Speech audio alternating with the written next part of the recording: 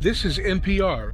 According to a new poll, 1 in 4 Americans now say they live in fear of being attacked in their own neighborhood.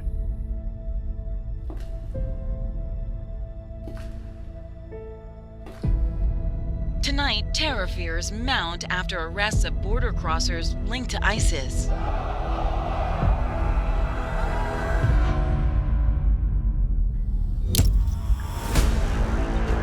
Crimes against children are increasing rapidly, according to the FBI.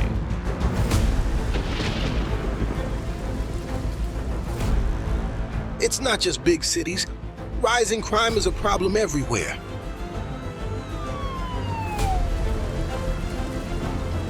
The CDC reports over 250,000 Americans are now dead from fentanyl, coming across the southern border under the Biden-Harris administration.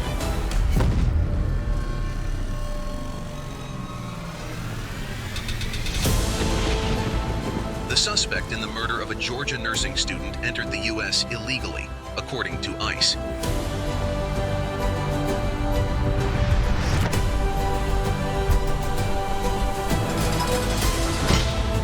The FBI director confirmed the border crisis poses a major homeland security threat.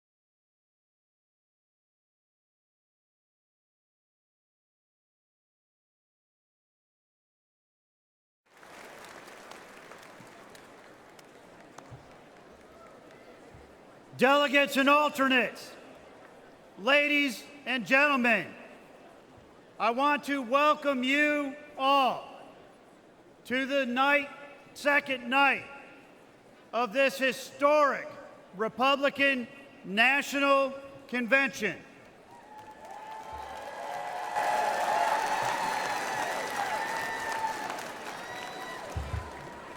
I have to ask, did we have a great night last night?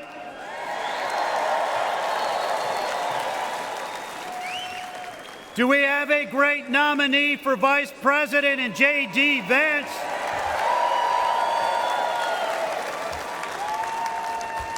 And do we have a great nominee for the 47th President of the United States of America, Donald J. Trump?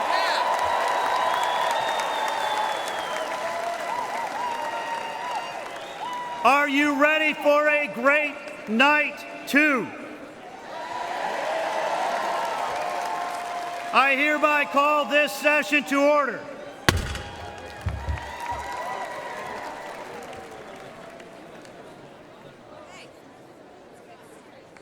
Ladies and gentlemen, for tonight's invocation, please welcome Pastor Neil Jackson from North Carolina.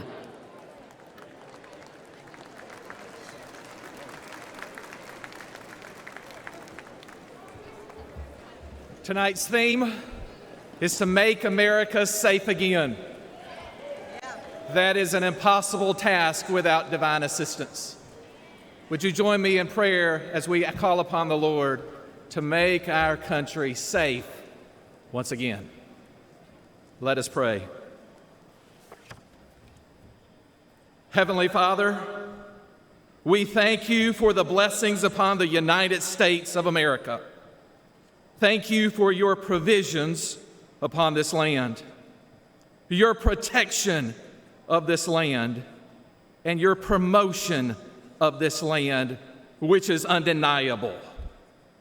Your word says, "Blessed is the nation whose God is the Lord." Tonight, we claim that for America, believing that you desire to bless and prosper our country as we honor you and your ways. Father, forgive us for when we have strayed from your commandments. and grant us mercy. Tonight, we ask that you would protect our country from those who would do us harm. Thank you for protecting President Trump from the many attacks leveled against him, but especially the attack this past Saturday. Tonight, we pray for our military leaders and officers.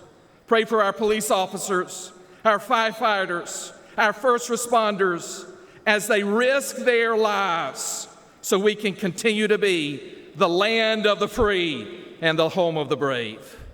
You commanded Joshua to be strong and courageous. Tonight, all across this country, I pray that you would raise up a generation of courageous leaders who follow you with their whole heart and govern with integrity. We ask these things in the name that is above every name, the Lord Jesus Christ. Amen. Ladies and gentlemen, please rise for the presentation of colors. The colors are presented by the professional firefighters of Wisconsin Honor Guard. Let's give them a warm welcome. Left, right, left, left, left, right, left, left, left, right, left, left, left, right, left, left, left, right, left, you left, you left, right, you left, left, right.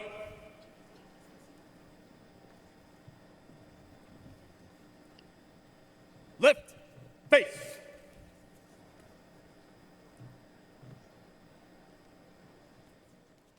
Please remain standing for the Pledge of Allegiance and our national anthem. Present arms.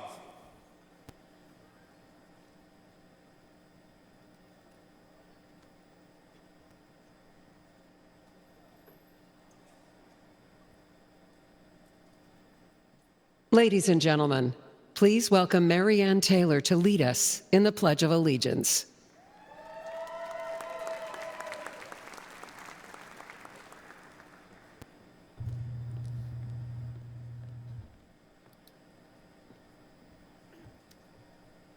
Hello, patriots. Are you ready to pledge this American flag and give them our loyalty?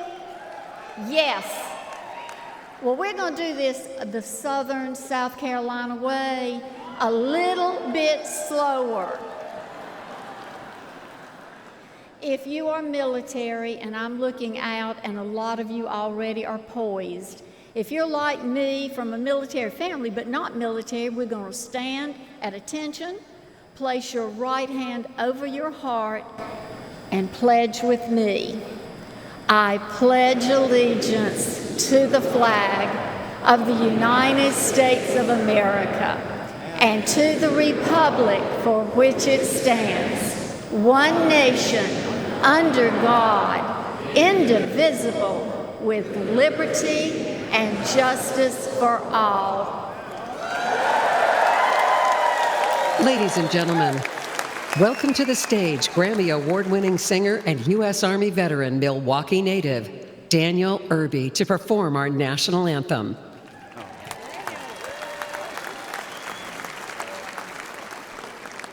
Daniel. Oh, say, can you see by the dawn's early light what so proudly we held at the twilight last gleaming, whose broad stripes and bright stars through the perilous fight o'er the ramparts we watched were so gallantly streaming, on the rocket's red glare, the bombs bursting in air gave proof through the night that our flag was still there. Oh, say does that star star-spangled banner yet wave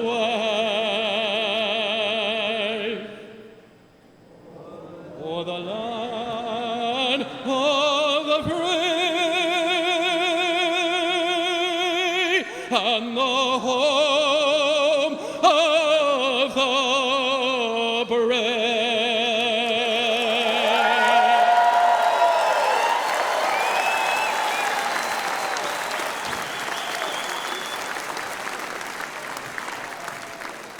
Please remain standing while the colors are retired. Right face. Forward march. Your left, lift, right. Your left, lift, right.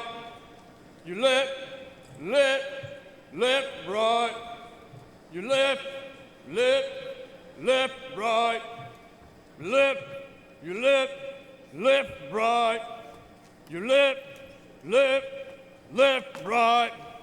Your left, right. Your left.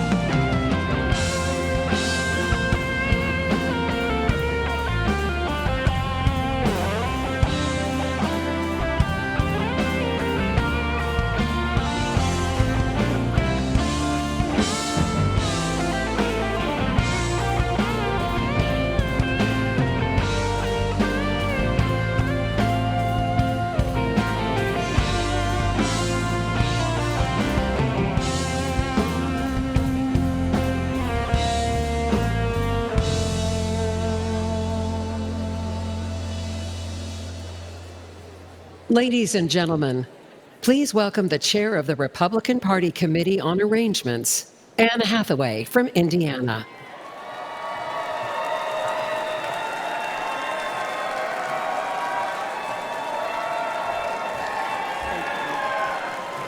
Good evening.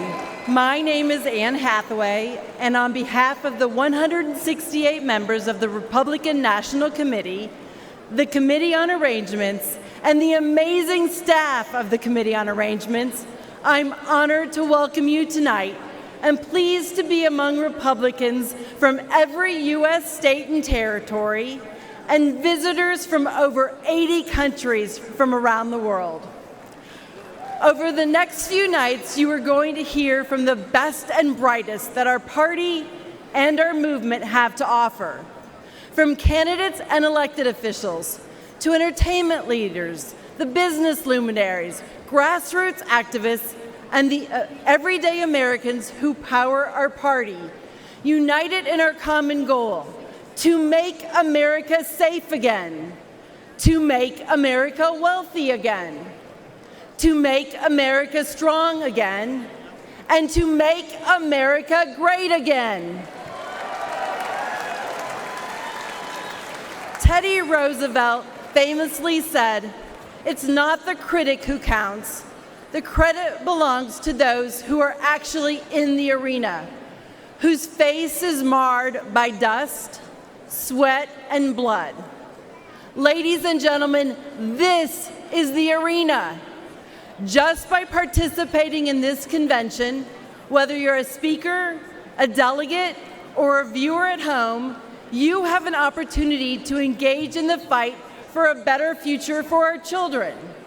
So I ask you, as you watch this convention and hear these incredible speakers over the next few days,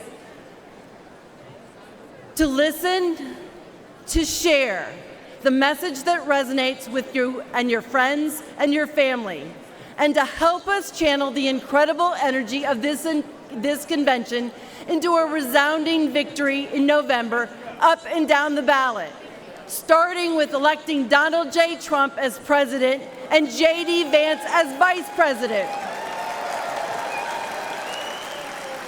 Make sure your friends, families, and neighbors are registered to vote. Get your yard signs. Make a plan to get to the polls. The fate of the free world depends on us giving everything we've got and ensuring that we elect American first candidates up and down the ballot to every office.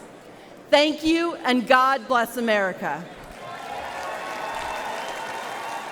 Ladies and gentlemen, please welcome the Governor of the State of Tennessee and Chair of the Republican Governors Association, Governor Bill Lee.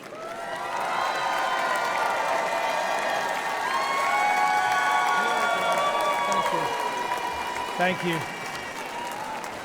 Thank you. It is an honor to be here tonight to add my voice to yours and our fellow Americans who understand the magnitude of this moment. We have gathered here to guard and protect and defend the fundamental tenets of our free society. After all, we do still live in the most remarkable country in the world, with freedoms and liberties and opportunities that most of the world has never enjoyed. Now, we know that our freedoms are granted by God, but they are preserved by the people. Generation after generation of Americans have defended their essential freedoms from the encroachment of the federal government. As Republican governors, we are on the front lines of that fight, and we have banded together to preserve freedom and right the wrongs of the last 4 years. The Biden and Harris administration unleashed inflation on this country, making it hard for Americans to make ends meet. Republican governors pushed back by cutting taxes for our people. They opened the border, endangering our country. Republican governors sent the National Guard to the border to protect it, to crack down on cartels and fentanyl and human trafficking. They tried to let the Chinese Communist Party buy our farmland. Republican governors banned it. They attacked parental rights. Republican governors fought back for a parent's right to choose their own child's education. President Trump was right when he said that school choice is the civil rights issue of our time.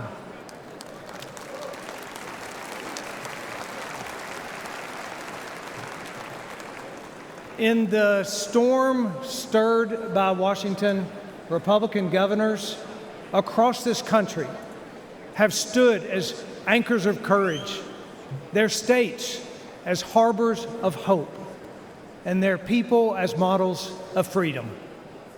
But governors can only do so much. We need strong leadership in the White House. We know what that looks like. We had it before, we need it again. And that's why we, as Republican governors, are joining together, unifying in support for Donald Trump for president.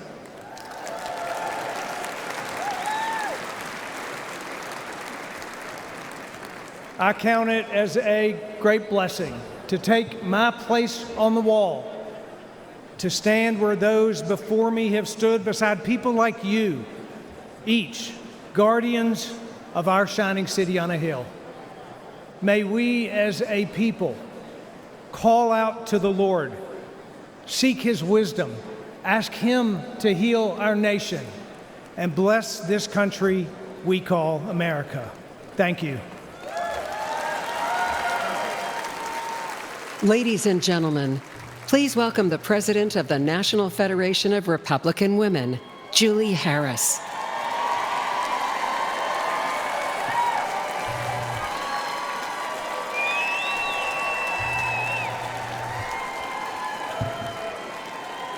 Hello, Milwaukee.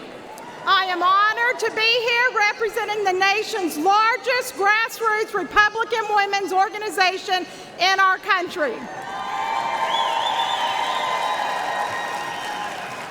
I'm the proud mother of 5, the grandmother of 11. My husband and I are family business owners. We work hard for everything we have and to give our children every opportunity to achieve their dreams. Parents across the country know what it's like to have a pro-family president in the White House. Under President Trump, gasoline and food were affordable. He won huge tax cuts for the middle class and created great high-paying jobs. He worked to keep crime low and to keep drugs out of this country. He's a businessman. He understands what it's like to build something of your own. Joe Biden has never built anything of his own. He uses a government to destroy things and to make it impossible to give your children the life you dreamed of for them. On day one, Joe Biden declared war on families. He made it harder for people to support themselves, to start families, and to raise children. He's robbed families of affordable homes, energy, and food. As our supply chains broke and inflation exploded, Biden's press secretary blamed us. She implied we should buy less. After destroying the economy and flooding America with illegal immigrants, Biden still wants to raise our taxes. The American dream means more than just scraping by. But under Biden, 65% of Americans say they're living paycheck to paycheck. When it's this hard to provide the basics, the other things we want to provide for our families get wiped out too. Piano lessons, summer camp, braces, family vacation, Christmas gifts. This is not the America that we have worked so hard for. Biden wants us to barely scrape by. President Trump wants us to thrive. We need a pro-family president in the White House again.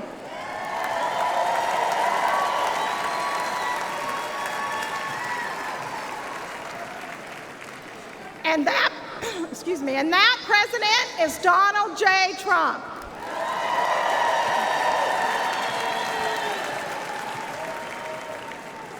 From the National Federation of Republican Women, thank you, Milwaukee. Close your eyes and I'll kiss you. Tomorrow I'll miss you. Remember, I'll always be true. And then while I'm away, I'll ride home every day, and I'll send all my loving to you. I'll pretend that I'm kissing the lips that I'm missing.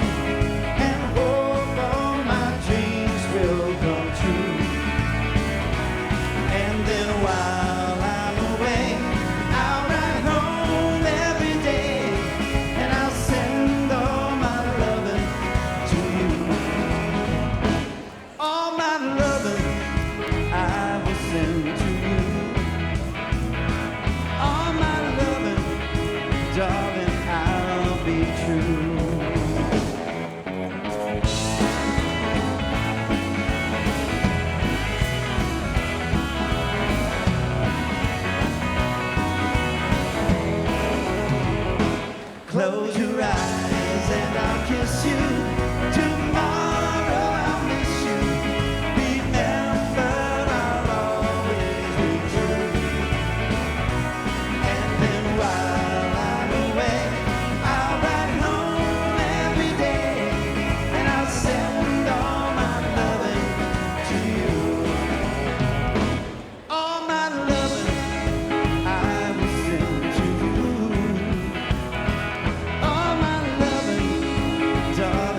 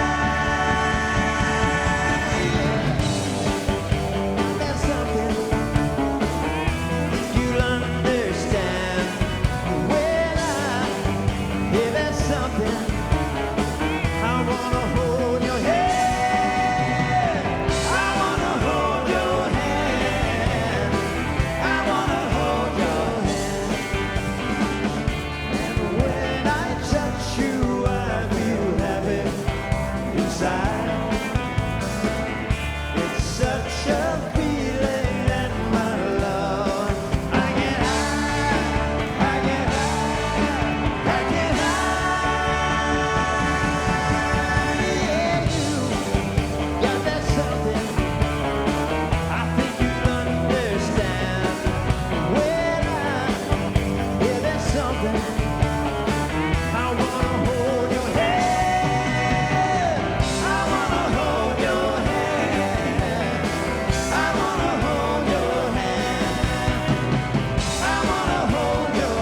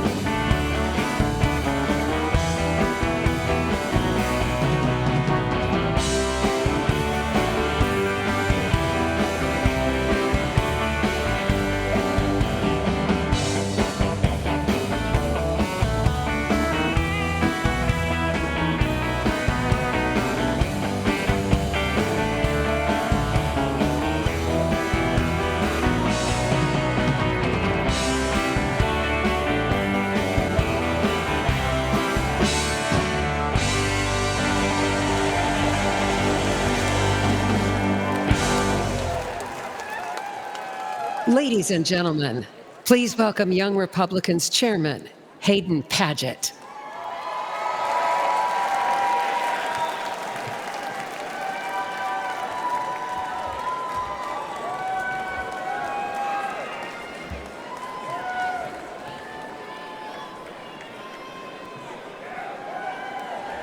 I'm Hayden Padgett. I'm the chairman of the Young Republican National Federation and a proud son of the great state of Texas. More importantly,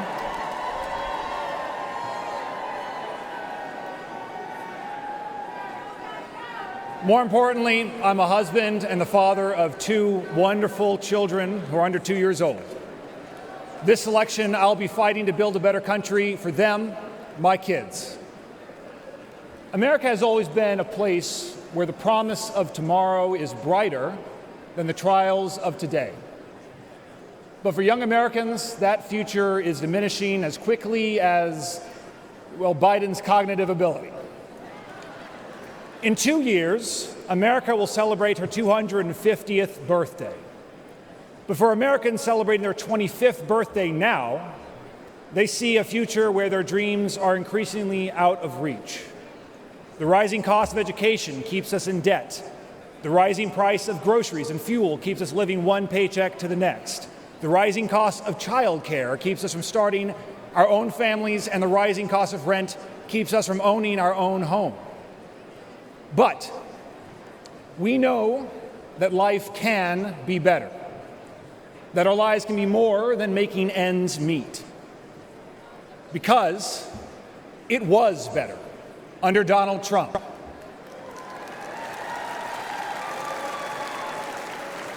Making America great again means making groceries and gas affordable again, making education an investment and not a burden again, and making home ownership possible again.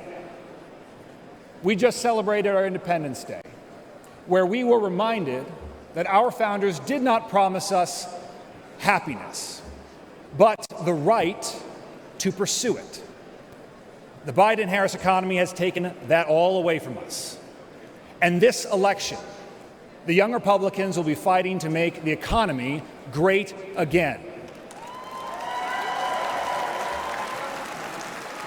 We will help to throw Joe Biden, Kamala Harris, and their legacies into the trash heap of history, and we will elect Donald Trump, a man whom grace and grit have saved for our time, and Senator J.D. Vance, the first young Republican who will be elected Vice President of these United States in almost 70 years.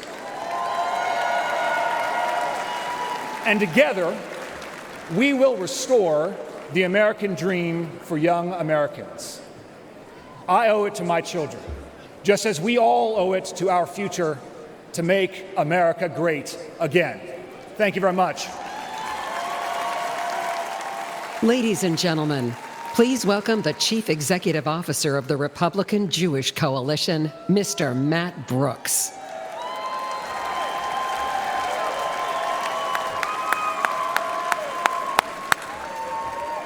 Hello, Milwaukee! Let me hear you cheer if you support Israel. Let me hear you cheer if you support Israel.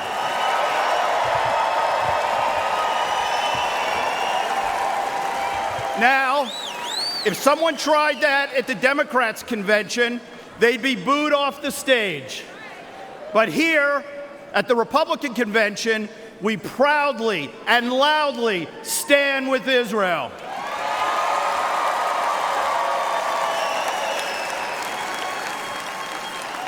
This election is a critical moment for the American Jewish community and for Israel. This is our chance to continue the incredible pro-Israel legacy of the most pro-Israel president in history, Donald J. Trump.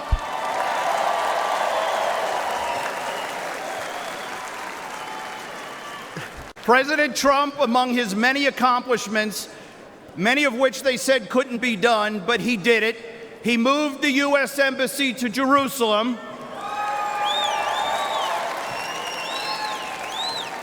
They said it couldn't be done, but he weakened the Iranian regime. They said it couldn't be done, but he delivered the historic Abraham Accords, bringing us closer to peace in the Middle East. With President Trump, we will repair and rebuild the U.S.-Israel relationship that has deteriorated after 4 disastrous years under President Biden. Now, today, 9 months after the historic Hamas attacks, shockingly, President Biden is still withholding critical arms that Israel needs to defend itself. Boo. America must stand with Israel and against the terrorists, especially Iran. We must stand with the Israeli people. Now, my message here today to the Jewish community is clear. There is only one pro-Israel party, and it's the Republican Party.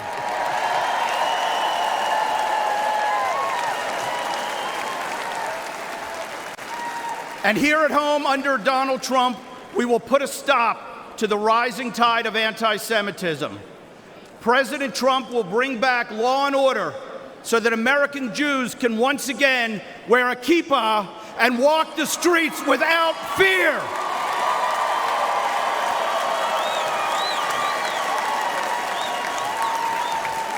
President Trump will stop the mobs on the college campuses so Jewish students feel safe when they go to class. The Jewish community is ready to help elect Donald Trump and J.D. Vance.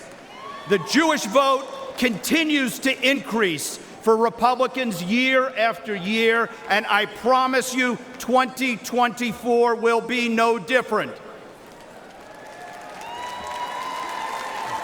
So let me ask all of you, who will best stand up to the Hamas sympathizers and the squad? Donald Trump! Who will best stand with Israel? Donald Trump! Who will make sure Jews feel safe and secure? Thank Thank you, RNC, for the opportunity to speak today, and thank you, President Trump, for your commitment to elevating Jewish American voices. Together, unified, we will win. Am Yisrael Chai!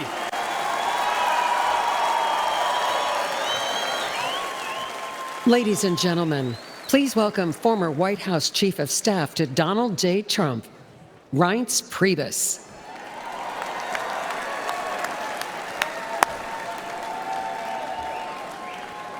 As a longtime Badger, let me say, welcome to Wisconsin.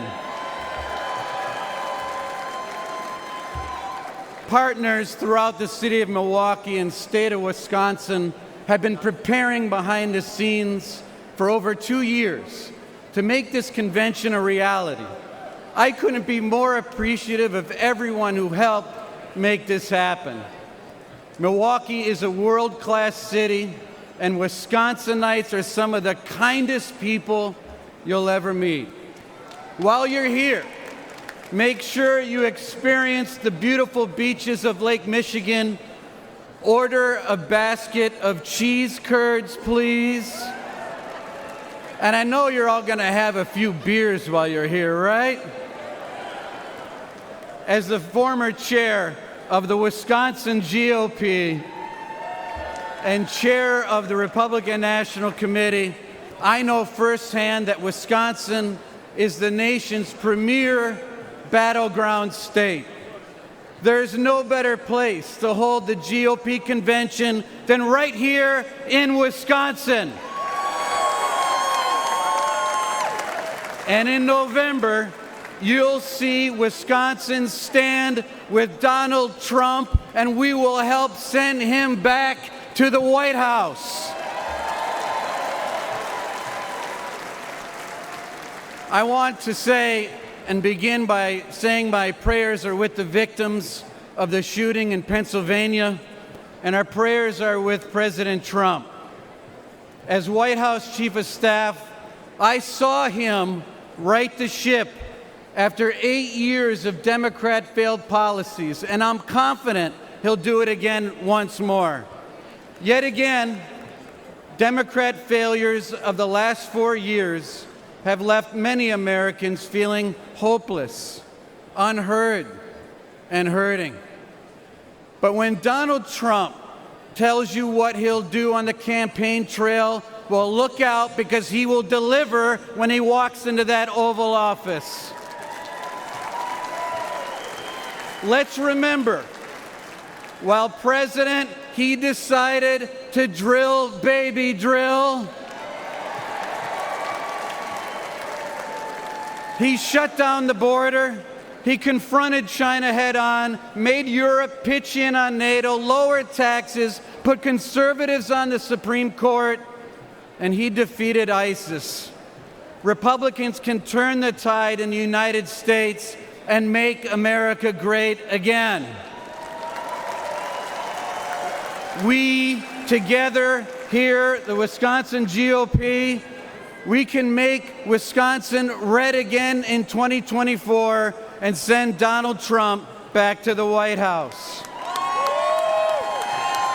Let's stand united as Republicans. Let's stand united as Americans. Let's make America one again. Let's get to work expanding our majority in the House and taking back the Senate, and let's re-elect Donald Trump president. Thank you, and God bless you.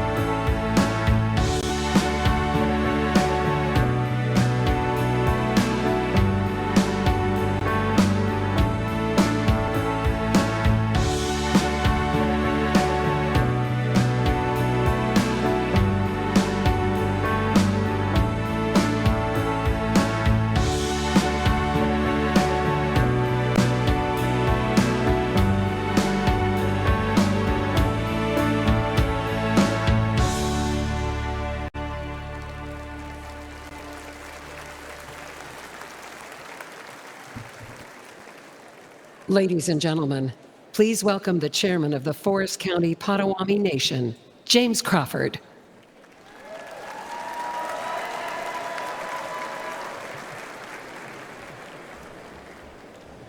Hello, everyone, and hello, Wisconsin. Good evening. I am James Crawford, the chairman of the Forest County Potawatomi community. I'd like to welcome all of you to not only Milwaukee, but also to an area of the state that is part of the homeland of the Potawatomi people. Milwaukee is a particularly special place for Potawatomi. It was once home to several Potawatomi villages, including a village close to where we sit today. Our ancestors occupied these lands for hundreds of years, fishing area rivers and lakes, hunting the land, tapping maple tree groves for sugar, and harvesting crops in fields each fall.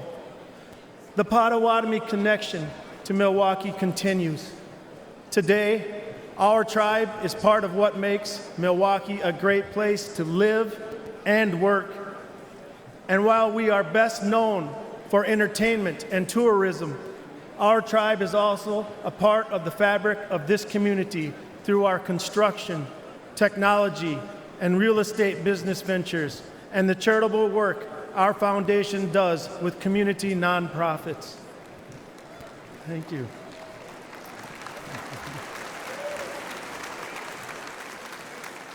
Potawatomi are just one of 11 tribes in Wisconsin and one of 574 in the United States.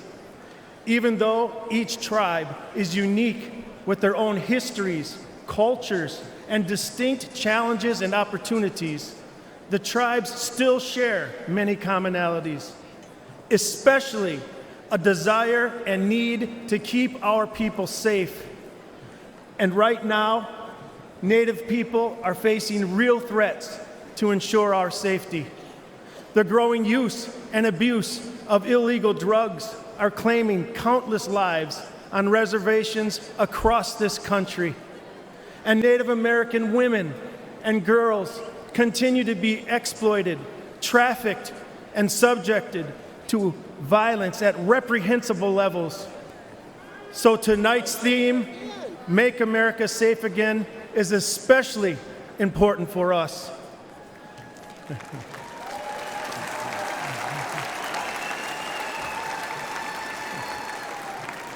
I look forward to working with everyone here to make America safe again.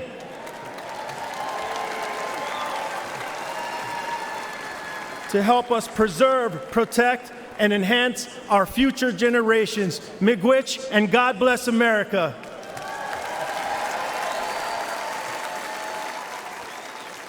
And now, ladies and gentlemen, please welcome businessman Harry Johnson.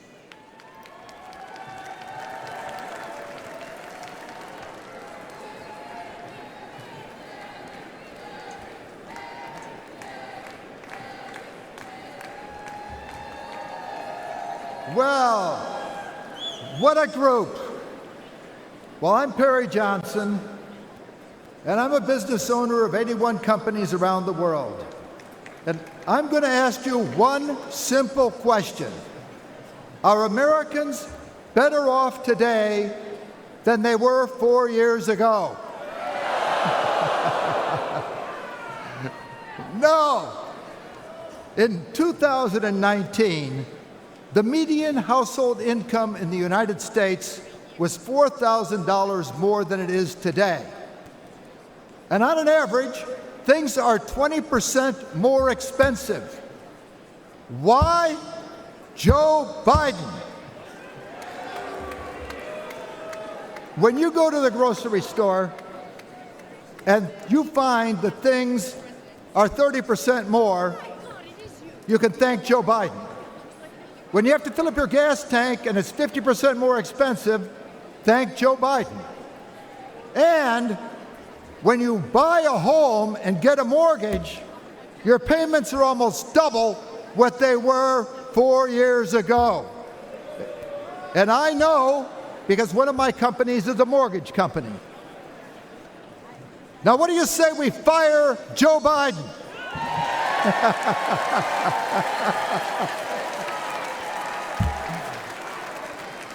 I live in Michigan, a state with grit in its veins, beautiful Great Lakes, and greatness in its soul. We built the auto industry. We win national championships. Go Blue! But under Joe Biden and Gretchen Whitmer, we can't catch a break. And Michigan isn't alone. Everyone worries about the economy. Do you know that right now, 66% of Americans live paycheck to paycheck? I think that stinks. But Biden says things are looking up. Well, the only person looking up is Joe Biden as he stares into space on the debate stage. In 2016, Americans elected Trump to fix Washington. He built the strongest economy in our lifetime. What do you say we give Trump a hand with no inflation?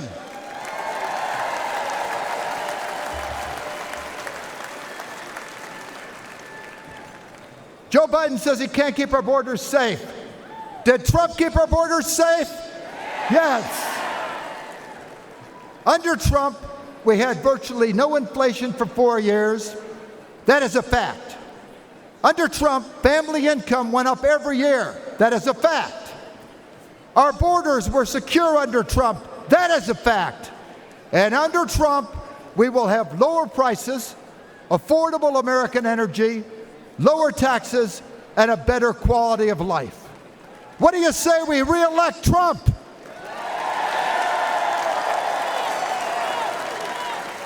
Trump. When I brought quality to the auto industry, it was pivotal in saving the auto industry. And when Trump brings quality to Washington, he will save America. Joe, Carmela, and Gretchen, I have a message for you. Michigan is the state that gave Donald Trump the win in 2016, and Michigan will be the state that sends President Trump back to the White House in 24.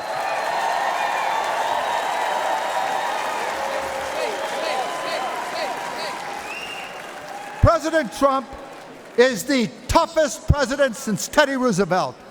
When he was shot, notice, they were carting him his way and his arm was raised because nothing will stop him.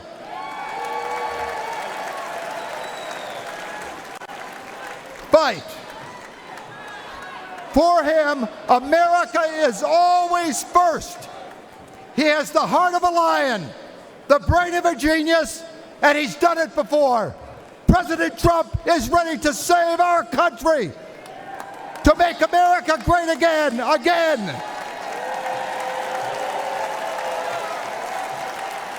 I am ready to do whatever is necessary to get Trump back in the White House. Are you with me? Yes! Yes! Yes! Trump! Trump! Trump! Let's do it! Trump! Trump! Trump! Trump! Trump! Trump! Trump!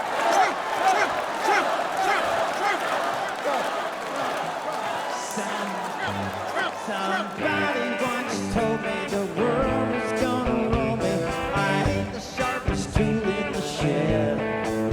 She was looking kind of dumb with her finger and her thumb in the shape of an L on her forehead. Well, they just start coming and they don't stop coming. Bent to the rule and I hit the ground running. Then it makes sense not to let it go far. Your brain gets smart and your head gets dumb. So much to do, so much to see. So what's wrong with taking the back street? You never know if you don't go. You never shine if you don't know. Hey now, you're an all-star. Get your game on, go play. Hey now, you're a rock star. Get the show on, get paid. All that glitters is gold. Only shooting stars break the mold. It's a cool place. Say it gets cold when you're bundled up now. Wait till you get older. The media man begs to differ, but judging by the hole in the satellite picture, ice we skate is getting pretty thin. Water's getting warm and you might as well swim. My world's on fire, how about yours? That's the way I like it and I never get bored. Hey now, you're an all-star, get the game on, go play. Hey now, you're a rock star, get the show on, get paid. All that glitters is gold, only shooting stars break the mold.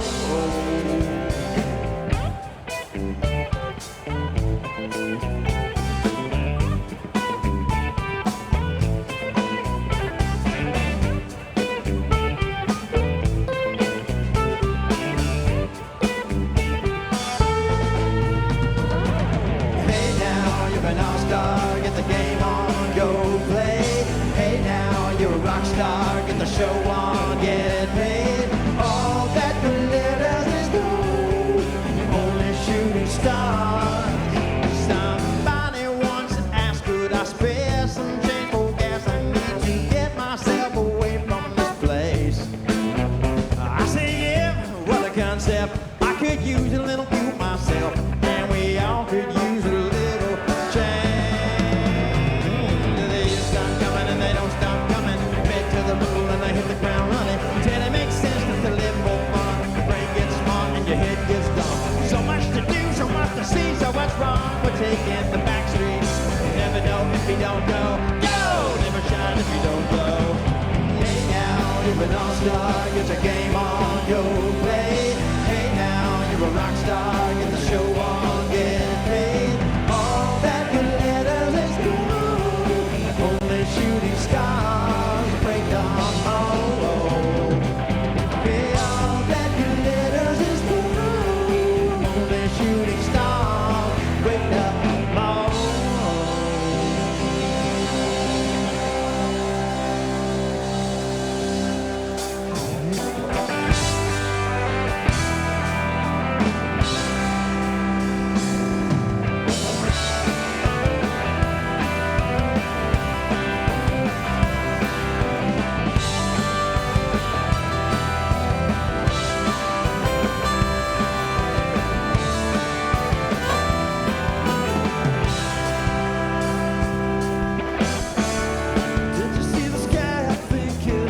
That we've been lost. Maybe one last time I saw you. Well, I can't really help it if my tongue all tied and nuts. Jumping off a bridge is just the farthest that I've ever been. Anywhere you go, I'll follow you down. Any place with those I know by heart. Anywhere you go, I'll follow you down.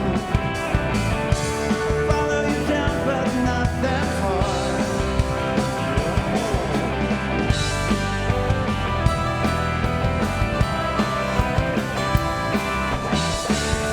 Though we're headed somewhere I can't see how far we've come. Still I can't remember anything. Let's not do the wrong thing, and I swear it might be fun. It's a long way down when all the knots we've tied have come undone. Anywhere you go, I'll follow you down. Any place with those I know by heart. Anywhere you go, I'll follow you down. I'll follow you down, but not that far.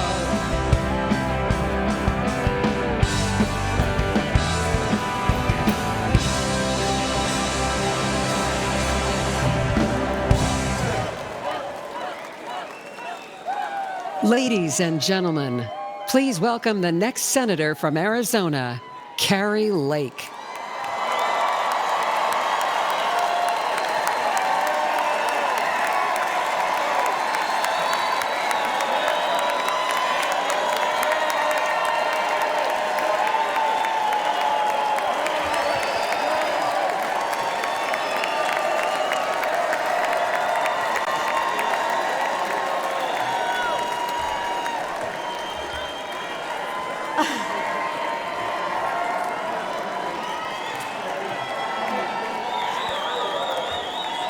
Wow. Hello. I love you. I love you. I love you, Arizona. You guys are amazing. Wow, this is MAGA energy tonight, guys. Love it. Oh, wow. This room, America, I wish you were in this room with us. This is electric. Hello, America. Welcome, everybody who's watching at home, and welcome everybody in this great arena tonight. We love you all. Actually, wait a minute. I don't mean that. I don't welcome everybody in this meeting, in this room. The guys up in the fake news, frankly,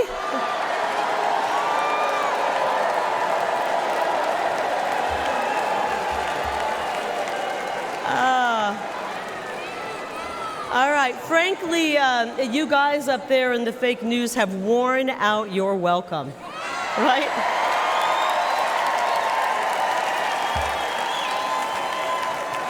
You've worn it out, guys. You have spent the last 8 years lying about President Donald Trump and his amazing patriotic supporters. Actually, guys, they lie about everything. They've lied about Joe Biden's health, the economy, the laptop, the border. I could go on and on and on. But the really good news is that every day more and more people are turning off the fake news. And they're... That's right. And Americans are waking up to the truth about the disastrous Democrat policies pushed by Joe Biden and his favorite congressman, my opponent, Ruben Gallego. These guys, they're full of bad ideas. Just last week, Ruben Gallego voted to let the millions of people who poured into our country illegally cast a ballot in this upcoming election.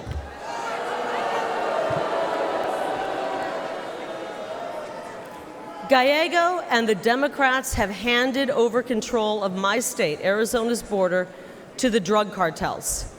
And because of them, criminals and deadly drugs are pouring in, and our children are dying. Our children are getting their hands on these drugs and dying.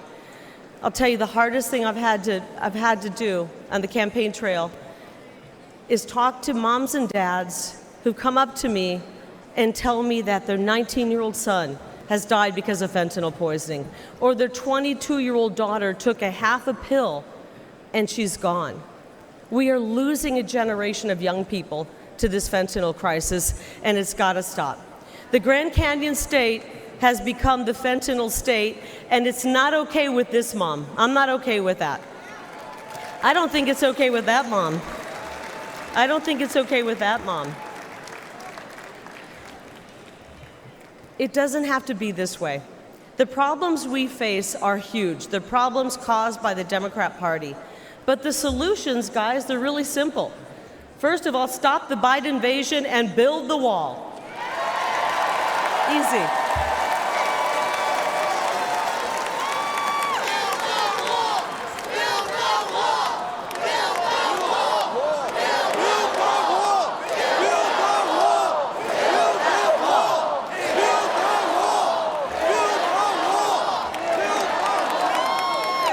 And while we're building the wall, let's kick Bidenomics to the curb and bring back the MAGAnomics. Is that okay? I miss the strong Trump economy. And because I'm a mama bear, I want to replace this indoctrination, this psychological abuse they're inflicting on our children with a real, solid, quality education. It's all common sense. The great news is that we can solve these problems, and to be honest, we must solve these problems for the sake of our children, because that's really what this is all about, right? The next generation, the future of our country. I learned something watching, the Nature Channel, that the most dangerous place on planet Earth is between a mama bear and her baby cubs. Right? And that's exactly where the radical left have found themselves, and it's not going to go well for them. Because guess what? They have awoken a sleeping giant. tens of millions of moms and dads from sea to shining sea. They're going to show up on November 5th, and they're going to be hearing from us on November 5th. That's right.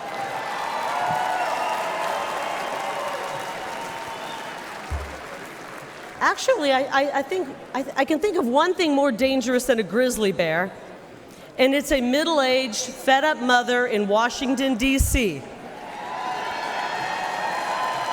And I haven't even started my hot flashes yet, guys. Just wait. Just wait. But seriously, I want every mother and father to know this, that we, the Republican Party, will fight.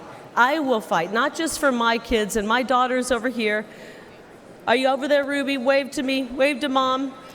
My daughter's over there. I want to fight for, selfishly, I want to fight for my kids, but I want to fight for your kids as well. They deserve a better future.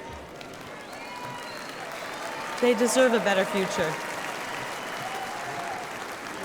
But the really good news here, and the fake news the fake news wants us to believe we're 50-50 at each other's throat. They're creating division and anger. Americans are actually much more united than people believe, right? You see it, we see it. We want to make life better, and we want to create an incredible future for this generation and the next generation. And together, when we join together, we will make America safe again, and we will make America great again. God bless all of you here tonight. God bless you, America, and God bless President Donald J. Trump. I love you guys. Thank you. Thank you.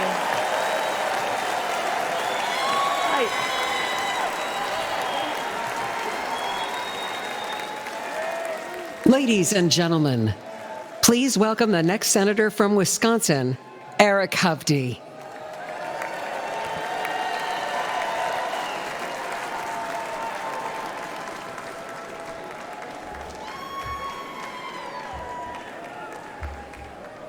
President Trump, Mr. Chairman, and delegates, welcome to Wisconsin. I'm Eric Hovde. I'm proud to be running for the United States Senate from the great state of Wisconsin, where my family has lived for more than 100 years. We're all here today for one reason: to make Americans safer, stronger, and more prosperous. We are blessed to live in the greatest country in human history, America, our home.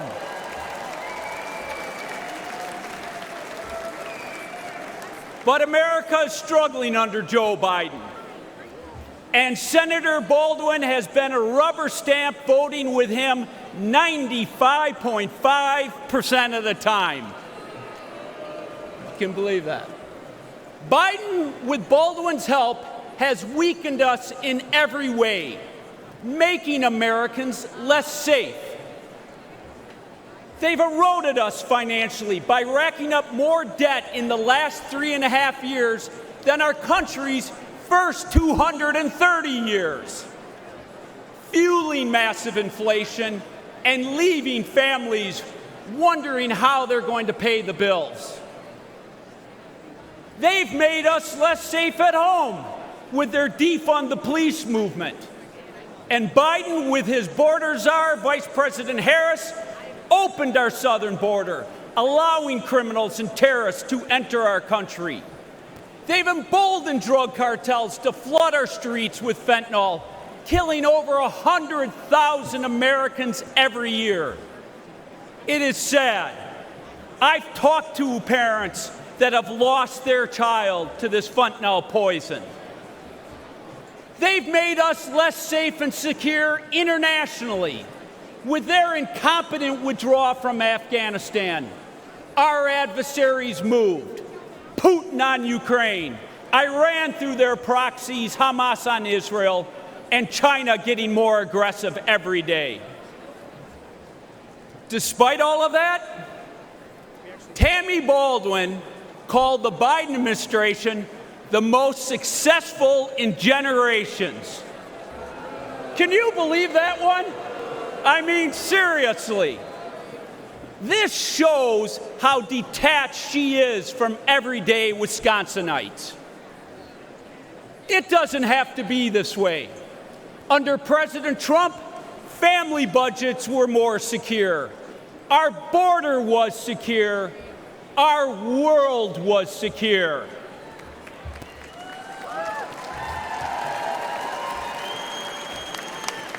Where Biden and Baldwin have failed, President Trump and I will get the job done.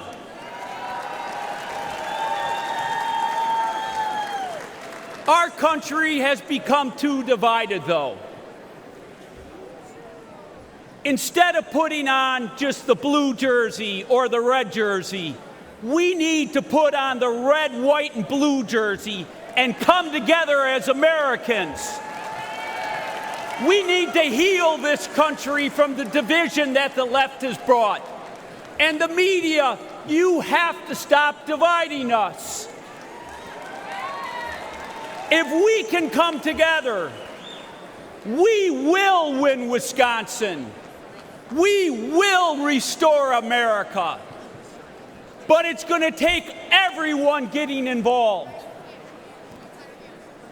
Are you ready to go save your country? Are you ready to restore the American dream? Thank you, everyone. God bless.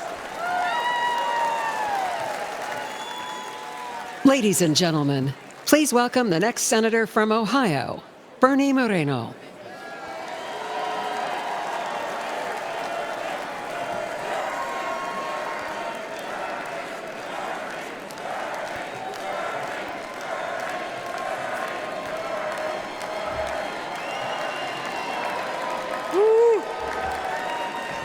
Thank you.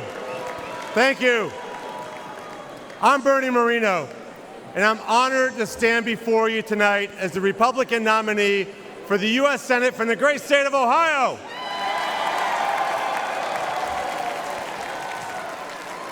Many years ago, my parents brought me and my siblings to America legally. They left Colombia because they wanted their children to live in a country where they could achieve anything. I will forever be grateful to them. I love America, and I've lived the American dream. I married my best friend, raised a family, built successful businesses, and created thousands of jobs for hardworking Americans. But the American dream that I lived is under attack from Joe Biden and his enablers in the Senate like Sherrod Brown. They have encouraged millions of illegals to invade America. And Joe Biden's border czar, Kamala Harris, and the Democrat Senate have put the welfare of illegals ahead of our own citizens. They've destroyed our border. They destroyed our economy. They've destroyed our standing in the world. And they'll destroy America if we don't stop them. In November, we will fire Biden and Harris, and we will re-elect President Donald J. Trump.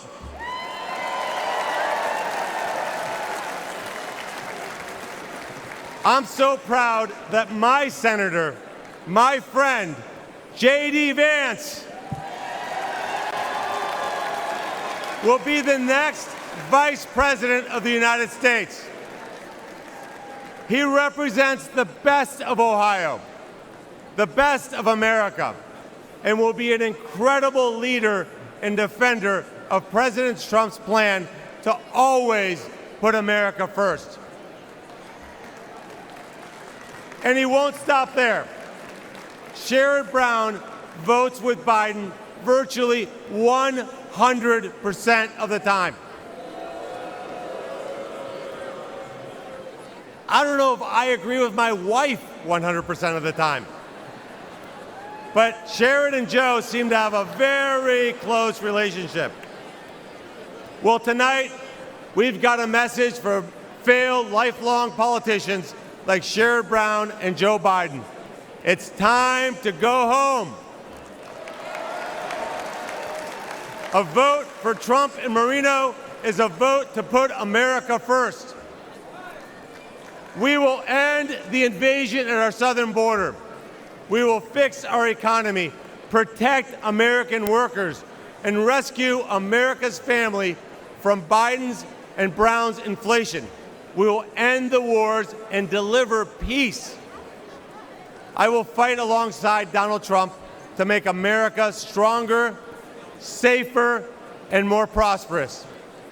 Thank you, and may God continue to bless the United States of America.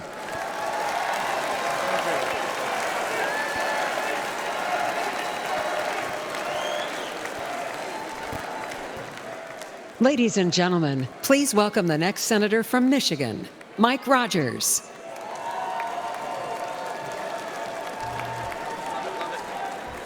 Hello, America.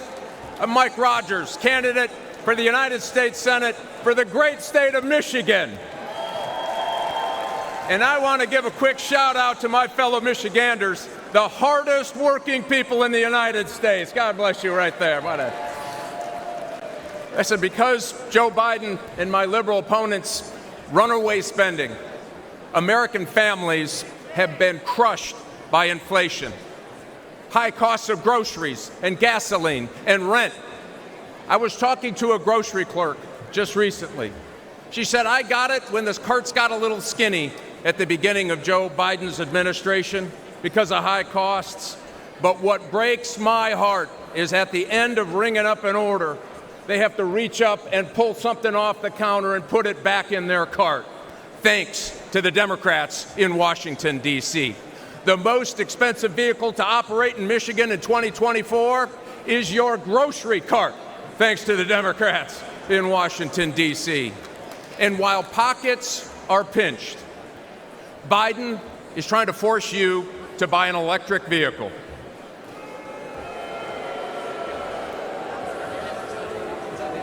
Better get a long extension cord. Let me be clear. EV mandates will destroy American jobs. EVs require 40% less labor to build than gas cars. And here's the kicker. 85% of the critical minerals needed to build them are processed in China. It is impossible to build an EV without getting into bed with the Communist Party of China. Listen, my opponent even signed an agreement to use taxpayer money to bring a Chinese battery company to Michigan, your taxpayers' money. I'll tell you this, I will never put our children's future at the hands, or the matter of fact, the Michigan auto business in Michigan, in the hands of the Chinese Communist Party, and it's the Republicans that are going to stop them from doing that. I'm committed to keep Americans safe from threats both at home and abroad. As a former Army officer, FBI special agent battling organized crime, and chairman of the House Intelligence Committee, I've seen how dangerous the world can be. But in all my time working to protect America, I have never seen anything like the Biden-Harris open border policy. They are rolling out the red carpet for violent gangs, fentanyl, Chinese spies, individuals on the terrorist watch list. And listen, our adversaries aren't stupid. They know that all they need to do is wait until nap time at the White House to push the limit. Does anyone really believe that another 4 years of Biden, Harris, and the Democrat Senate will make us safer or more prosperous? I certainly don't. And I don't think Michigan does either. Listen, it is long past time that we restore law and order. We make groceries affordable again. We make America respected again. We make America safe again. We flip the United States Senate and elect Donald Trump and make America great again. Thanks. Get fired up. This is the election to do your work. God bless.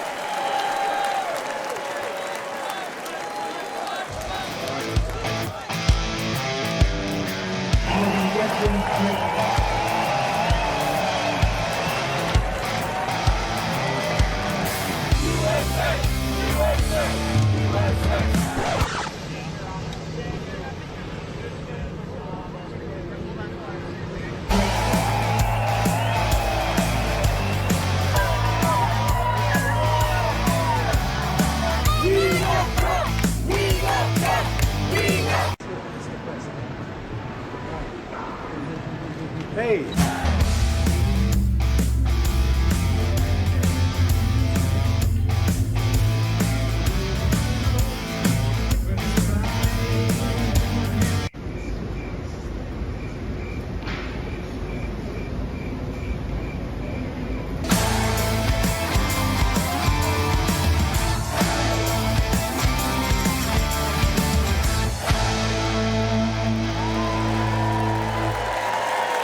Ladies and gentlemen, please welcome the next senator from Pennsylvania, Dave McCormack.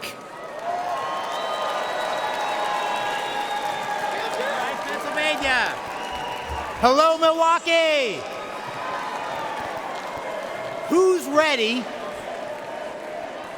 Who's ready to retire Joe Biden and border czar Kamala Harris and send her back to California?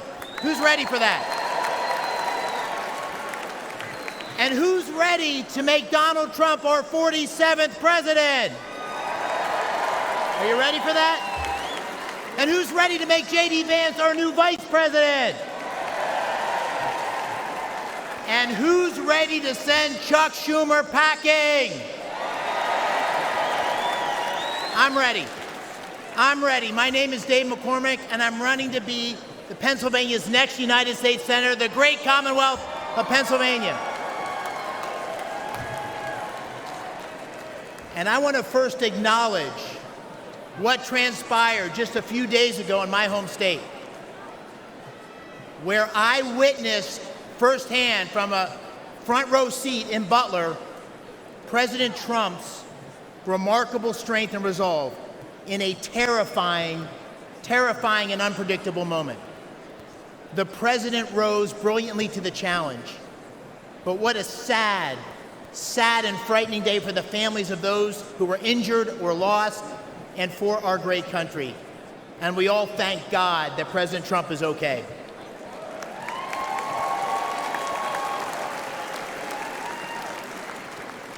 I'm a seventh-generation Pennsylvanian from the great Keystone State, born and raised. A West Point graduate, a former Army wrestler. I'm a combat veteran of the 82nd Airborne Division. All right, 82nd.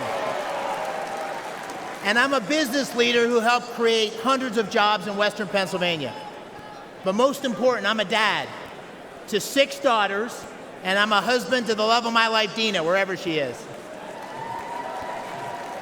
Now my opponent's name is Bob Casey. But you probably don't know him because he does nothing. For 18 years, Bob Casey has been warming a chair and drawing a paycheck. He is a do-nothing, out-of-touch, liberal career politician. And when he votes for Joe Biden's tired old ideas. Casey's been around so long that the #1 song when he was first elected was the Macarena, right? Does everybody remember the Macarena? But sadly, this is no joke, because politics is about choices. And the policies of Biden and Bob Casey are dangerous for Pennsylvania and America. They won't keep us safe. Drugs have poured across the Biden-Harris, Casey wide-open borders, killing 100,000 Americans, including 4,000 Pennsylvanians last year alone. Illegal immigrants have victimized innocent young women who could easily be your daughter or mine. And time again, Casey has voted for pro-criminal judges who have made our streets across Pennsylvania more dangerous. Biden and Casey's failed policies have crushed working families with sky-high prices for gas and groceries and rent, and regulations to kill Pennsylvania natural gas. Under President Trump, America's future was strong and prosperous, and our adversaries feared stepping out of line. My friends, the choice this November is clear. It's a choice between strength and weakness, a choice between America's greatness or its sad, disgraceful decline. This is, my friends, the most important election of our lifetimes.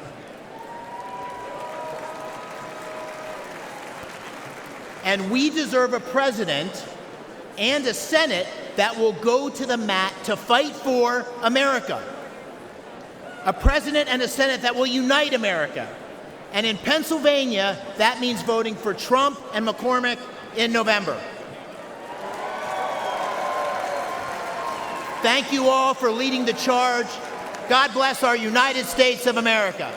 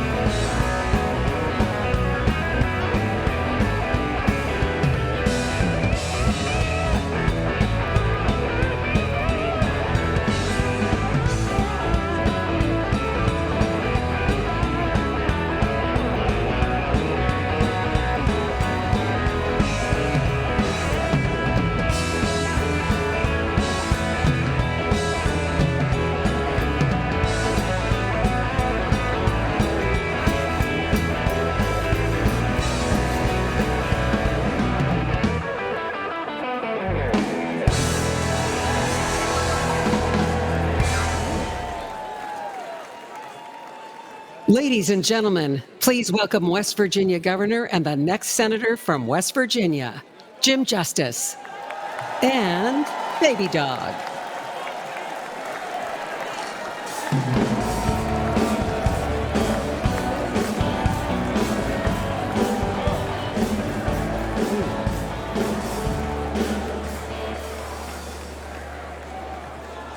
Hello, everybody. I'm Jim Justice, and I'm from West Virginia, and I absolutely believe with all my soul we've got the greatest people in the world in West Virginia. And we want you to come and try us out someday. Now, with all that being said, I know that a lot of you want to meet my little buddy. So if Baby Doll could come on out here.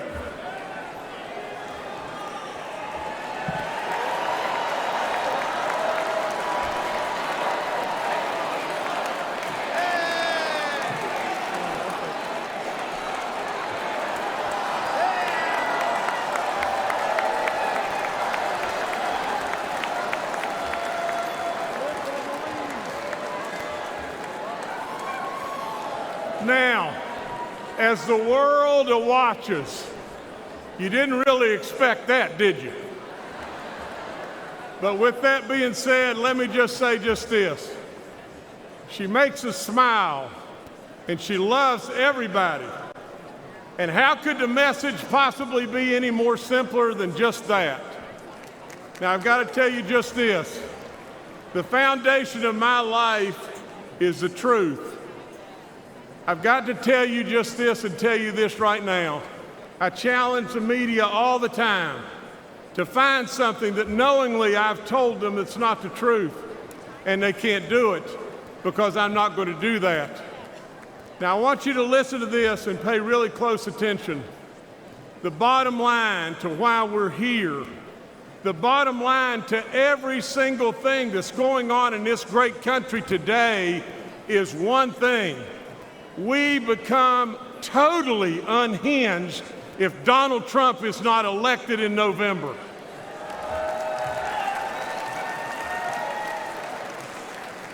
I want to talk to you tonight about my relationship with President Trump. I want to talk to you about an incredible man. I want to tell you the truth about him and his family. He's tough. He's super smart. He's a business guy. But maybe there's something that you've missed, and that is he genuinely cares. He cares about all of us, every last one of us, and he loves this nation beyond good sense. He has amazing kids. I've hunted and fished with Don Jr. He's an incredible outdoorsman and a really treasured friend. Now imagine this. Eric and I have been so far back in the woods on top of a mountain, and I blew the tire out on the back of my 4x4, and who was under the vehicle right then? Eric Trump. Eric Trump changed the tire. Donald Trump has taught his kids the very best. He's taught them absolutely to respect the military. He's taught them to respect our first responders. He's taught them absolutely to treat our working men and women with love and respect all across this land.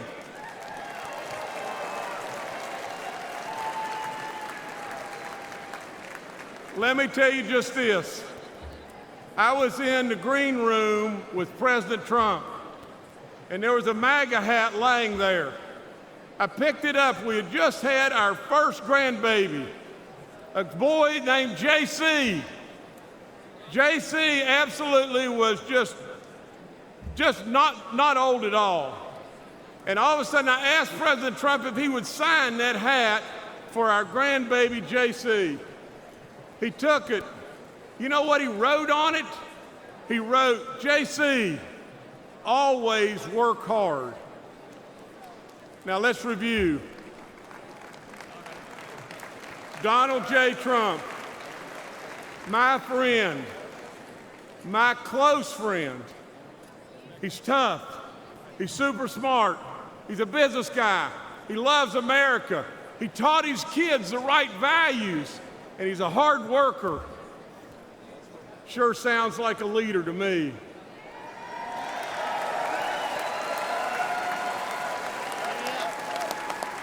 Sure sounds like a president to me.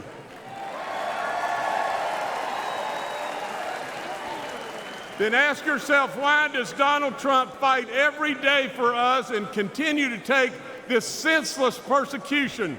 Why? And I know the answer: because we're worth it. Now, Baby Doll's got a prediction for everybody here, and here's the prediction. Baby Dog says we'll retain the House, the majority in the House.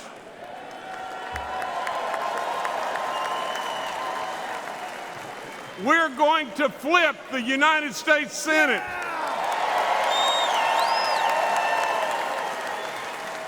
And overwhelmingly, we're going to elect Donald J. Trump and J.D. Vance in November.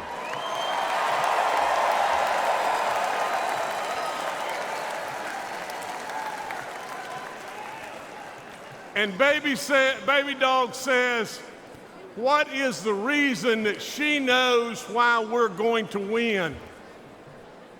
And the answer is one thing: because we're worth it. God bless you.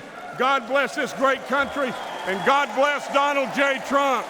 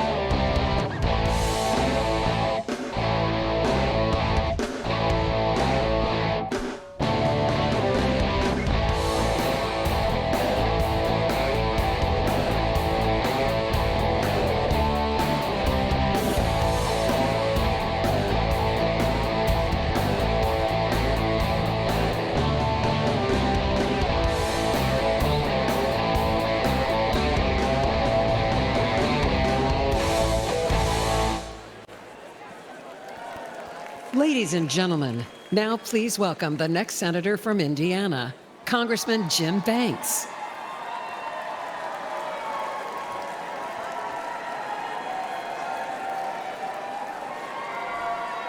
Thank you. I don't know about you, but thank God Baby Dog's a Republican. Thank you, fellow Republicans, and thank you to the great state of Indiana for making me your nominee to be the next United States Senator. Only in America could a kid like me, who was born in a trailer park, the son of a factory worker and a nursing home cook, end up here. I'm Jim Banks, and I have lived the American dream, and I'm proud of it. But the biggest difference today between Republicans and Democrats is that we believe America is the greatest country in the history of the world. But they don't. I got to tell you, as an Afghanistan war veteran, I've never I've never been more ashamed than when Joe Biden's disastrous withdrawal left 13 American heroes dead, and then he lied about it. Americans want a president who is proud of their country and who they can be proud of. Joe Biden is an embarrassment. We went from the strongest president of my lifetime in President Trump to the weakest president in history in Joe Biden. We need President Trump back in the White House if we're going to make America great once again. But ladies and gentlemen, he's going to need backup in the United States Senate. This is no time for wimpy Republicans. That's why I'm running. We'll start by securing the border. If you came here illegally under Joe Biden, you're going back to where you came from under Donald Trump.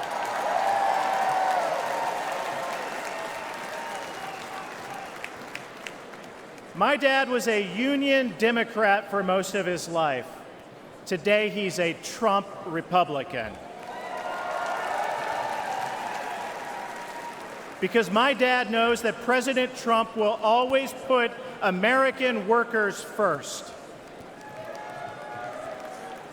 Trump was the first president of my lifetime to hold China accountable for taking our jobs.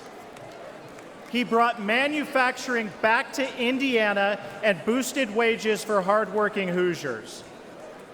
Ladies and gentlemen, Trump saved the American dream. But if we have Biden for 4 more years, that dream won't be there for my 3 daughters. So we are going to take our country back for them, for your children, for your grandchildren, for every American. My friends, I can't wait for November 5th at 6:01 p.m. Eastern Time, when the great state of Indiana is once again the first state on the board to give our Electoral College votes to the greatest president of my lifetime, my friend, Donald J. Trump.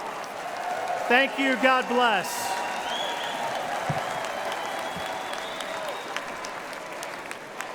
Ladies and gentlemen, now please welcome Captain Sam Brown, the next senator from Nevada.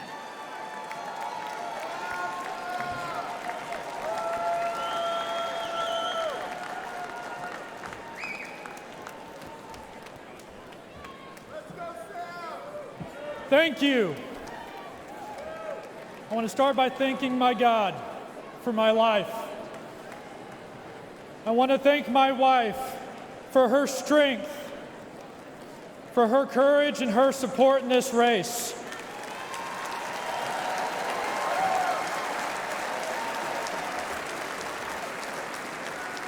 And back home, I want to thank my children. I do this for many reasons, and you are part of that mission.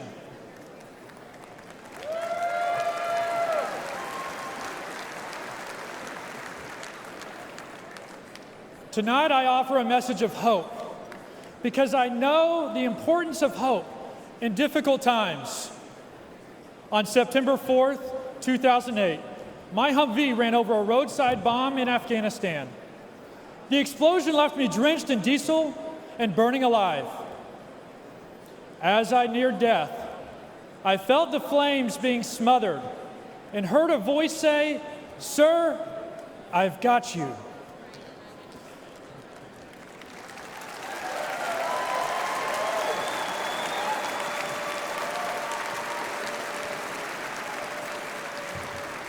Through the pain and anguish of recovery and the years that followed, I never lost hope.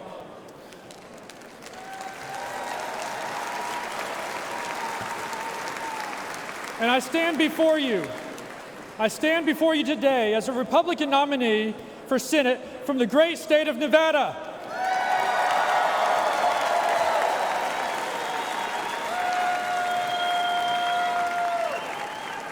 America, I served you as a soldier, and I want to serve you again. As a U.S. Senator, I will proudly stand alongside Donald Trump to make America affordable, safe, and strong again.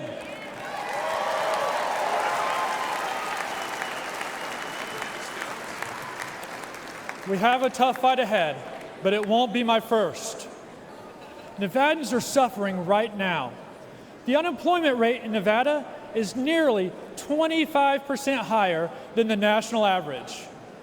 The Biden-Harris economy might be fine for millionaires like Senator Jackie Rosen, but it's terrible for Nevadans struggling with inflation and high prices. Yet Jackie and Joe want to raise your taxes while dodging their own. I'll work with President Trump to cut taxes for working families and end taxes on tips for struggling Nevada service workers.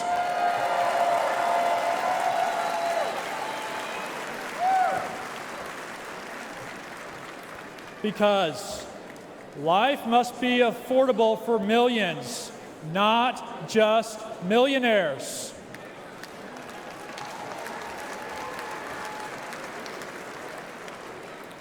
Finally, look at my face. This is the high cost of war. If Joe Biden stays in office, more service members will pay this price. He has brought our nation humiliation, defeat, and to the brink of more war. I've been through the fire. President Trump has been through the fire. But hope has not been extinguished. It is reignited.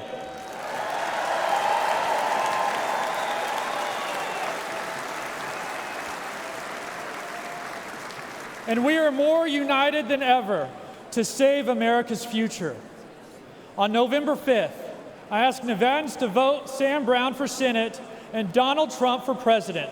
Together, we will put America first again.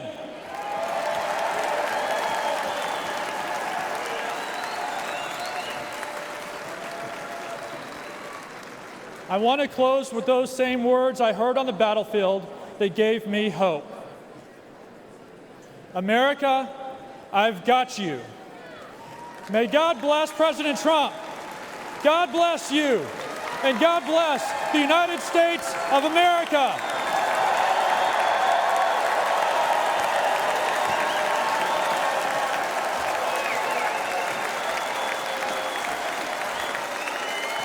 Ladies and gentlemen, please welcome the next senator from Montana, Tim Sheehy.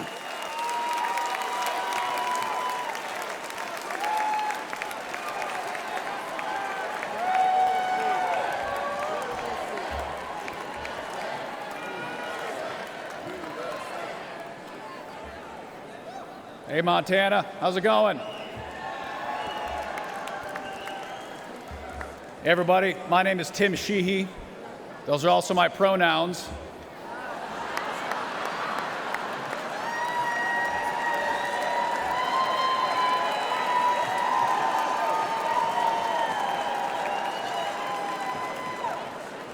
I've been a he-she for 38 years, and I can promise you going to elementary school with that name in the 80s was not fun.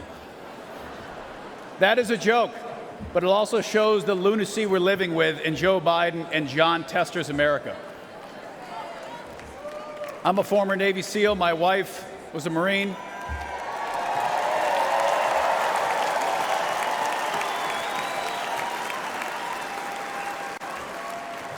We both fought in our nation's longest war in Afghanistan. I was wounded there, served hundreds of missions there. We came home to live the American dream in Montana, the great state of Montana, I might add. And we started an aerial firefighting company in our barn. We created hundreds of jobs protecting our public lands and protecting fellow Montanans from devastating wildfires. I fight wildfires for a living, so take it from me, the world is on fire under Joe Biden. Consider for a minute Biden's disgraceful retreat from Afghanistan, when he let our enemies steal billions of dollars of our equipment and kill 13 brave American service members. To this day, there has been zero accountability, none. And that's why I'm running for the United States Senate in Montana, to bring back accountability to our government and beat Jon Tester, the liberal Washington politician who votes with Biden and Kamala every single time it matters.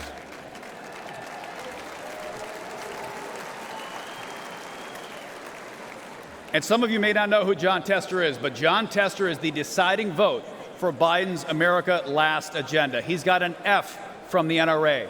He's voted to open our borders, unleash inflation, and he even put a liberal judge on the Supreme Court who can't even define what a woman is. And even drives a Prius in D.C. Yeah. Priuses don't work in Montana, do they? Jon Tester doesn't represent Montanans. He's a rubber stamp for Biden's failed presidency and extreme liberal agenda, and it's time to retire them both.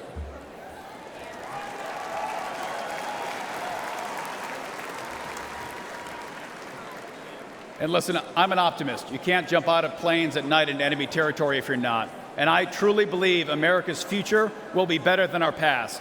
But that future is not given. And we need political outsiders like President Trump to return common sense to our nation.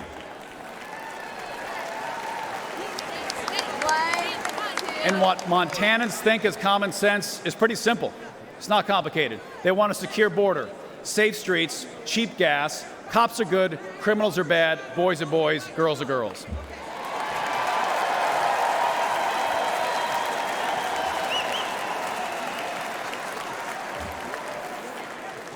And I'm ready to retire Jon Tester and take back the United States Senate. And I'm ready to join you in sending President Donald J. Trump back to the White House. Let's save America. We've got a lot of work to do.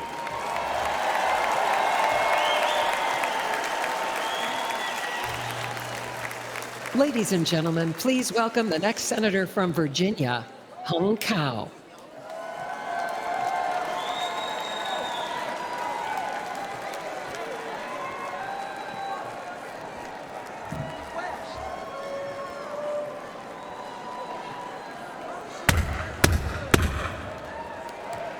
That's the scariest sound you'll ever hear when you live in a communist country.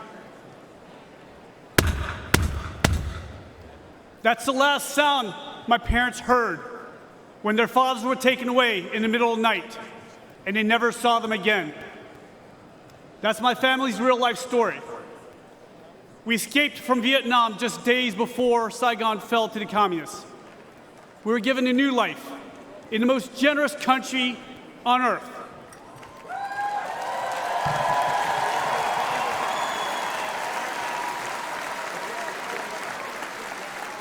My name's Hung Cao, and America saved my life.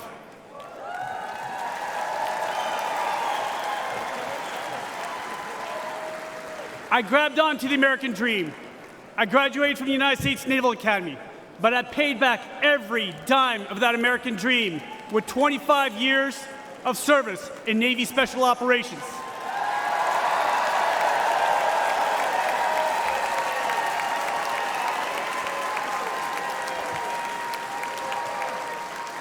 I saw combat in Iraq, Afghanistan, and Somalia. I retired as captain of the United States Navy, and now I stand before you as a Republican nominee for the United States Senate in the Commonwealth of Virginia.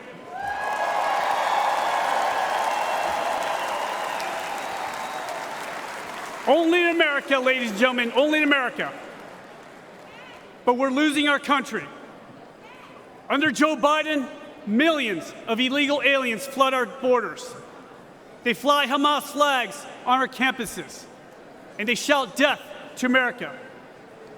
As an immigrant to this great country, let me be very clear to everyone who comes here. Don't ask for the American dream if you're not willing to obey the American laws and embrace the American culture.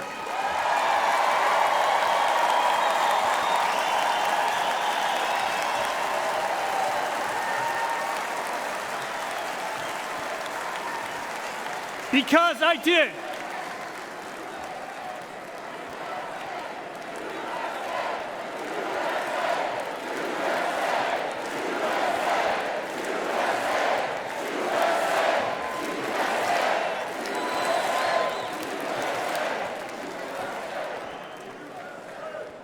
I love this country so much that I wrote a blank check up to and including my life.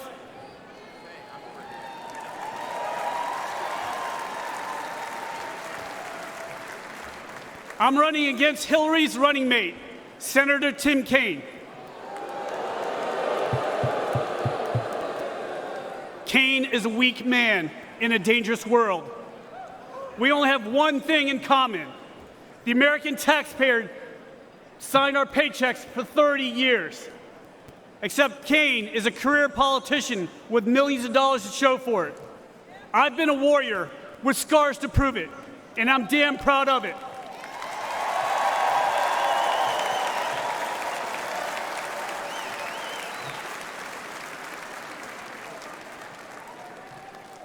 In November, the left will vote for the hatred of one man. We will vote for love. Love of God, love of family, and love for the greatest nation on earth.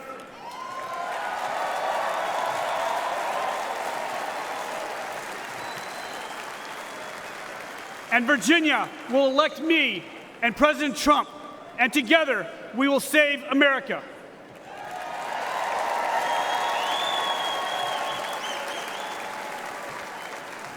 My name is Hung Cao. I'm the next senator from the Commonwealth of Virginia, and I'm not done fighting for us.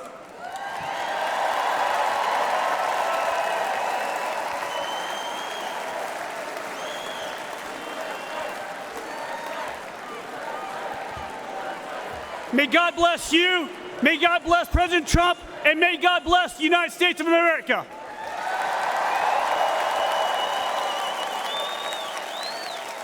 And now, ladies and gentlemen, please welcome United States Senator Rick Scott of Florida.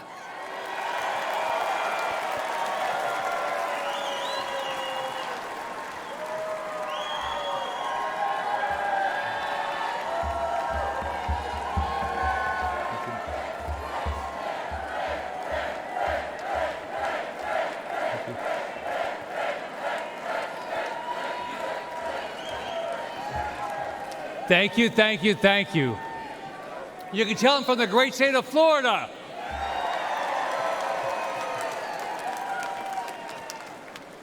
Well, the Democrats couldn't stop him. The media couldn't stop him. The liberal judges couldn't stop him. A bullet from a madman couldn't stop him. Can anything stop Donald Trump from becoming the next president and making America great again?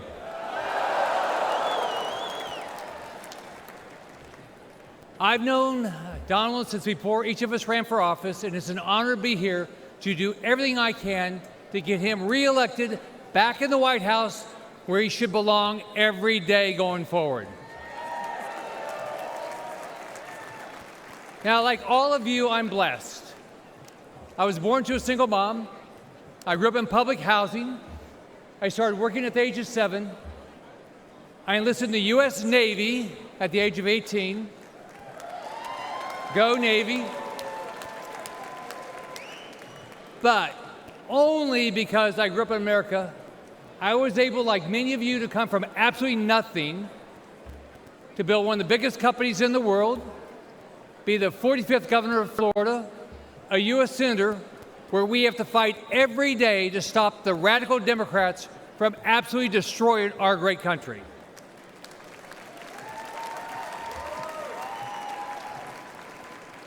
They will lose, we will win.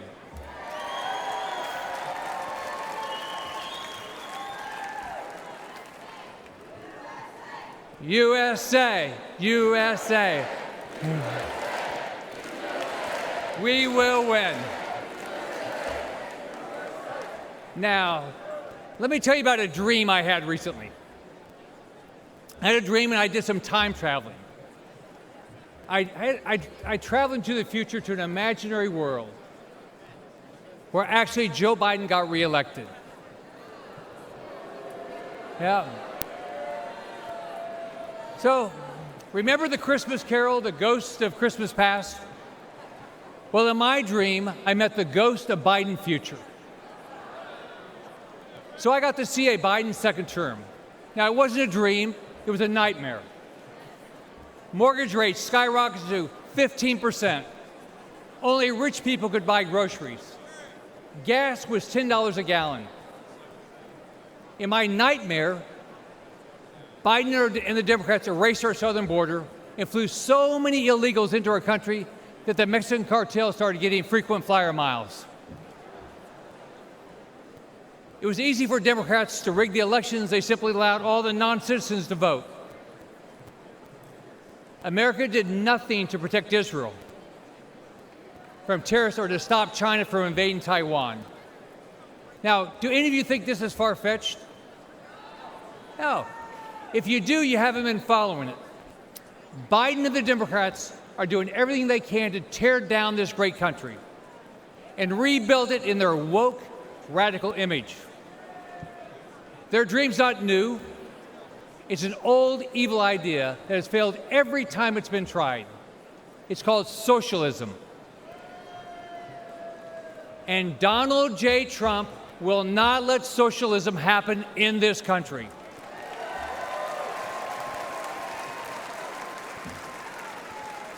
Think about it. Under Trump, we had a booming economy. We weren't at war. Our enemies feared us. Our allies respected us. We had a secure border. Inflation and mortgage rates were low. And families had money in the bank.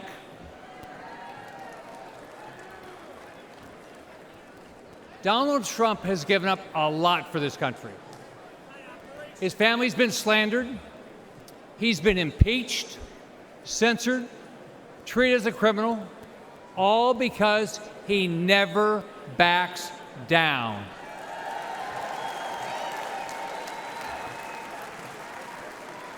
This week, he's shown the courage all of us should display as we rally around him to rescue our great country. So, let's fight, fight, fight, and make sure Donald Trump gets reelected. Have a great night. God bless you.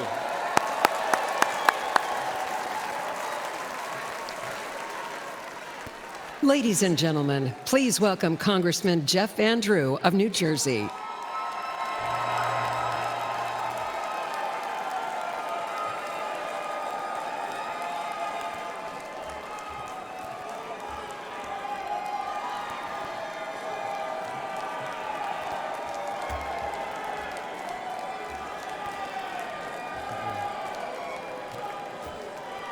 Thank you.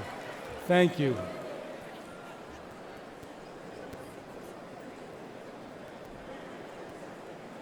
Good evening. My name is Jeff Van Drew.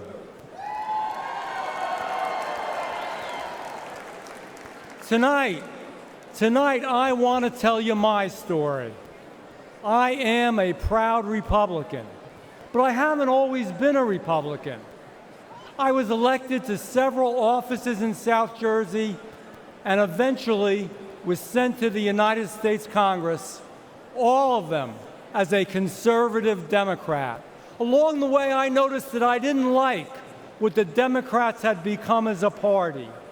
But more importantly, I didn't like what the Democratic Party was doing to our great United States of America. To the independents, and especially to the forgotten Democrats out there, for a moment I want to speak to you. I know how you feel tonight, because that's how I felt back in 2019. You feel like your party has left you behind, because it has. You feel like your party doesn't care about American workers and American working families, because it doesn't. And you are worried that Joe Biden and Kamala Harris are hurting our country, because they are.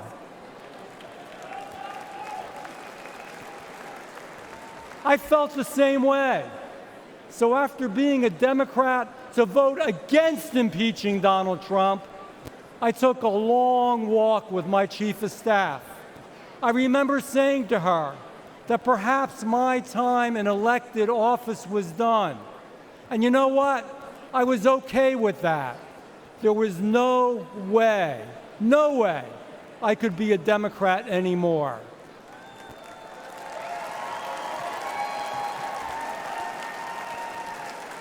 But then I received a call from the White House. President Trump asked me to meet with him.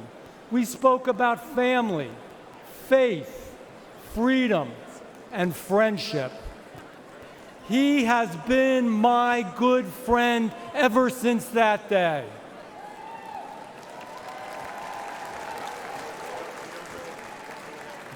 He said that I should be a Republican.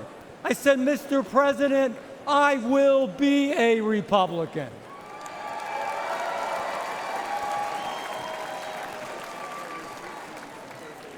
He said he would stick by me, and he always has. Ladies and gentlemen, after the tragic shooting last Saturday, we need to come together. All of us, Republicans, Democrats, and independents, we need to be the shining city on the hill, a nation that empowers us to do extraordinary things. We will conquer new challenges. We will reach new heights. And we will blaze new trails of greatness. We will make America great again.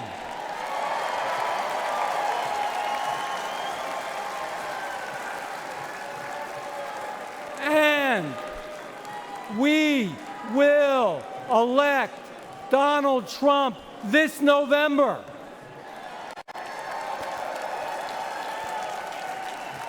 Now I have a question for you, and I'll give you the answer.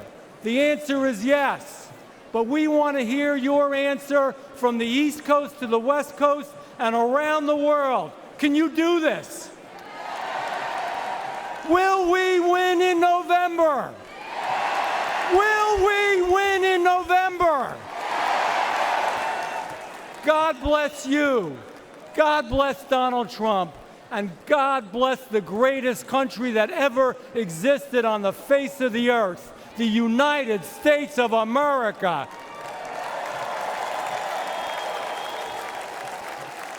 Ladies and gentlemen, please welcome the chair of the United States House of Representatives Republican Conference, Congresswoman Elise Stefanik of New York.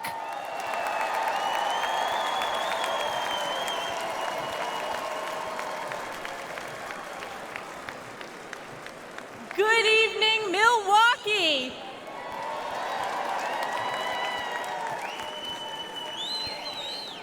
We always say that this is the most important election in our lifetime, but we know deep down this one truly is. Our Constitution and the soul of our very nation are on the ballot. Under Joe Biden, the American people have suffered crisis after crisis. From the Biden border, the most wide-open border in our nation's history, to Bidenflation, the highest rate of inflation in my lifetime, devastating hardworking families with skyrocketing prices for groceries, gas, and utilities. To Biden's violent crime crisis, fueled by Democrats' pro-criminal sanctuary cities and defund the police policies like we have seen in my home state of New York. All while corrupt Democrat prosecutors and judges wage illegal and unconstitutional lawfare against President Trump in an effort to do Joe Biden's political bidding. And around the world, the feckless and failed Joe Biden has caused chaos, weakening our national security. From the catastrophic withdrawal from Afghanistan, to Putin's invasion of Ukraine, to Hamas's terrorist attack against our most precious ally, Israel. And let me ask you a question. What has been the response from the radical left on our college campuses? Vile anti-Semitism, chanting death to Israel, death to Jews, death to America. This is Joe Biden's Democrat Party. Who saw that congressional hearing with the college presidents of so-called elite universities? Oh, wait, they are former presidents.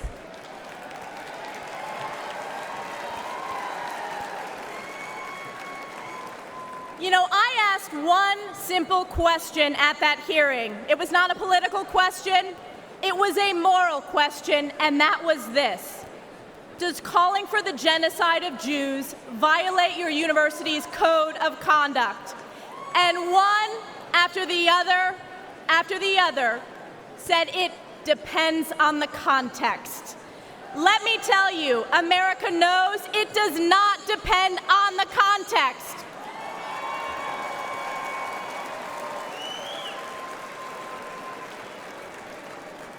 President Trump will bring back moral leadership to the White House, condemning anti-Semitism and standing strong with Israel and the Jewish people. President Trump will once again deliver the most secure border in our nation's history and unleash the American economy. And he will bring peace through strength as Commander-in-Chief, standing with our allies and causing our enemies to fear us. President Trump has done it before, and he will do it again. This November, we are counting on you, we the people, to save America by electing President Donald J. Trump. It is clear for the whole world to see nothing, absolutely nothing will stop President Trump from standing and fighting for our great country. And I have been proud to always stand in the breach during the toughest moments for President Trump, from leading the charge against illegal impeachments, to standing for election integrity, to unifying House Republicans, to proudly being the first member of Congress to endorse him for re-election. And as we embark on the difficult path ahead to save America, call upon Galatians 6:9. And let us not grow weary of doing good, for in due season we will reap if we do not give up. We the people will never give up on President Trump, and we will never give up on the United States of America. God bless you, God bless President Donald J. Trump, and God bless the United States of America. Ladies and gentlemen, please welcome the Majority Whip of the United States House of Representatives, Congressman Tom Emmer of Minnesota.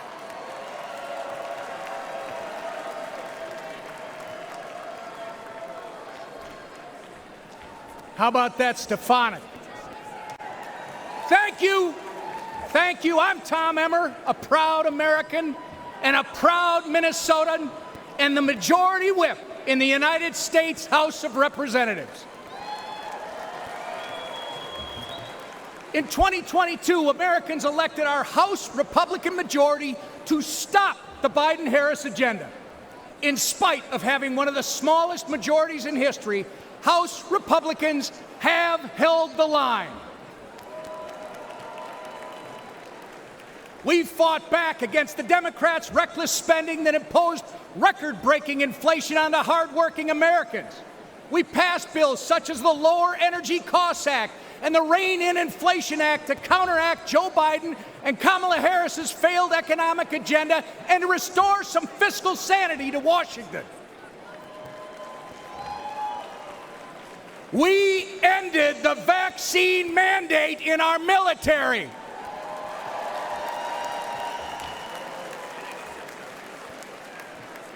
We passed over a dozen bills gutting specific Biden-Harris regulations.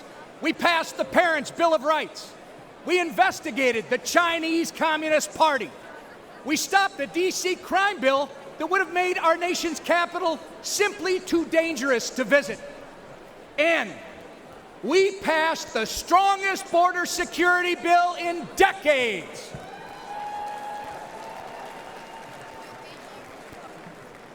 Get ready, because when we grow our majority, when we flip the Senate, And when we send President Donald J. Trump back to the White House, we won't just be holding the line anymore, we'll be moving forward. We will turn America First principles into law. I know firsthand that Minnesotans can't afford 4 more years of Joe Biden and Kamala Harris. That's right. Which is why I'm confident that we will make history this November when we turn Minnesota red for the first time in 50 years.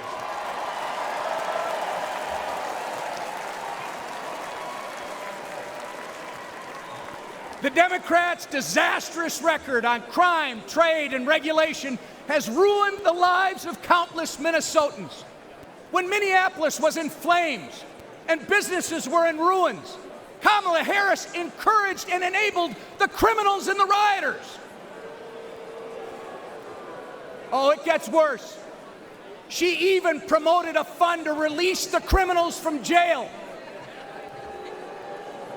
It doesn't get reported much in our media, but one criminal Kamala Harris freed in Minneapolis went on to murder a man in St. Paul, Minnesota. Donald Trump stands with the people and the police, our men and women in blue, not with the criminals and the rioters. Donald Trump also fought for Minnesota workers and farmers, fighting back against Chinese trade abuses, ending NAFTA, and replacing it with the USMCA. Joe Biden voted for NAFTA and China's entry into the WTO, devastating Minnesota's economy. And Kamala Harris, she opposed tariffs on China. Of course, when they aren't outsourcing our jobs through bad trade deals, Joe Biden and Kamala Harris are destroying them through taxes and regulation. They are America last. But next year, Donald Trump, with the support of Trump majorities in the House and Senate, will put America first again. Thank you.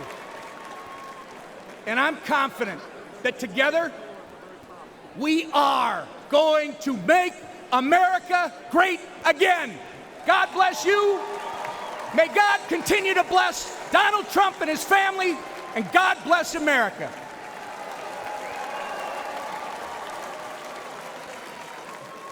Ladies and gentlemen, please welcome the Majority Leader of the United States House of Representatives, Congressman Steve Scalise of Louisiana.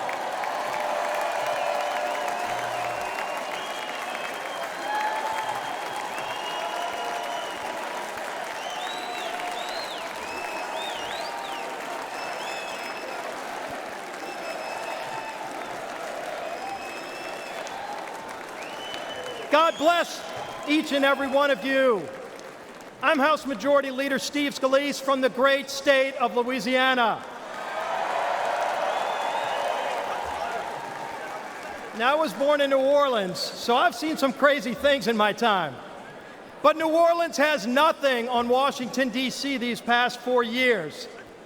Joe Biden and Kamala Harris have spent your tax dollars trashing America's finances in ways no sane or sober-minded person ever would. Let's talk energy. They've eroded the American energy dominance that President Trump delivered. Joe Biden approved the Nord Stream pipeline for Russia, but he killed the Keystone pipeline here at home. Thousands of American jobs gone. It doesn't end there. Biden let Iran and Venezuela export their oil, but he stopped liquefied natural gas exports here in America. President Biden's not done. President Biden waived taxes on Chinese solar panels, but he raised taxes on Americans. When we elect Donald Trump as our next president and expand our Republican House majority, we will end the Democrats' assault on American energy once and for all. Now let's look at taxes. Biden and Harris want a $5 trillion tax hike. In our first 100 days, President Trump and a Republican majority will make the Trump tax cuts permanent. And yes, we will end taxes on tips and deliver another tax cut for working families. On the border, Biden and Harris opened it up to the entire world. Prisons are being emptied. President Trump and a Republican majority will repass H.R. 2, the strongest border security bill in decades. We will lock down the border, and yes, we will finish building the wall.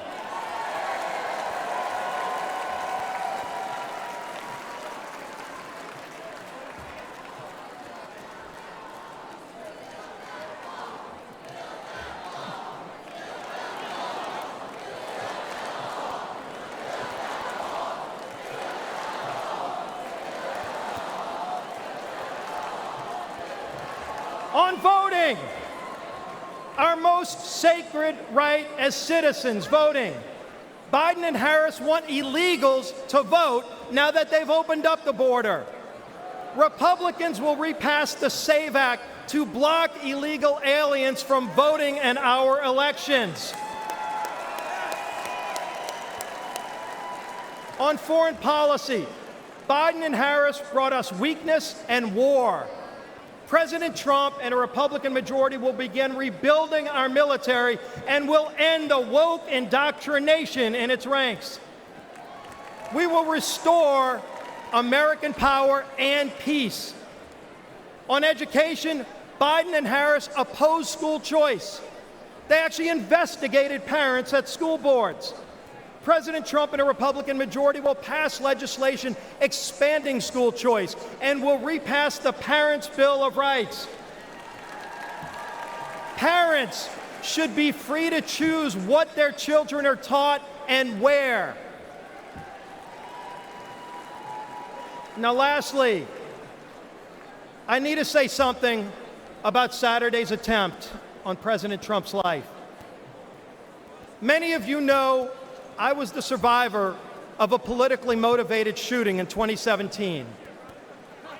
Not many know that while I was fighting for my life, Donald Trump was one of the first to come console my family at the hospital.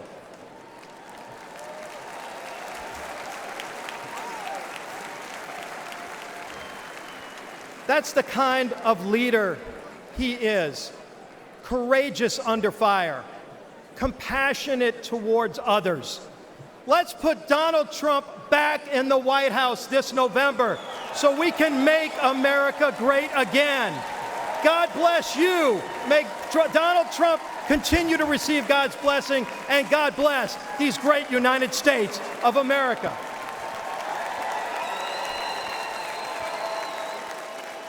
Ladies and gentlemen, please welcome the Speaker of the United States House of Representatives, Mike Johnson of Louisiana.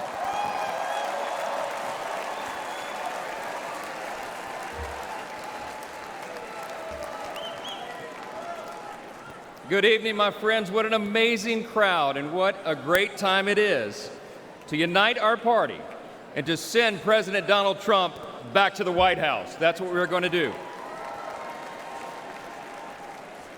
But we're not just uniting as Republicans.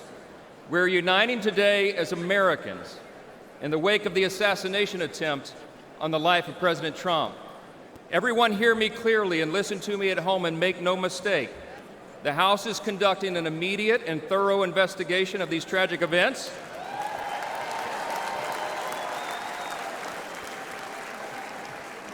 And that work has already begun. The American people deserve to know the truth, and we will ensure accountability. I promise you that. I promise you that. This has always been an important principle to us. We in the Republican Party are the law and order team. We always have been, and we always will be, the advocates for the rule of law. And we all know that that principle, as well as many others, is in serious jeopardy today. See, we've come to a moment in America where the basic things that we once took for granted are being openly challenged like never before. My friends, we are no longer just in a battle between two opposing political parties. We are, but it's not just ours versus D's anymore. We're now in the midst of a struggle between two completely different visions of who we are as Americans and what our country will be. The Republican Party stands for the foundational truths that made America the greatest nation in the history of the world.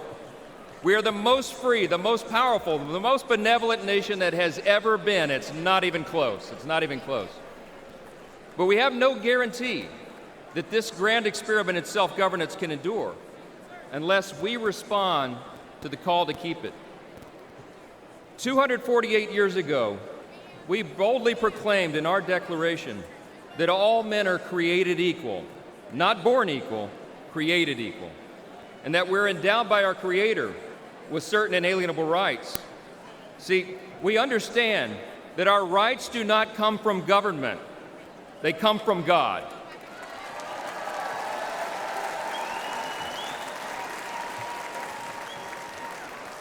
There's another thing that we recognize. We recognize that we are made in His image. And because of that, every single person has inestimable dignity and value. And your value is not related in any way to the color of your skin, what zip code you live in, where you come from, what your talents are, or what you can contribute to society. Your value is inherent because it is given to you by your Creator. That's what we stand for.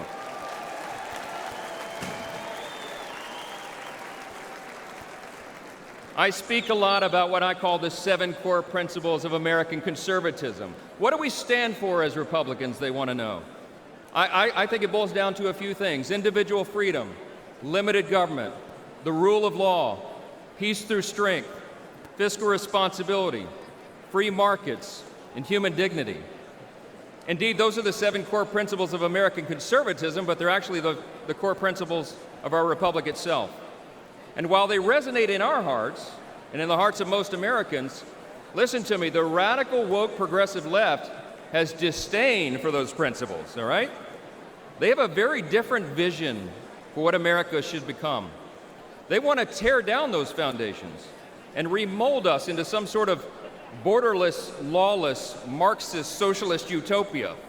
We're here to say, not on our watch. We will not allow that to happen.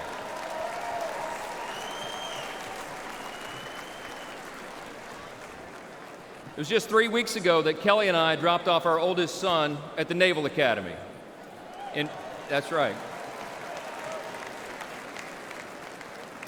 In 4 years, he'll graduate and he'll join the 1.3 million active duty service members who bravely defend our country.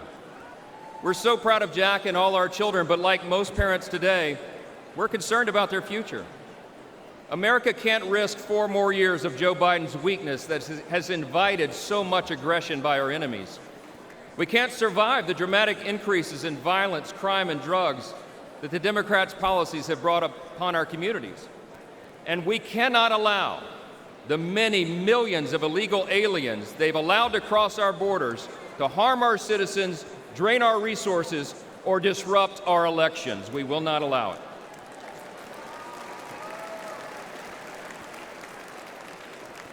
My friends, we're watching the principles of faith, family, and freedom that once defined our nation now being trampled underfoot by the radical left. As President Trump raised his fist and gave a rally cry on Saturday, now is our time to fight, and we will.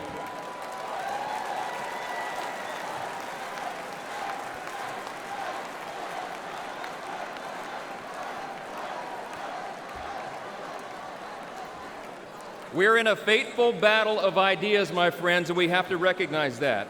But in this battle, and in November, the American people will reject the party of self-destruction, and they will elect the party of peace and prosperity and opportunity. The GOP will grow our House majority, we will take back the Senate, and we will return Donald J. Trump to the White House.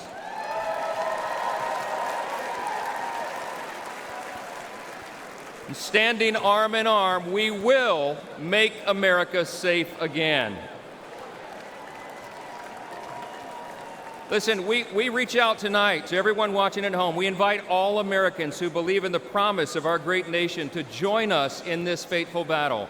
We can and we will reverse this current decline. We can restore our founding principles, and we can preserve this exceptional nation that God has entrusted to us and what Abraham Lincoln referred to as the last best hope of man on the earth. Thank you so much. God bless you, God bless our troops, and God bless America.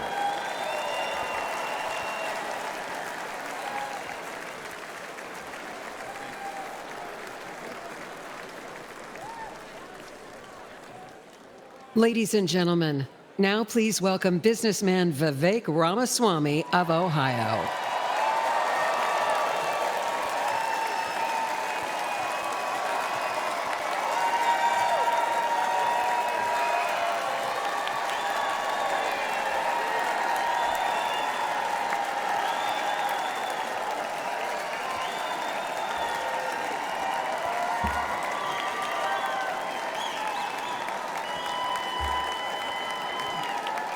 Love it. Thank you, guys. Thank you for the warm welcome.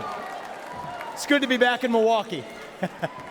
This time last year, I was a candidate for U.S. president, and I'm proud to say that I achieved the impossible, which is that most of you actually know how to say my name by now. So thank you for that. It's good to be back.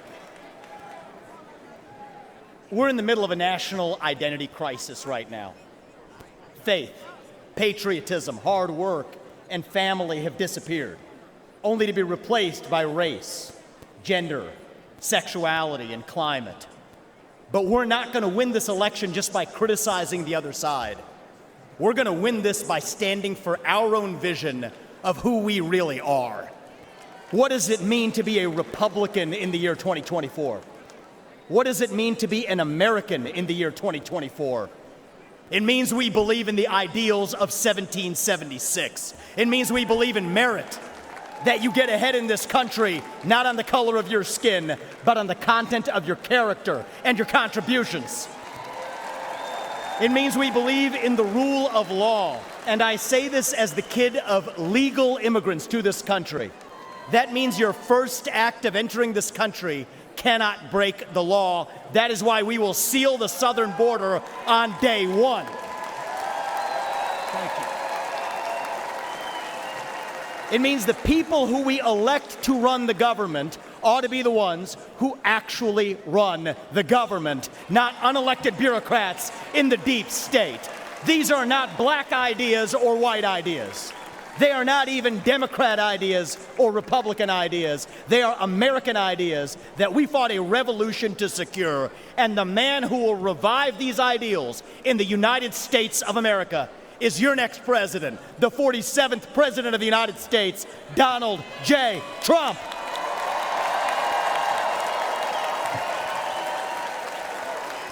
If you want to seal the border, vote Trump. If you want to restore law and order in this country, vote Trump. If you want to reignite the economy in this country, vote Trump. If you want to revive national pride in this country, vote Trump. If you want to make America great again, vote Trump. But there is one more reason I'm going to ask you to vote Trump, and it's the most important one. It's the one the media won't talk about, but it's the truth. Donald Trump is the president who will actually unite this country, not through empty words, but through action. Because you know what? Success is unifying. Excellence is unifying. That's who we are as Americans. That's who we've always been. To those of you watching this at home tonight, I'd like to deliver a message that the media doesn't want you to hear from the Republican Party. Our message to black Americans is this. The media has tried to convince you for decades that Republicans don't care about your communities, but we do. We want for you what we want for every American: safe neighborhoods, clean streets, good jobs, a better life for your children, and a justice system that treats everyone equally, regardless of your skin color and regardless of your political beliefs.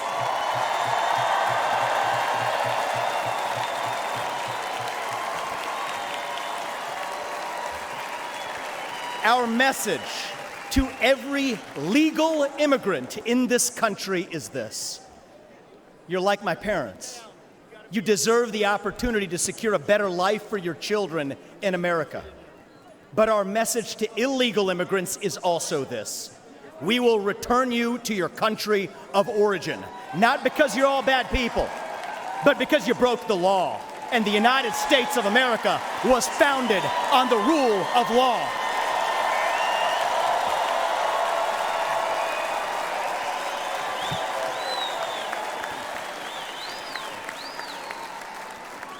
Our message to millennials, speaking as one myself: yes, it's true. Our government sold us a false bill of goods with the Iraq War and the 2008 financial crisis, loading up our national debt that falls on our generation's shoulders, telling us that if we took out college loans, we'd somehow get a head start on the American dream, when it hasn't worked out that way. But we can't just be cynical about our country, because the United States of America is still the last best hope that we have, and we deserve a better class of politician, one who actually tells us the truth, even if it comes with some mean tweets from time to time.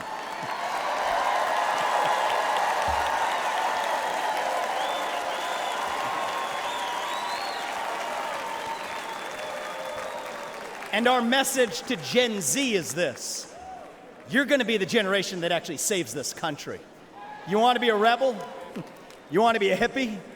You want to stick it to the man? Show up on your college campus and try calling yourself a conservative. Say you want to get married, have kids, teach them to believe in God and pledge allegiance to their country. Because you know what? Fear has been infectious in this country, but courage can be contagious too. That too is what it means to be an American. And you know what?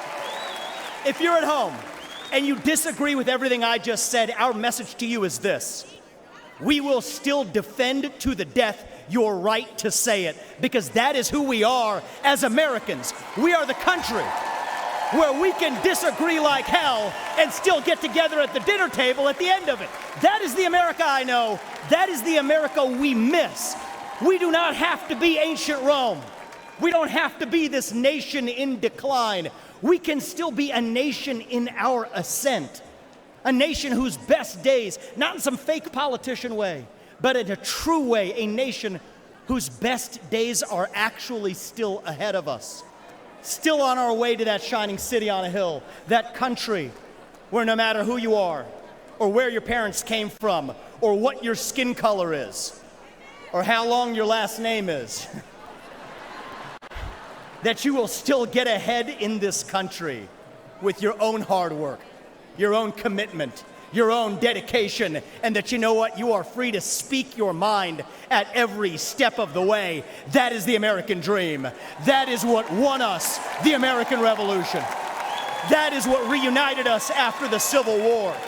That is what won us 2 world wars and the Cold War. That is what still gives hope to the free world. And if we can revive that dream over group identity and victimhood and grievance, then nobody in the world, not a nation, not a corporation, not a virus, not China, is going to defeat us. That is what American exceptionalism is all about. And that is what we will revive this November when we send Donald J. Trump back to the White House. Thank you all. God bless you and your families. And may God bless our United States of America. Thank you. Thank you. Thank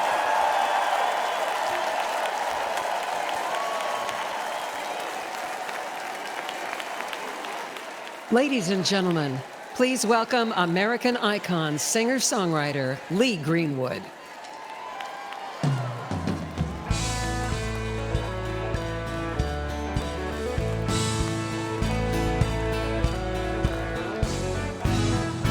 They say love is a gamble, you can win or lose. Well, life dealt me a queen the day I found you. Now the cards are in my favor, boy, and I'm gonna play them right. You're the one I waited for, I'm gonna hold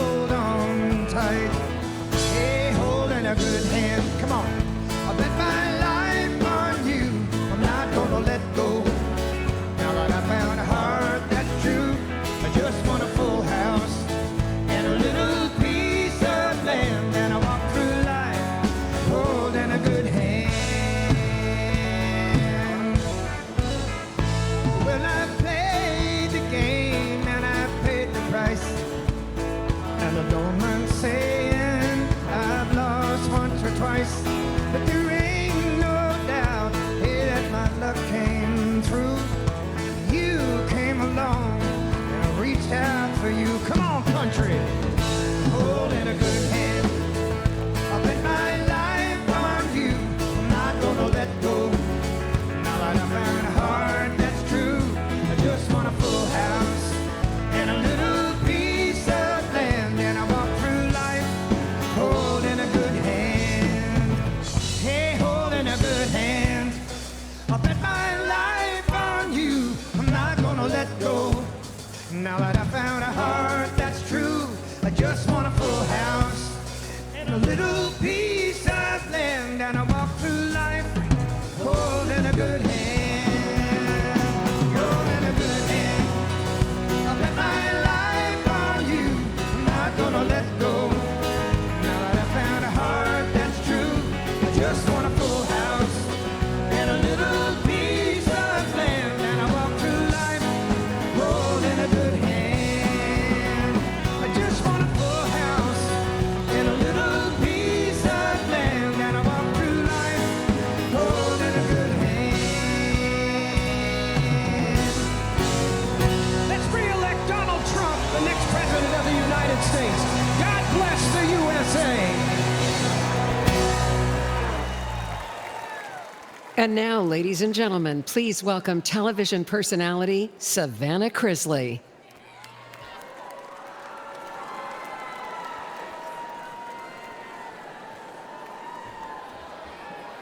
Good evening.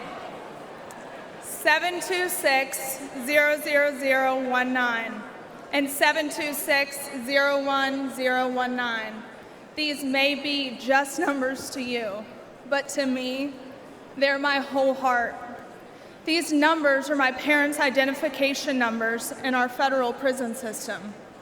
My name is Savannah Chrisley, and you may have seen my family on TV, but for the past decade, we've been consumed with a different kind of drama. My family was persecuted by rogue prosecutors in Fulton County due to our public profile. I know, Fulton County, they know how to do it, don't they? Due to our public profile and conservative beliefs. They accused my parents of fraud, when really, we were defrauded by a dishonest business partner who, let's not forget, the government gave full immunity to. We suffered warrantless raids and harassment. One of the officials even had my father's face on a dartboard in his office. My parents were sentenced to a combined 19 years. I know. And let me tell you, I got custody of my brother and sister, 10 and 16 at the time. And you don't know heartache until you look two children in the eyes and say, I don't know when mom and dad are coming home.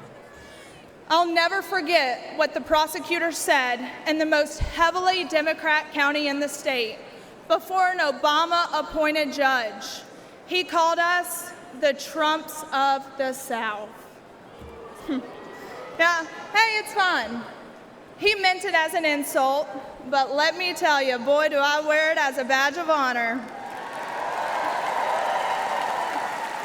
We live in a nation founded on freedom, liberty, and justice for all. Justice, it's supposed to be blind, but today we have a two-faced justice system. Just look at what they're doing to President Trump. All while, let's face it, Hunter Biden is roaming around free and attending classified meetings. And let's face it, look at what they're doing to countless Christians and conservatives that the government has labeled extremist or even worse. Meanwhile, the Democrats are releasing actual violent offenders who have hurt innocent people. A lawyer of mine, Brett Tolman, who's a former U.S. attorney, he told me about a plaque that hangs in the Department of Justice, and it reads, "The hallmark of fairness in the administration of justice is consistency. The only thing consistent about Democrat justice is how they consistently punish their enemies. That's not justice. Look at what they've done to Steve Bannon. I mean, the man should be at home. Proverbs 24:16 says, "For though the righteous fall 7 times, they rise again. But the wicked stumble when calamity strikes." It's about time we start seeing people stumble. We need to rise above the persecution. We need to hold rogue prosecutors accountable. There should be no immunity. We need to expose the Democrats' corruption, and better yet, the Biden family's corruption. And guess what? I know just the man for that job. Donald J. Trump has only one conviction that matters, and that is his conviction to make America great again. Thank you, and God bless America.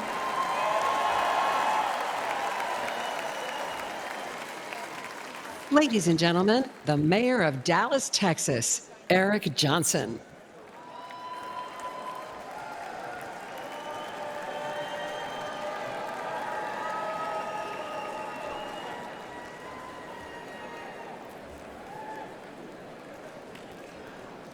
Four years ago, progressive activists stood on my front lawn with the stated goal of intimidating my family. They wanted me to defund the police. I said no.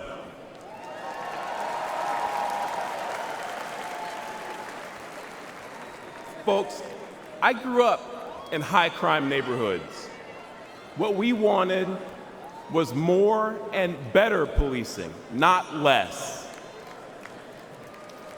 As mayor, I knew we needed to increase support for our police department and prioritize violent crime reduction. I'd been a Democrat my entire life, albeit a conservative one. But when those activists tried to scare my kids, my fellow Democrats were silent. It was Republicans who offered their support both privately and publicly.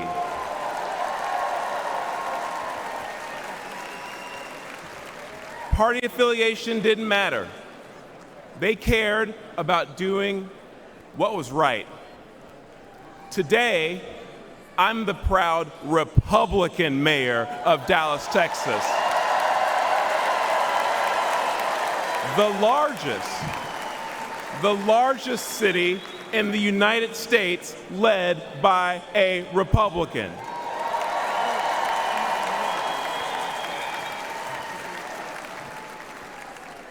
I wanted to say I didn't leave the Democrat Party because they left me first, but the truth is, on matters of public safety, the Democrats were never actually there for me, for Dallas families, or for the American people. With their words and their actions, and sometimes with their silence and their inaction, Democrats in power demonstrate they don't care about stopping the killers or the thieves who terrorize Black and brown communities. They don't care about securing our border. And they don't care about dangerous homeless encampments. No, the heart of today's woke Democrat Party is with the criminals, not with their victims. Democrats are good at using safe words, but terrible at building safe neighborhoods and safe cities. But there is a better way. Dallas bucked national trends and achieved a remarkable 3 straight years of violent crime reduction. Today, Dallas is viewed as America's safest large city, and Republicans lead 11 of the top 15 safest cities.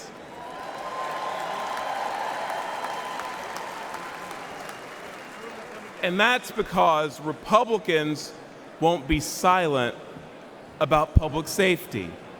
Folks, let's make our city safe again by supporting Republicans who will stand up and fight for our safety.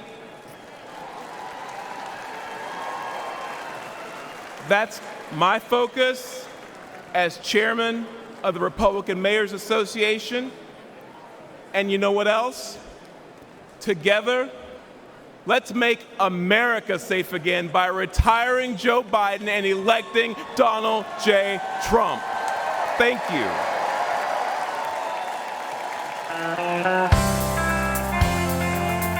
Ladies and gentlemen, please welcome Vice Presidential nominee, Senator J.D. Vance.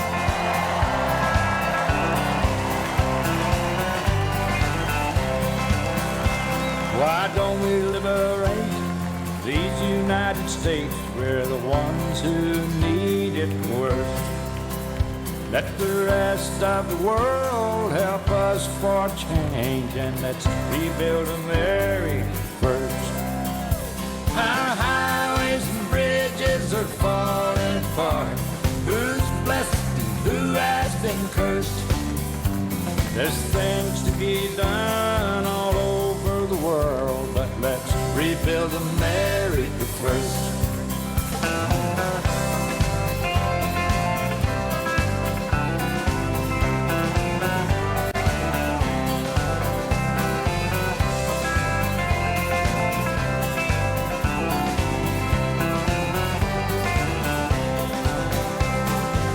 Who's on the hill and who's watching the valley? Who's in charge of it all? God bless the army and God bless our liberty. That comes the rest of it all. Held men in position of backing away. Freedom is stuck in reverse.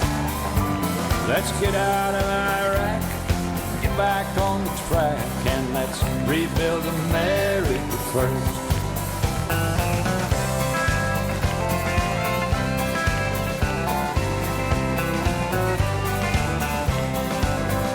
Once more.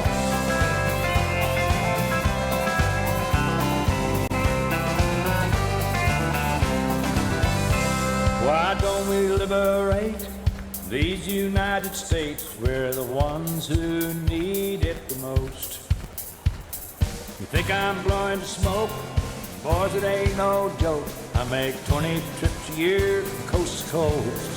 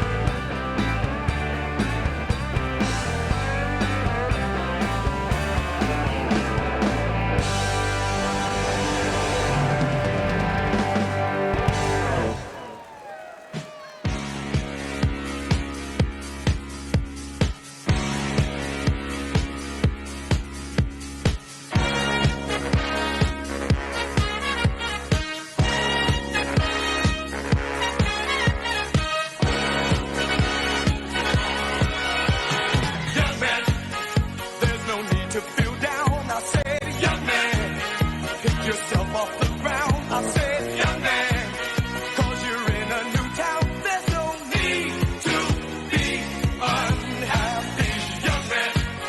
There's a place you can go. I said, young man, when you're short on your dough, you can stay there. And I'm sure you will find many ways to have a good time. It's fun to stay at the YMCA. It's fun to stay at the YMCA. They have everything for young men to enjoy. You can hang out with all the boys. It's fun to stay at the YMCA. It's fun to stay at the YMCA.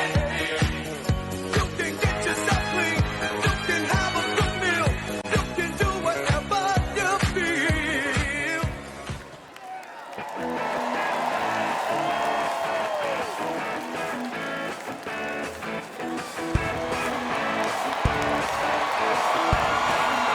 Ladies and gentlemen, please welcome the next President of the United States, President Donald J. Trump.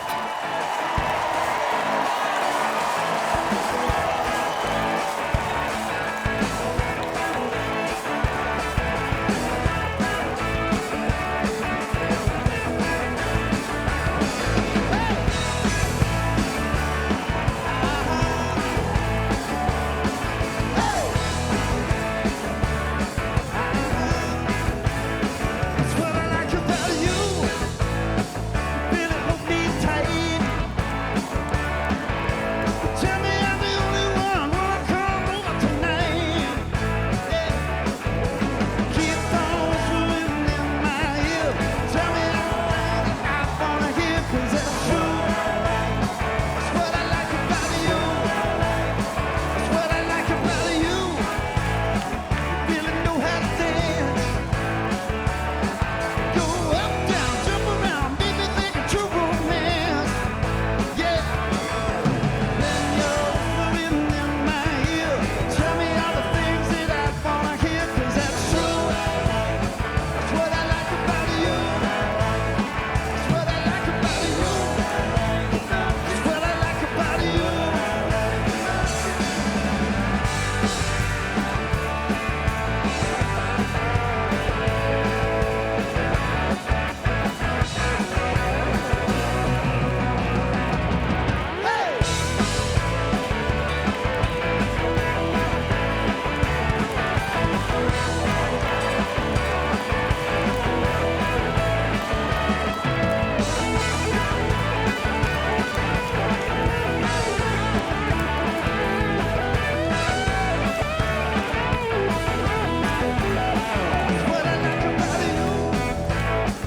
Keep it from that night. Never wanna let you go. Know you give me feel. All right. Keep on whistling in my ear. Tell me all the things that I wanna hear, 'cause that's true. That's what I like about you. That's what I like about you. That's what I like about you.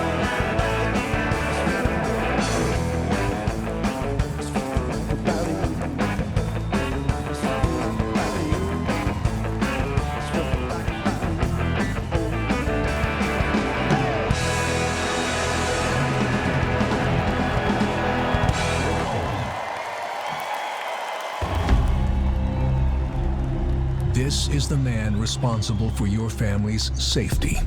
And he's failed you terribly.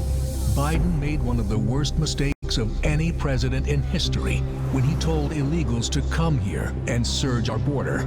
I would, in fact, make sure that we immediately surge to the border. And surge they did.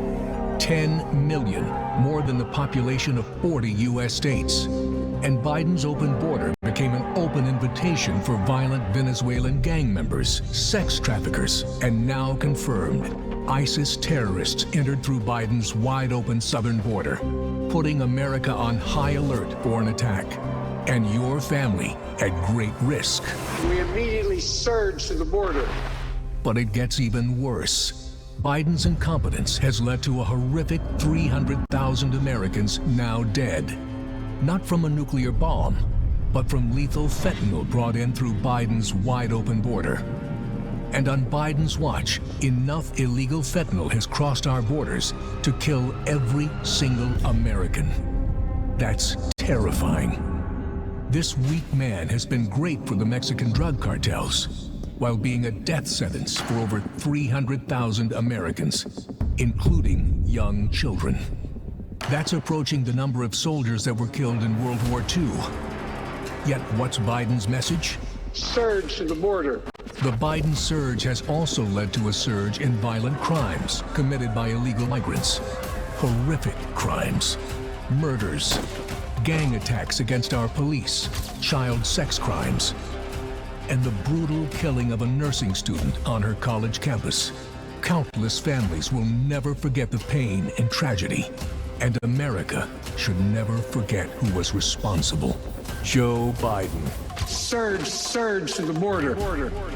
And America's border czar. President Trump had our borders secure, our families safe, and he'll do it again. Ladies and gentlemen, please welcome United States Senator Ted Cruz of Texas.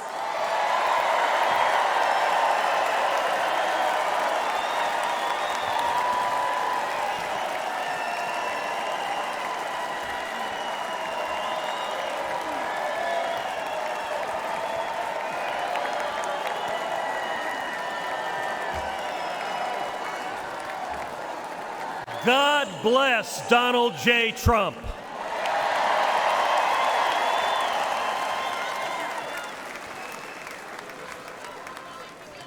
And let me start by giving thanks to God Almighty for protecting President Trump.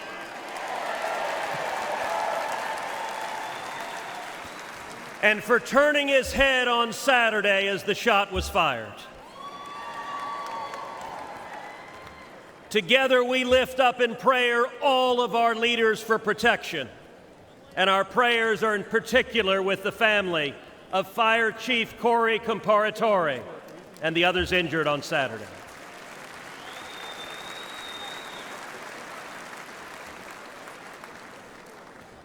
Never before has an election mattered so much. We are facing an invasion on our southern border. Not figuratively, a literal invasion. 11.5 million people have crossed our border illegally under Joe Biden. Look around you. This arena holds about 18,000 souls. Now imagine 639 arenas just like this, filled to the brim. That is 11.5 million people, larger than all but 8 states in the nation. But the numbers don't show us the true price that our country is paying. Every day, Americans are dying. Murdered, assaulted, raped by illegal immigrants that the Democrats have released. Teenage girls and boys wearing colored wristbands are being sold into a life of sex slavery. This is evil and it's wrong. And it is happening every damn day. Think of Kate Steinle. She was 32, walking with her father on a San Francisco pier when a bullet tore through her heart. The man who fired that gun, he'd been deported 5 times. Every damn day. Think of Laken Riley. Just 22 years old, a nursing student with dreams of healing others. She went for a jog and never came home. her life taken by someone who should have never been here. Every damn day. Or Rachel Moren, a beautiful mother of 5, raped and murdered in suburban Maryland by an illegal immigrant the Democrats released. Every damn day. Or Jocelyn Nungary, only 12 years old. It was just 1 month ago today that she was brutally raped and murdered in Houston by 2 men who were supposed to be detained and monitored, but instead released and allowed to roam free. Every damn day. These aren't just stories or statistics. They're our daughters, our sisters, our friends. The families don't care about the empty numbers. They care about the empty chairs at the dinner table, about the voices they'll never hear again, about the laughter lost, and about the dreams that will never be fulfilled. I've sat with these families in living rooms where the silence is so loud that it hurts, where photo albums are opened with trembling hands. How did we get here? It happened because Democrats cynically decided they wanted votes from illegals more than they wanted to protect our children.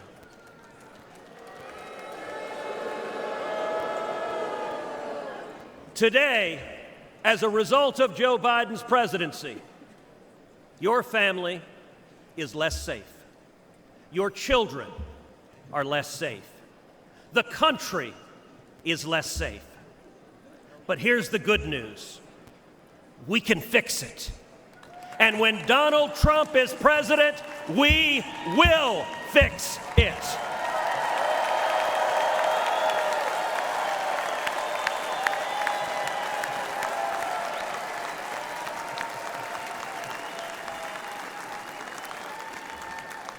We know this because he's done it before.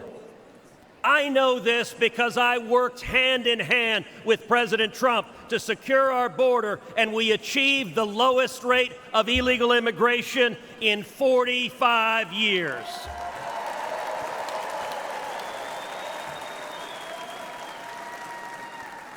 It's real simple. He's done it before, and he'll do it again.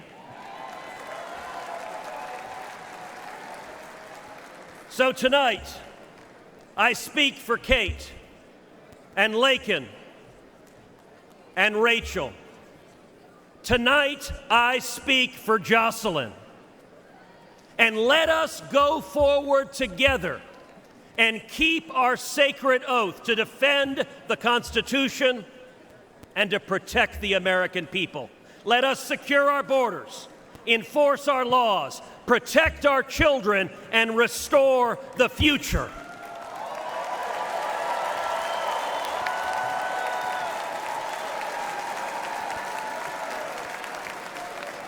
Because when we do that, when we remember who we are and who we love, and we act to protect them, then and only then will we truly make America great again.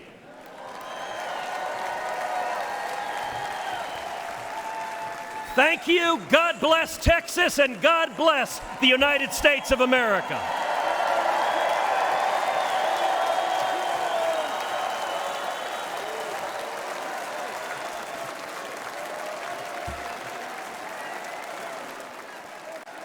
Ladies and gentlemen, please welcome former law enforcement officer Randy Sutton.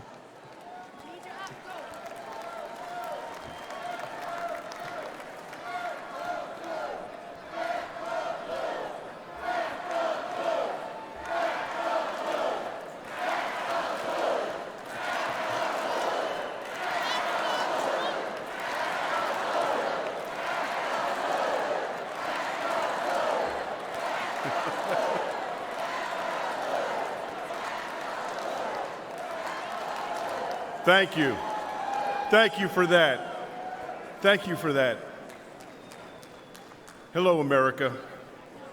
My name is Randy Sutton, a police lieutenant. I was a police officer for 34 years.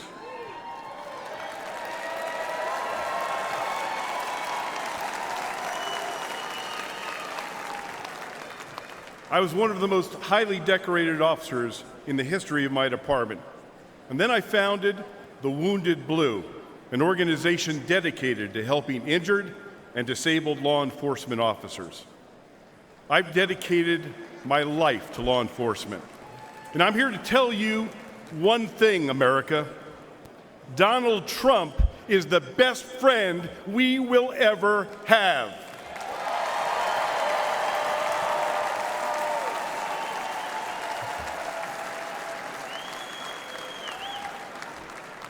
Ladies and gentlemen, we're experiencing a plague of crime across America.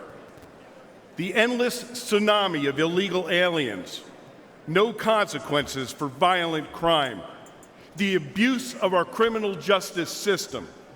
It's all made America more dangerous than ever before. Police are the thin blue line between criminal predators and their victims. Donald Trump and Republicans stand that line with our police. Joe Biden and Kamala Harris, well, they stand with the criminals. The last few years have been devastating for our police. The war on cops is very real, and it's getting Americans killed. Last year alone, more than 70,000 law enforcement officers were physically assaulted. They were shot, they were stabbed, they were beaten, they were hit with bricks, and in the last 5 years, 1,834 made the ultimate sacrifice and gave their lives in the line of duty. But all of this will end on the day we elect Donald J. Trump president.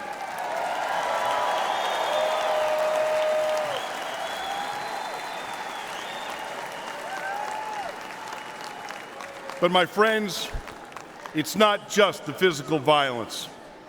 It's the relentless effort to divide the people from the police. This is about the soul of America. Make no mistakes. If the radical left succeeds in defunding and destroying policing as we know it, they will break apart the cornerstone of our system, law and order. Well,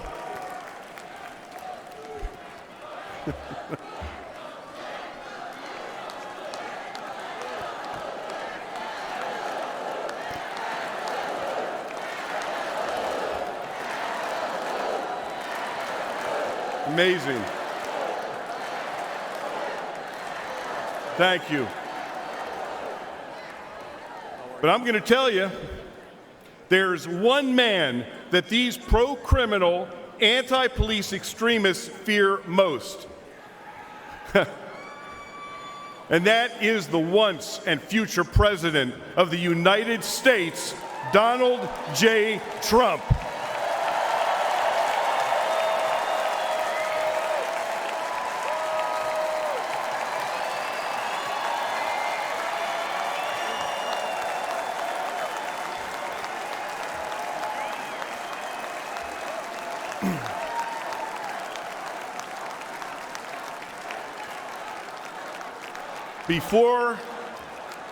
Before I finish my remarks, I want to do one thing, and that is salute our president.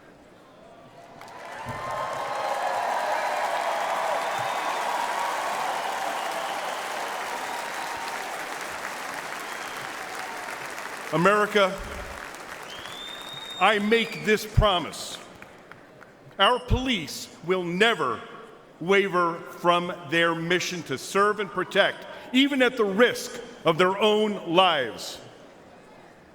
But they need a true leader who will have their backs. Donald J. Trump is that leader.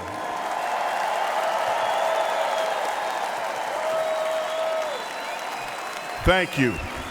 May God bless you. May God bless those that walk the line. And may God bless America.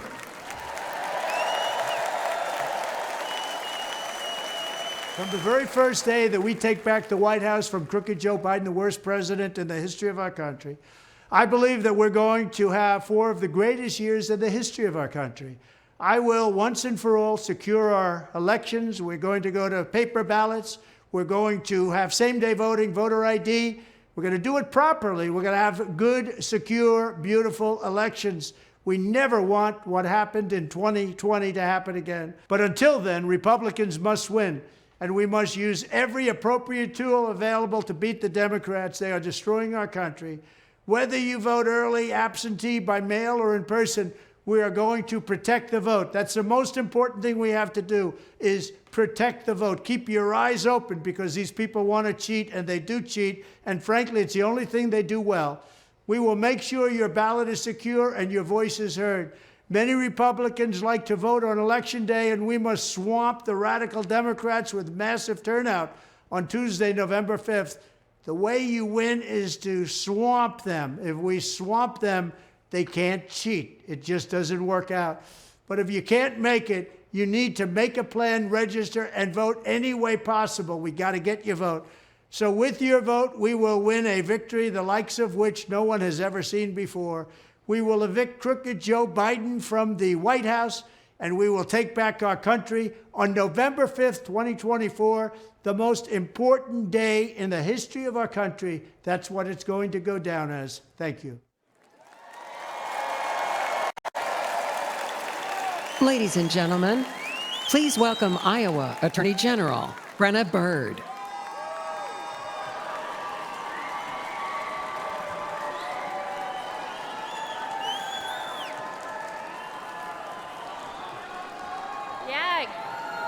Good evening, Milwaukee. My name is Brena Bird, and I am the Attorney General of the great state of Iowa. A few years ago, I was a local prosecutor locking up bad guys. But in 2022, I ran for Attorney General and beat the incumbent Democrat who was first elected when I was just 2 years old. We won because Iowans were ready for an Attorney General who would protect them, not the criminals. An Attorney General who would stand up to Joe Biden and the radical Democrats. And an Attorney General who would defend our constitutional freedoms. But perhaps more than anything, Iowa voters wanted an Attorney General who would back the blue.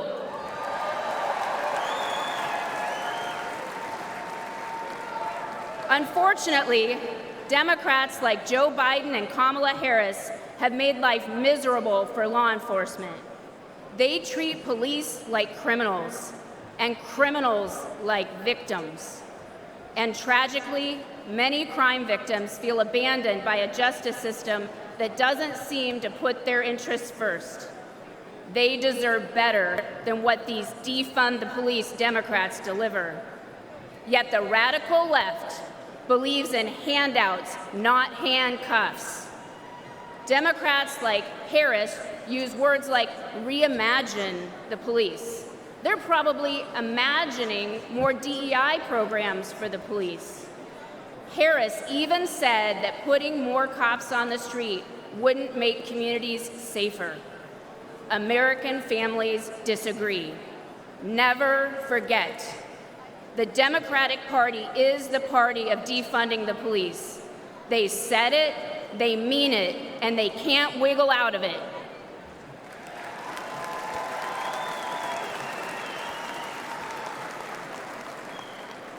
Republicans get justice for victims, and we put criminals where they belong, in jail. That's why we need to elect President Donald J. Trump. President Trump knows that keeping Americans safe isn't a 10 a.m. to 4 p.m. job. And rank and file cops know that President Trump, he has their back. It touched our hearts when earlier this year, President Trump attended the wake of a fallen New York City police officer. We all owe heroes like Officer Jonathan Diller a debt we can never repay. President Trump knows this, and he shows his gratitude. Joe Biden was also in New York City that day, but instead of honoring our heroes, he attended a glitzy fundraiser with Barack Obama and Bill Clinton. None of them went to pay their respects.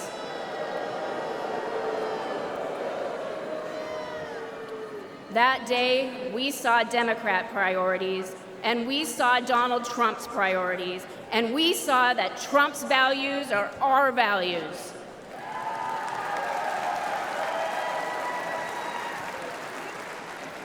I urge everyone listening to stand with law enforcement and vote to make America safe again. I urge you to vote for Donald Trump on November 5th. Thank you, Milwaukee, and God bless you.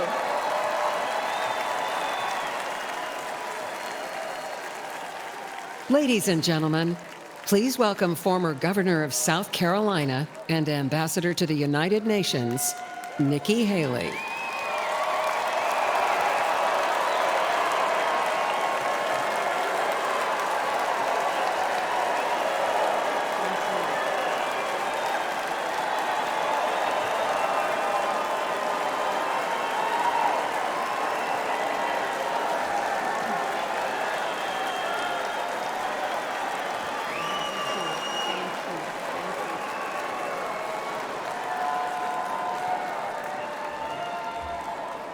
My fellow Republicans,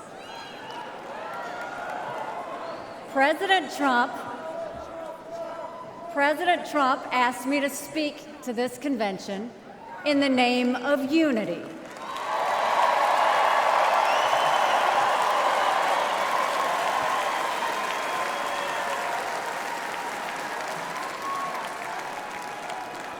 It was a gracious invitation, and I was happy to accept.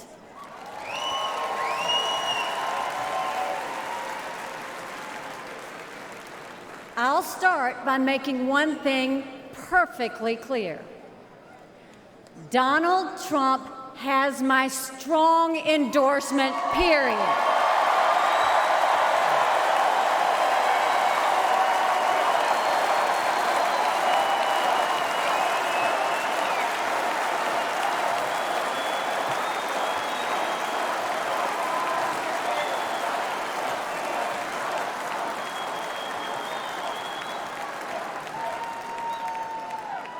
Our country is at a critical moment.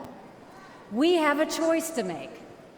For more than a year, I said a vote for Joe Biden is a vote for President Kamala Harris.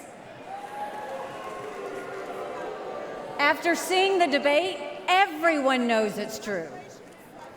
If we have 4 more years of Biden or a single day of Harris, our country will be badly worse off. For the sake of our nation, we have to go with Donald Trump.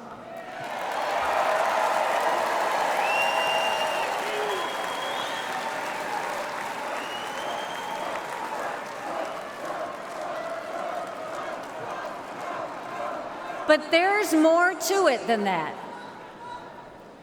We should acknowledge that there are some Americans who don't agree with Donald Trump 100% of the time.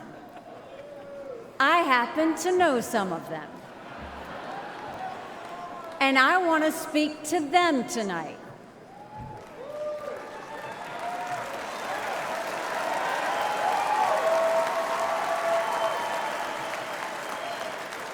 My message to them is simple. You don't have to agree with Trump 100% of the time to vote for him.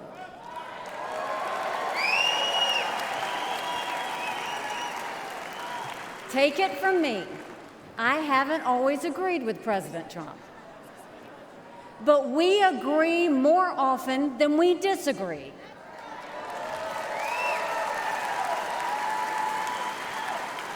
We agree on keeping America strong.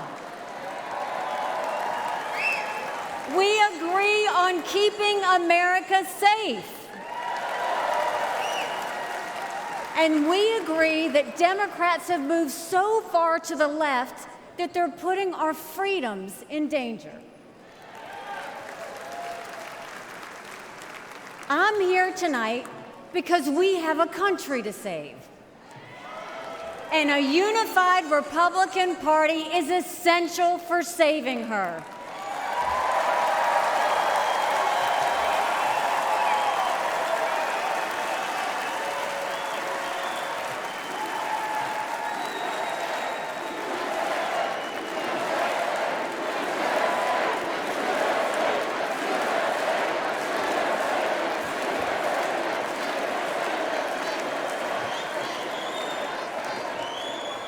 For those who have some doubts about President Trump, I want to tell you a few things about the Commander-in-Chief I know and worked with.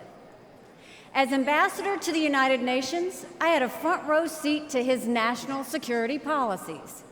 We sure could use those again.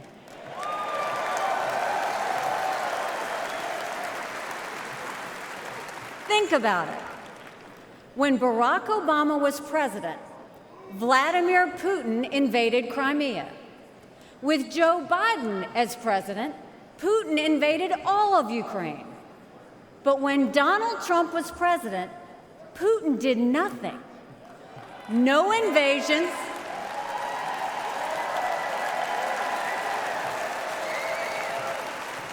No invasions, no wars. That was no accident. Putin didn't attack Ukraine because he knew Donald Trump was tough. A strong president doesn't start wars. A strong president prevents wars.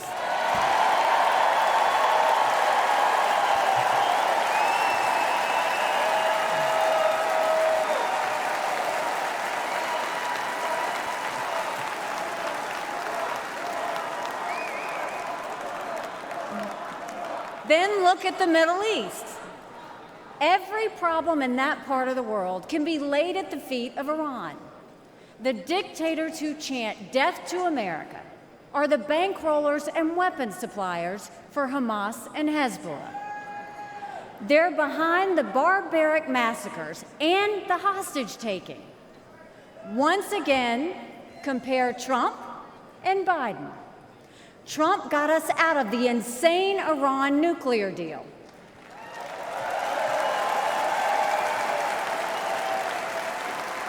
He imposed the toughest sanctions ever on Iran.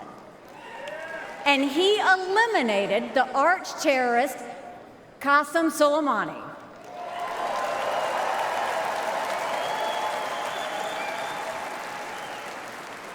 Iran was too weak to start any wars. They knew Trump meant business, and they were afraid.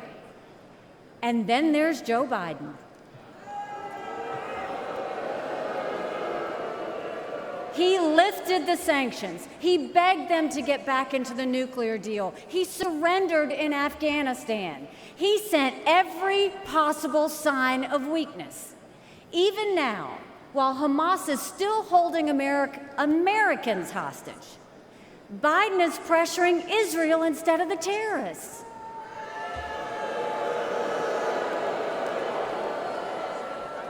Between Israel and Hamas, Donald Trump is clear about who is our friend and who is our enemy.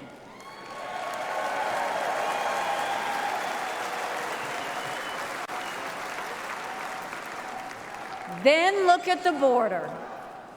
It's the single biggest threat Americans face.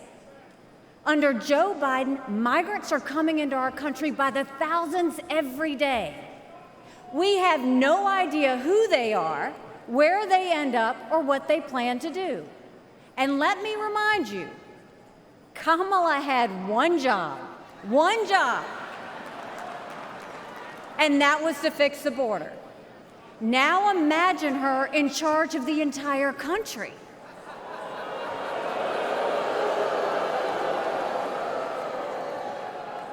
Under Donald Trump, we didn't have the border disaster we have today, and we won't when he is president again.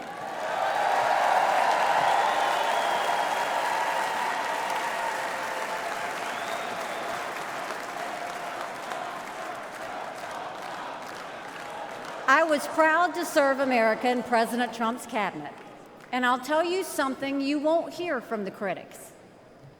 He appreciated advice and input. Americans were well served by his presidency, even if they didn't agree with him on all things.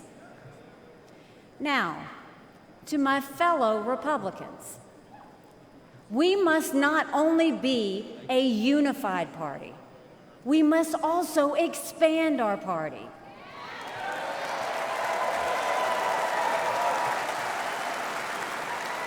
We are so much better when we are bigger. We are stronger when we welcome people into our party who have different backgrounds and experiences. And right now, we need to be strong to save America. This is a defining moment, not only for our party, but for our country. Our fellow Americans are fearful right now. Families are suffering from inflation and wages that don't keep up with prices. Young people are being indoctrinated to think our country is racist and evil. The Jewish community is facing an obscene rise in anti-Semitism. Too many minorities are trapped in communities devastated by crime. Our foreign enemies win when they see Americans hate each other. They see that today, whether it's on college campuses or in a field in Butler, Pennsylvania.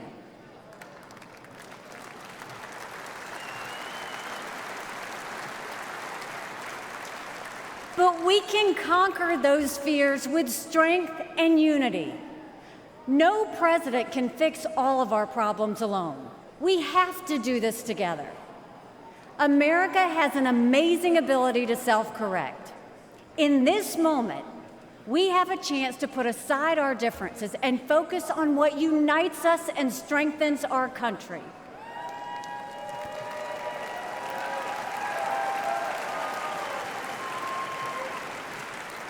Let us join together as a party.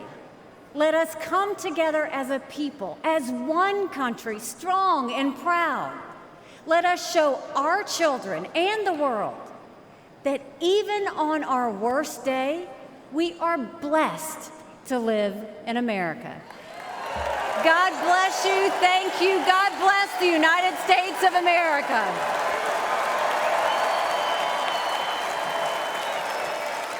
And now, ladies and gentlemen, please welcome the Governor of Florida, Ron DeSantis.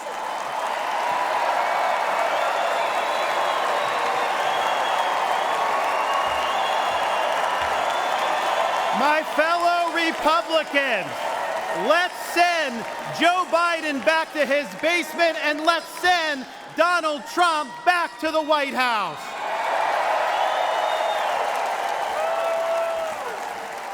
Life was more affordable when Donald Trump was president. Our border was safer under the Trump administration, and our country was respected when Donald Trump was our commander-in-chief. Joe Biden has failed this nation. As a veteran, I was appalled when 13 of our service members were killed in Afghanistan due to Joe Biden's dereliction of duty. As a citizen, as a husband, and as a father, I am alarmed that the current president of the United States lacks the capability to discharge the duties of his office. Our enemies do not confine their designs to between 10 a.m. and 4 p.m. We need a commander-in-chief who can lead 24 hours a day and 7 days a week. America cannot afford 4 more years of a weekend at Bernie's presidency.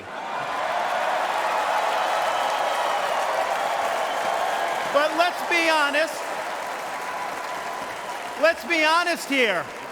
Biden is just a figurehead. He's a tool for imposing a leftist agenda on the American people. They support open borders, allowing millions and millions of illegal aliens to pour into our country and to burden our communities, but just don't send any to Martha's Vineyard, then they get really upset.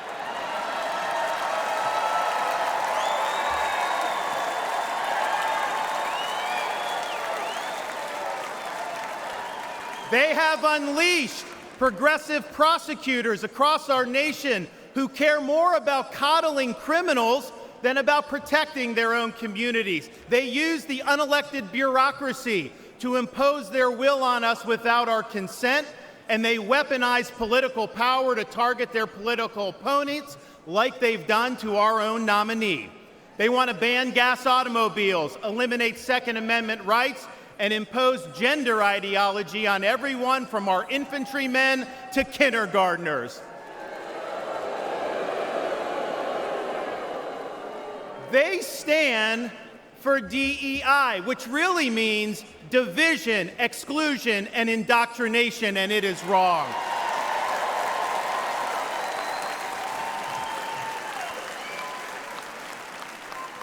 They mandated that you show proof of a COVID vaccine to go to a restaurant, but they oppose requiring proof of citizenship to cast a vote.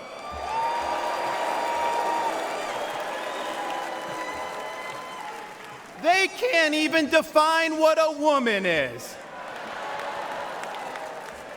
Now, Donald Trump stands in their way, and he stands up for America.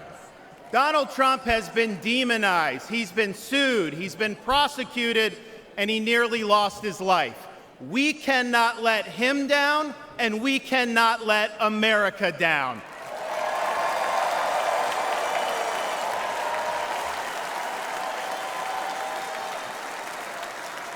It is the values of this Republican Party that reflect our nation's founding principles. We believe schools should educate, not indoctrinate. We stand for parents' rights, including universal school choice.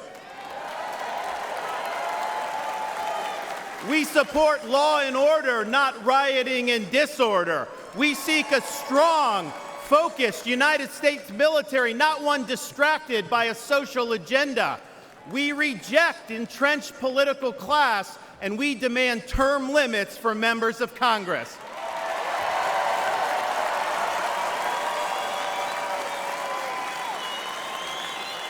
We stand for fiscal sanity, for low taxes, and for reduced debt.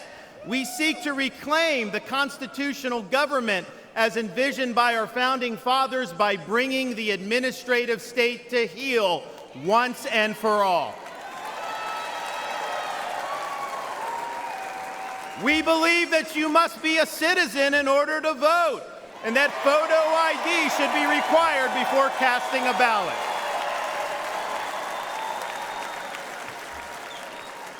We stand for strong borders and believe that our nation must have a shared civic culture, and we oppose any immigration that stands apart or in contrast to our American values. We believe in the principles articulated in the Declaration of Independence that our rights come not from the generosity of the state, but from the hand of the Almighty, including the right to life, liberty, and the pursuit of happiness.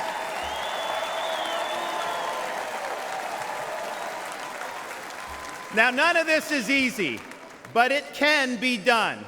For decades, my home state saw elections determined by razor-thin margins. Today, due to bold leadership, the Democratic Party lies in ruins. The left is in retreat. Freedom reigns supreme. The woke mind virus is dead, and Florida is a solid Republican state.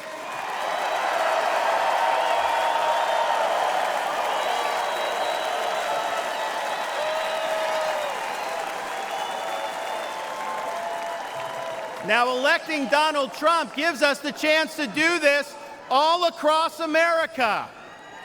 And we have a responsibility to step up and make it happen. We have a responsibility to preserve what George Washington called the sacred fire of liberty. This was a fire that burned in Independence Hall in 1776 when 56 men pledged their lives, their fortunes, and their sacred honor to establish this nation.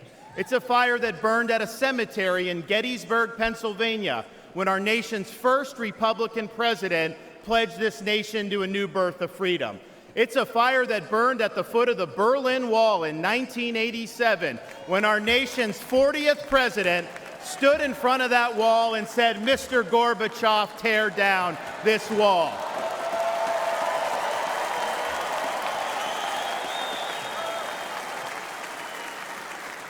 This is not a responsibility we should fear. It's a responsibility we should welcome. After all, if not us, who? And if not now, when? Let's make the 45th President of the United States the 47th President of the United States.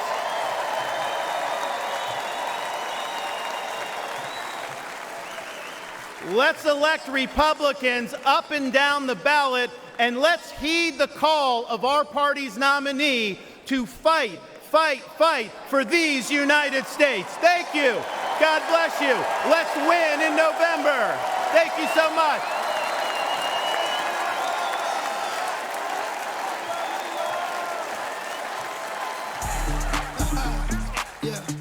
It's the mayor of Magaville, baby. Hey, you know who we voting for? We voting Donald Trump, baby. America needs saving. America needs saving. We voting Trump, baby.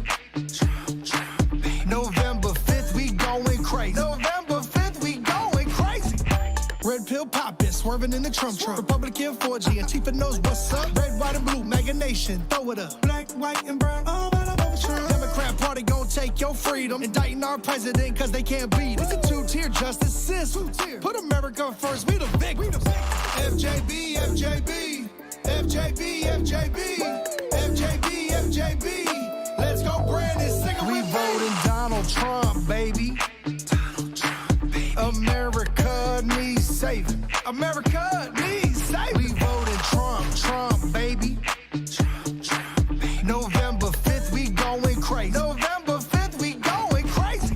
Now I pledge allegiance to vote for Trump. There's a red wave coming, you gon' surf for what? In God I trust to take the devil away. Lock Joe Biden up and throw the key away. Your propaganda ain't gonna work on me. Bidenomics is like you working for free. I demand reparations from every idiot that voted for Joe Biden, boy, period. Period, Sleepy Joe is a fraud. And the bloodbath in the Oval Office. The media is the enemy of the people. The Democrats and the fake news always cheat. FJB, FJB, FJB, FJB, FJB, FJB. Let's go, Brandon, sing it. We voting Donald Trump, baby. America needs saving. America needs saving. We voting Trump, baby. November 5th, we going crazy. November 5th, we going crazy.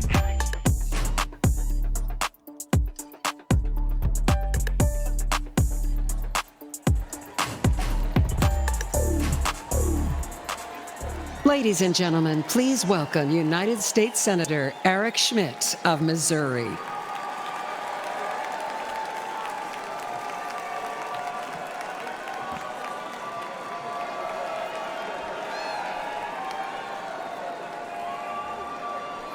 Hello, Milwaukee. Hello, America. I'm Eric Schmidt from the great state of Missouri, the Show Me State.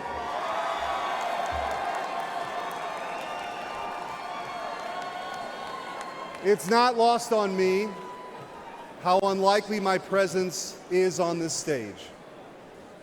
As the grandson of a butcher, the son of a man who worked 7 days a week in the midnight shift, my blue-collar roots run deep.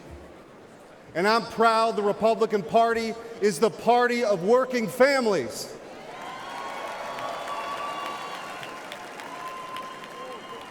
Missouri is home to cities named Liberty, and independence, in towns called freedom and defiance. So it should come as no surprise that we are sick and tired of Joe Biden and Kamala Harris. And I am here with a simple message. Enough is enough. We're ready to take our country back.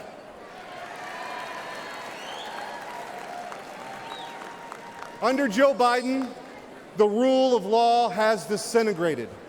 Crime is rampant. Our communities are under siege, and our brave law enforcement officers are constantly being vilified. He stood idly by as liberal DAs and mayors pushed a defund the police agenda and empowered criminals, all while endangering law-abiding citizens. Kamala Harris shares in these failures. She campaigned as a progressive prosecutor and even called for us to reimagine public safety. Americans don't need to reimagine safety. We know exactly what safe communities look like. But the weakness and the wokeness of the Biden-Harris administration has made us less safe. Biden and Harris opened our border to terrorists, to criminals. They allowed drug cartels to flood our communities with Chinese fentanyl that's killing more than 200 Americans each and every day. It doesn't have to be this way. As Missouri's former Attorney General, I went toe-to-toe with the radical defund the police crowd and had the backs of our men and women in blue. When Soros-backed officials refused to prosecute violent criminals, I stepped in and put those dangerous felons behind bars.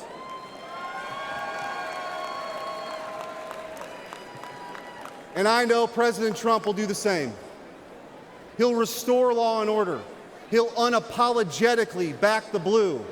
And President Trump will secure the border once and for all.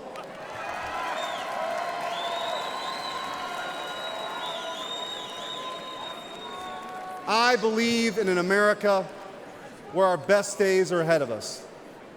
I believe in an America where moms and dads can raise their kids in safe communities. And I believe in an America where we defend the police, not defund the police.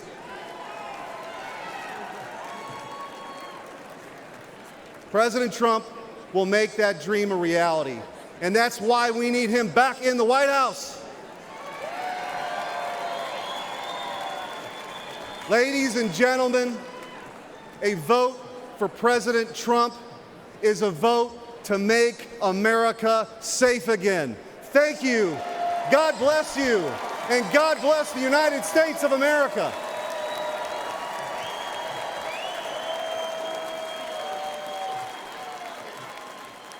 Ladies and gentlemen, please welcome United States Senator Tom Cotton of Arkansas.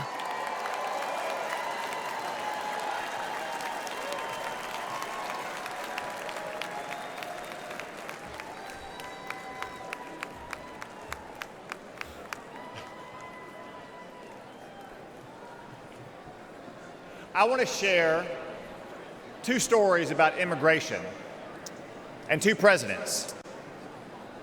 Manuel was a house painter in Arkansas and a green card holder from Mexico. He couldn't vote in 2020 yet, but his family could. Manuel proudly told his contractor that they had just cast their first votes for president. For whom? Donald Trump, of course.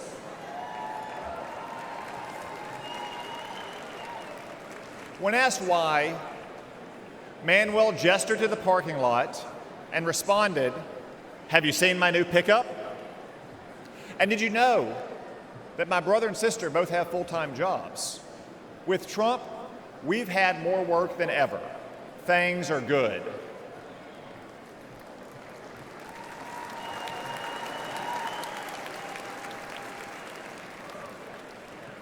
Manuel became a citizen last year, and he's excited to vote for the first time for Donald Trump.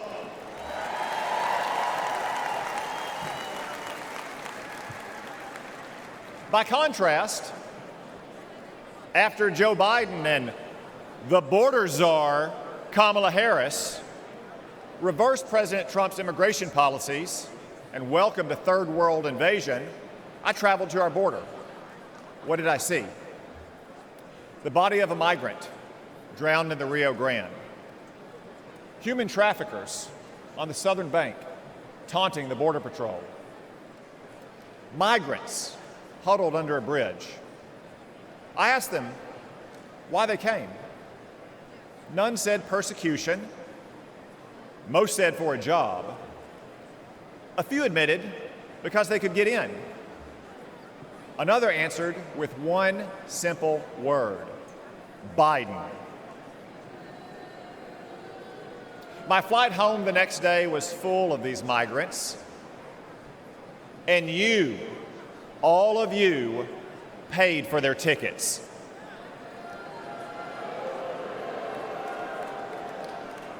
That's our choice. A secure border and an immigration system that works for all of our citizens, whether your ancestors bled with George Washington, or like Manuel in Arkansas, you just took the oath of citizenship, or Joe Biden's chaos. Donald Trump said, you can't have a nation without borders, and he defended those borders.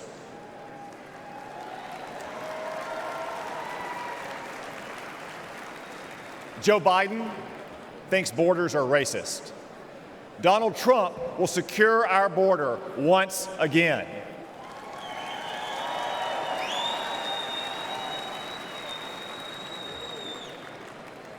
Donald Trump banned travel to America from terrorist-infested countries. Joe Biden allowed ISIS to smuggle terrorists in. Donald Trump will protect America once again. Donald Trump insisted that immigrants must stand on their own 2 feet, the oldest principle of American immigration. Joe Biden gave migrants welfare, free hotels, and more. Donald Trump will stop migrant welfare once again.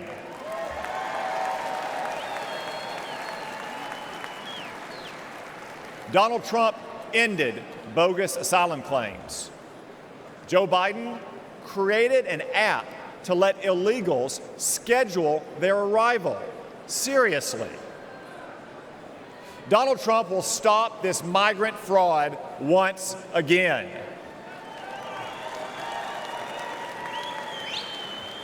Donald Trump cracked down on hiring illegals. Joe Biden let illegals take American jobs.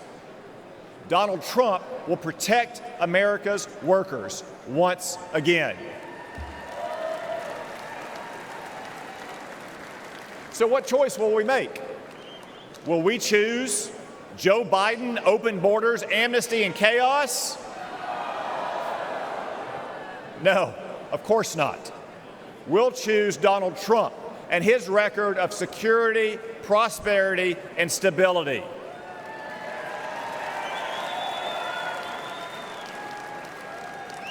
As Manuel said, things were good with Donald Trump, but everything has gone to hell under Joe Biden. But this Biden chaos will end soon, because it's time for us to elect President Trump to secure our border and to make America great again. Thank you all. God bless you. God bless the United States of America.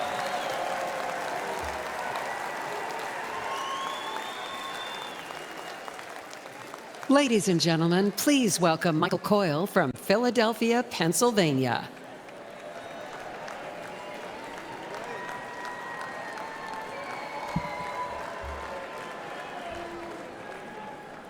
Good evening, Milwaukee. My name is Michael Coyle. I'm from Philadelphia, in an area of Kensington, one of the worst neighborhoods in America. Kensington has long struggled, but in the last few years, things have gotten much worse. Our streets are plagued by drugs. You'll find human feces in front of your business or someone lying dead on your front steps. Politicians say nice things or clean up the streets for a couple weeks in an election year, or when someone famous visits, or even when there's bad news. But as soon as the politicians are no longer afraid for their jobs, we are no longer afraid for our lives. Our children grow up seeing this, thinking it's normal. But there is nothing normal about this. This should not be the norm happening in the richest nation on earth. As a dad and small business owner, I had to do something. I started a nonprofit to improve the neighborhood I love and shared videos online of the horror we live with. In just one day, in one park where our kids passed to reach the public library, we picked up over 1,000 needles. 1,000. This is unacceptable.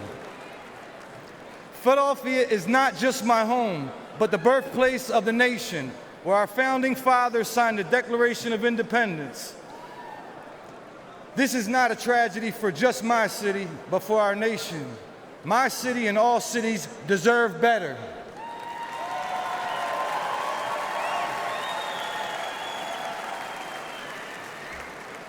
Joe Biden and Kamala Harris are the ones who opened our southern border and allowed Chinese fentanyl to pour in unconditionally.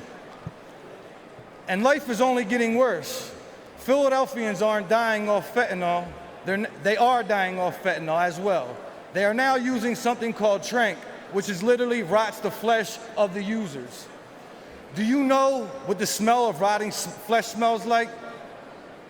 The people of my city do. In Donald Trump, I see a leader who will end the urban nightmare.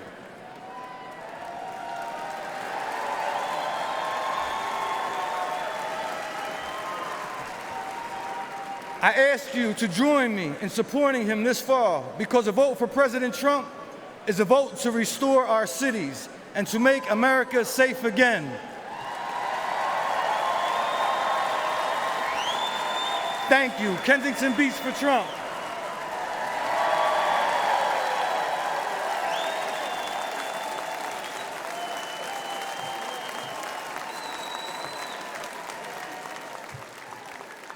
Ladies and gentlemen, please welcome Aaron Koper from Pittsburgh, Pennsylvania.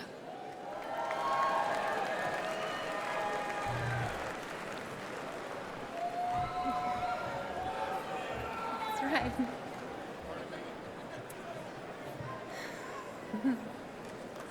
Good evening. My name is Aaron Koper. I'm a grassroots organizer, a proud Republican woman, and a longtime resident of Pittsburgh, Pennsylvania. I'm here to urge Americans to re-elect President Trump and make America safe again. But I'm also here with a warning, because in recent years, I've had a front row seat to the chaos caused by Democrats and their soft on crime policies. Democrat Mayor Ed Gainey, Congresswoman Summer Lee, and especially Socialist County Executives Sarah Innamorato have demoralized and disrespected our police while unleashing criminals into our communities. The Pittsburgh Police Department has shrunk from 991 officers in 2020 to 750 at the end of last year. Response times are soaring. One city worker got mugged at gunpoint and raced to a police station, but no one was there to help. The Democrats have given Pittsburgh defund the police on steroids. The result is crime and chaos. There were 122 murders in my county in 2022, one of the deadliest years on record. Drug deaths are also near record highs. But statistics don't tell the full story. I've been chased by drug dealers on my own street. I've seen filthy tent cities pop up on my block. I've talked to business owners who find human waste, used needles, and shell casings outside their shops. I've felt the chill of fear as a woman when I'm alone in a parking garage or on the street. What the Democrats did to San Francisco, they're doing to my city. But law-abiding citizens are fighting back and saying no more. I saw this when Pittsburgh Republicans, independents, even Democrats came together to beat Soros prosecutor last November. It can happen again this November. If we stand together, we will beat the soft-on-crime Democrats and make our streets safe again. We can re-elect President Trump, and we can save our cities. Thank you.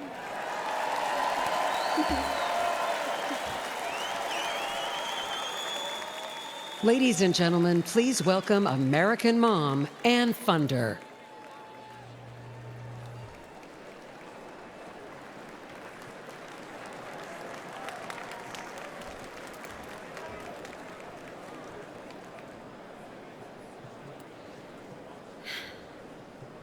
Hi, my name is Ann Fundner, and I am the wife and mother of 4 children.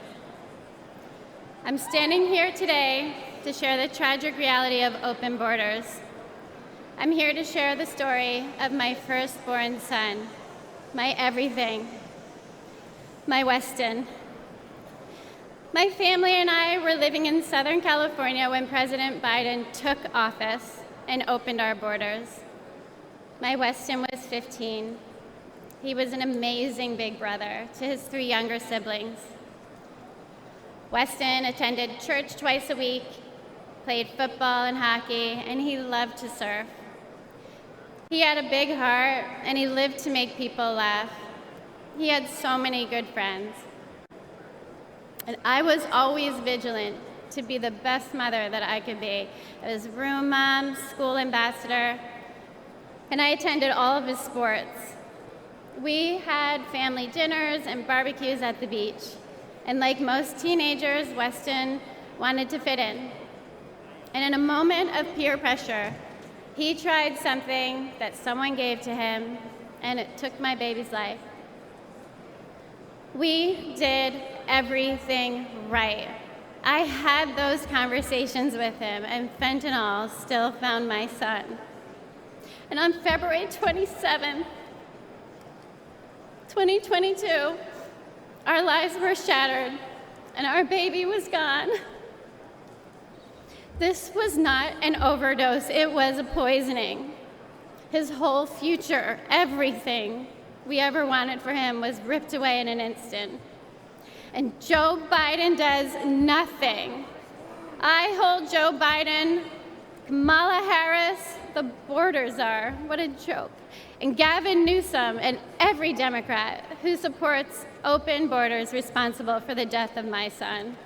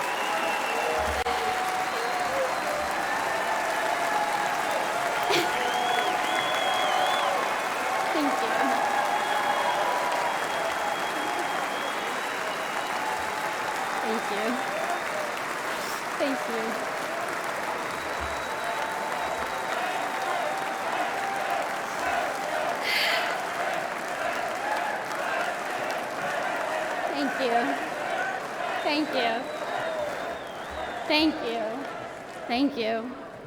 And the tens of thousands of American innocent children. For that alone, they should be voted out of office.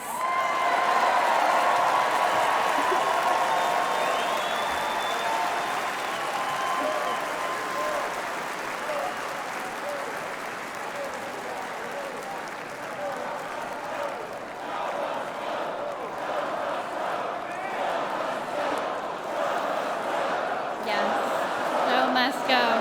Yes, he must.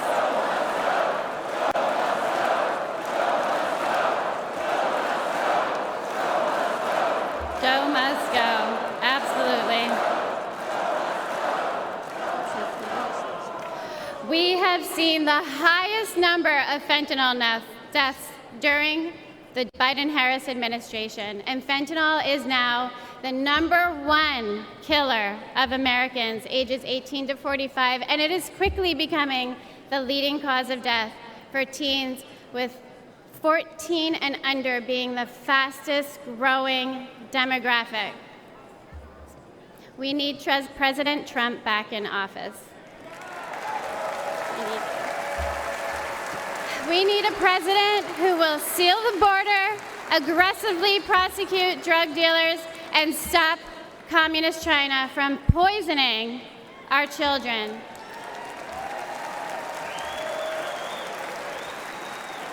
This is not a red or blue issue. This is a red, white, and blue issue.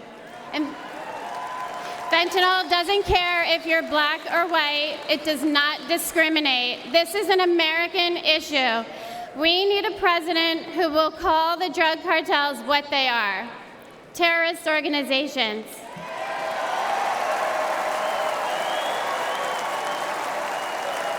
This fight is not for me. My son is gone. This fight is for your children. We owe it to our children to elect a president who will win the war against fentanyl once and for all. It's too late for my son, Weston. Say his name, Joe Biden. Weston. Thank you. Thank you.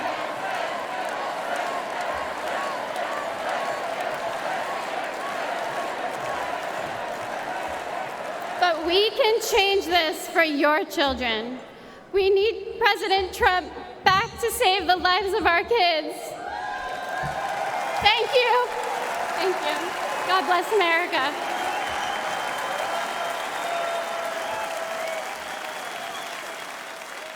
Ladies and gentlemen, please welcome the Moren family from Maryland.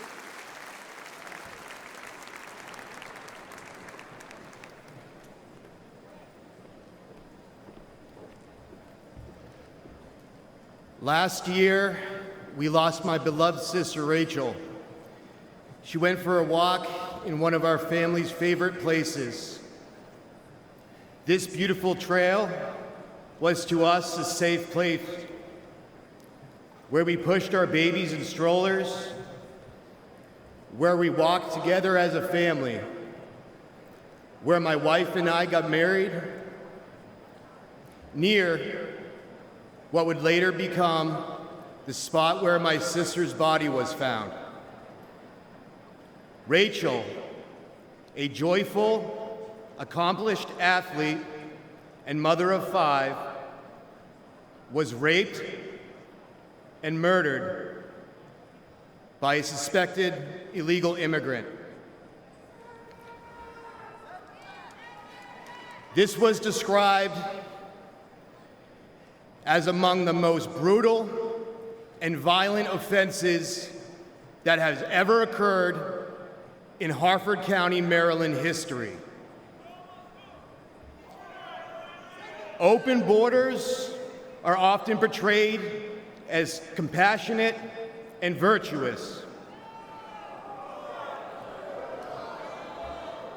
But there is nothing compassionate about allowing violent criminals into our country and robbing children of their mother.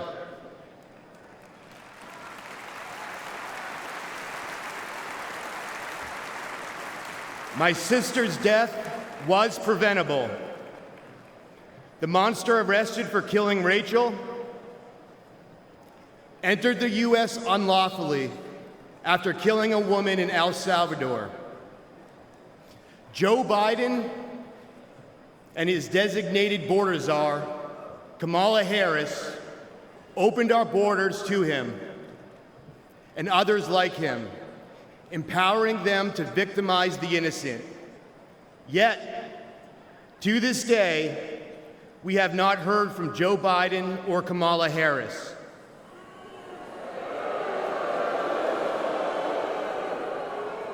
They never apologized. But when Rachel was killed, President Trump called my family to offer his condolences.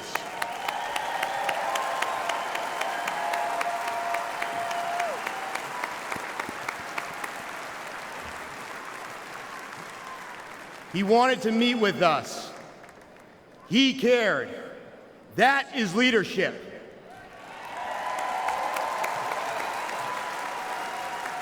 And we need real leadership back in the White House. What has gotten us through this unthinkable loss is our faith in Jesus Christ.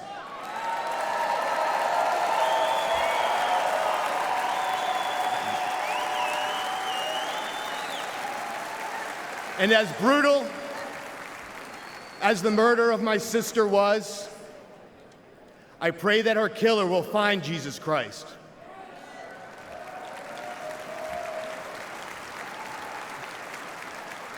For all the affected by senseless tragedy, I pray for peace, knowing that all things work together for good, to those who love God, to those who are called according to his purpose.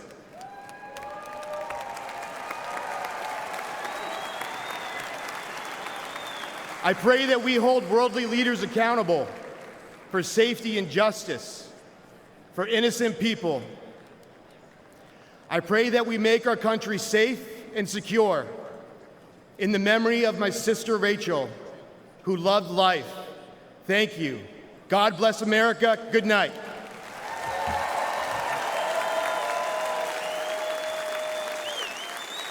Ladies and gentlemen, please welcome Meline Brain from New York.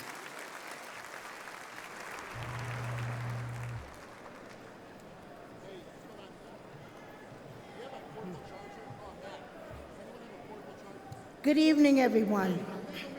My son, Sergeant Hassan Korea, an Afghanistan War retired veteran. He received enemy fire from the Taliban, only to be murdered with a knife on the streets of New York City. The 4 assailants responsible for his death initially were facing justice, but that changed when District Attorney Alvin Bragg was elected.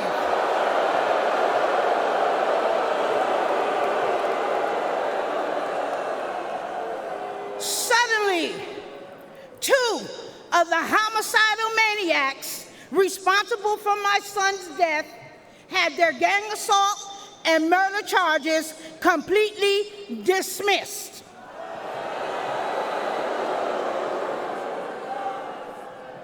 One of them received 14 months time served. Alvin Bragg charged her with assault with a shoe. And another one was sentenced to 7 years. I later learned that Alvin Bragg often dismisses and reduces dangerous criminals. He wants to clear the jails and return violent felons onto our streets every day. The injustice was devastating for me and my family. I don't want anyone else to experience the senseless pain that many other victims across this United States of America have to live with every day. So I decided to use the voice that God gave me to be the voice for the voiceless across America.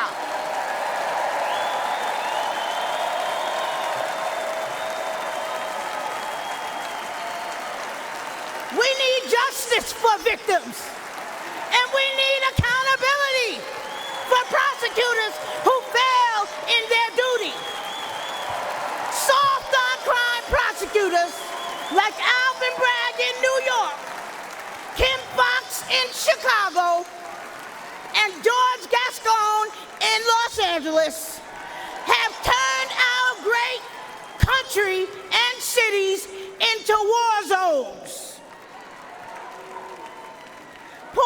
neglected communities like mine are suffering.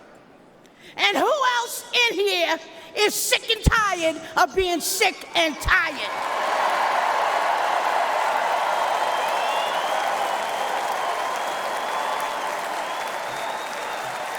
The Democratic Party that poor minorities have been loyal to for decades, including myself, all right? They betrayed us. They stabbed us in the back. Joe Biden and Kamala Harris, who claim to represent us, have abandoned us. They neglected the poor minority communities across America.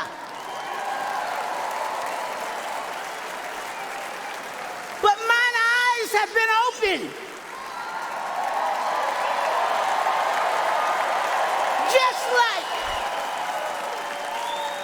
Just like so many other poor minorities across America. Donald Trump shares our values, love of God and family and country.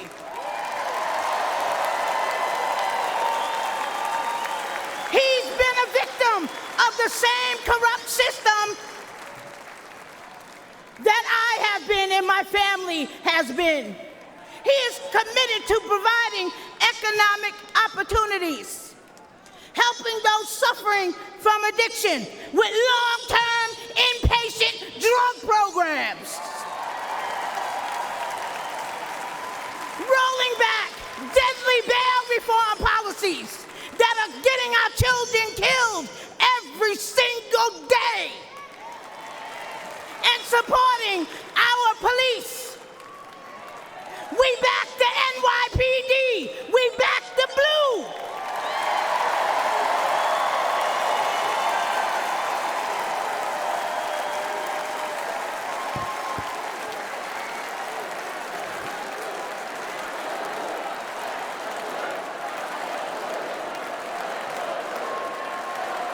Back the blue. NYPD, black the blue. Trump was right when he said, they're after us. He's just standing in the way.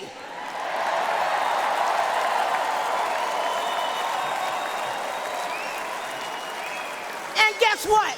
He always will. That's why I'm standing with him today. Let's make America safe again.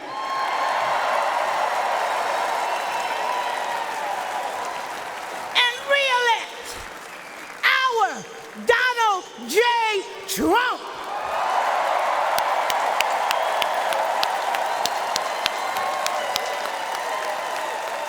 Thank you and good night.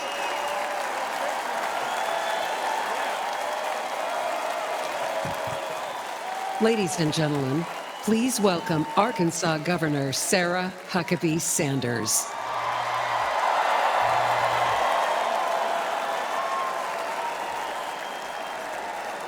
Thank you.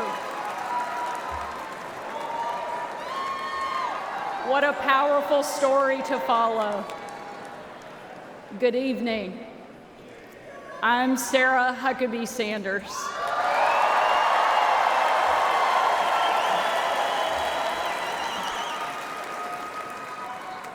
And before I get started, I want to say I have always been proud to stand with President Trump, but never have I been more proud than to stand with him right now, tonight.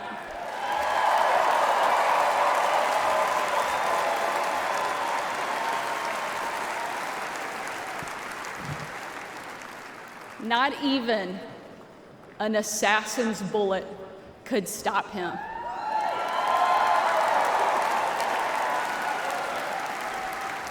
God Almighty intervened because America is one nation under God, and he is certainly not finished with President Trump.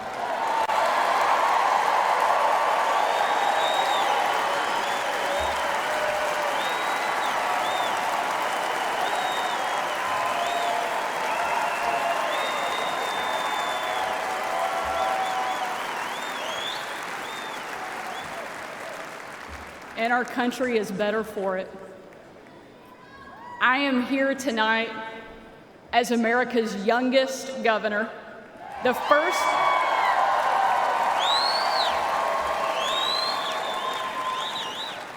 first woman to lead the great state of Arkansas.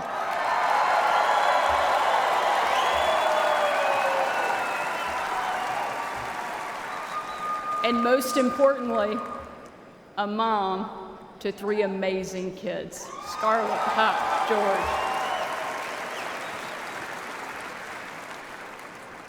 When I was President Trump's White House press secretary, the best job, I got the chance to take my 4-year-old son, Huck, to Bring Your Kid to Work Day. Much like Jill now drags Joe to bring your husband to work day.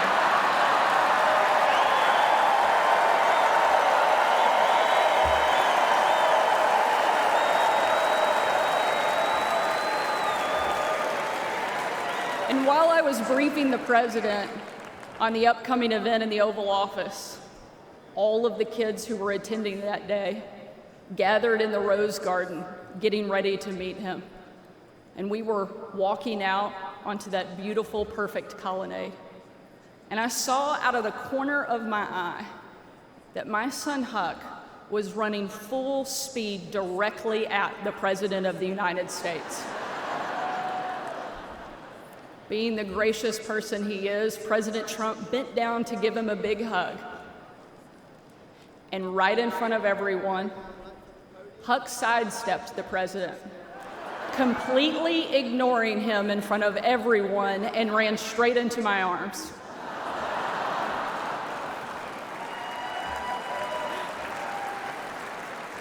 For my 4-year-old son, the most powerful man in the world had nothing on his mom.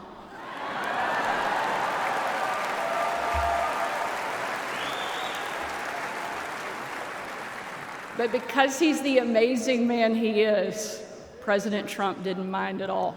After all, he's a dad to 5 unbelievable kids and a grandfather to 10.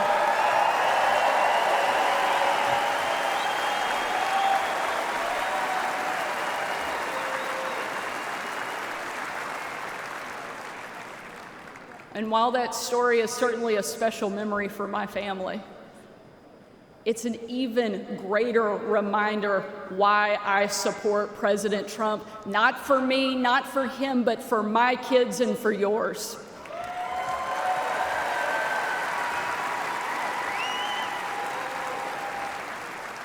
Under President Trump, America was safer, the world was safer, and it felt like the next generation would have a chance at the American dream. President Trump did the job that Kamala won't and Joe Biden simply can't.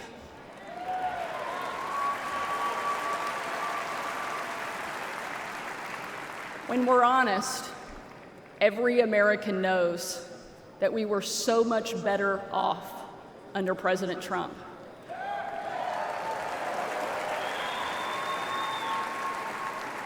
So tonight, I don't want to just speak about President Trump's successful policies. While there are many, I want to talk about the man that I know. When the president hired me, I was the first mom and only the 3rd woman to ever serve as the White House press secretary.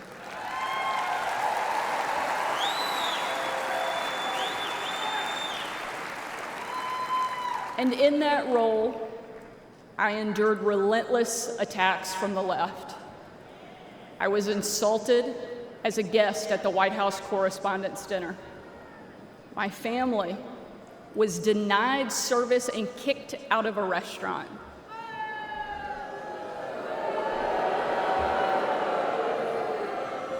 And a parent at my 3-year-old son's preschool spit on my car. And in those moments, it was President Trump who defended me. And when an MSNBC host, the author of several books on empowering women, said I was unfit to be a mother, And another MSNBC host said I was vile, not even human, and that I should be choked. MSNBC, again, did nothing. But our president pulled me aside, looked me in the eye, and said, Sarah, you're smart, you're beautiful, you're tough, and they attack you because you're good at your job. Never let them stop fighting.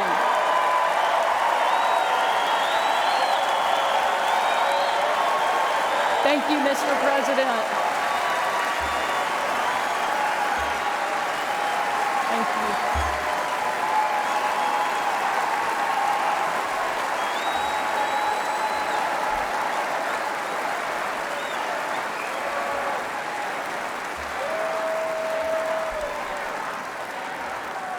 That's the Donald Trump that I know. And that's the Donald J. Trump I will always respect.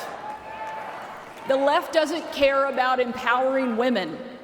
Biden and Harris can't even tell you what a woman is. They only care about empowering themselves.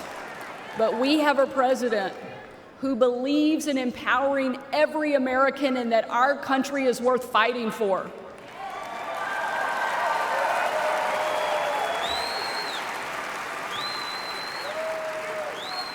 For the last 4 years, Republican governors have been leading that fight and doing what Joe Biden refuses to do. We've deployed the National Guard to the border. We've cracked down on crime and drugs. We cut taxes to give hardworking Americans a break from Bidenflation. And we empowered parents with universal school choice across the country.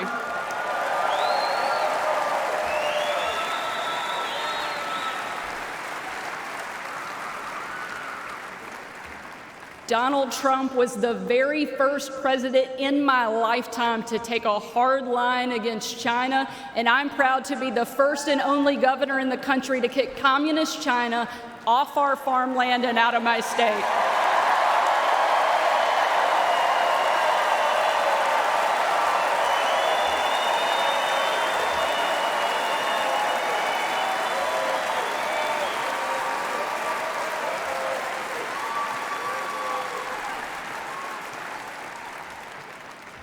President Trump is a leader, and he's the leader our country needs. And if ever there was a doubt, earlier this week, we saw just how tough, resilient, courageous, and daring this man is, and we can't get him back in the White House fast enough.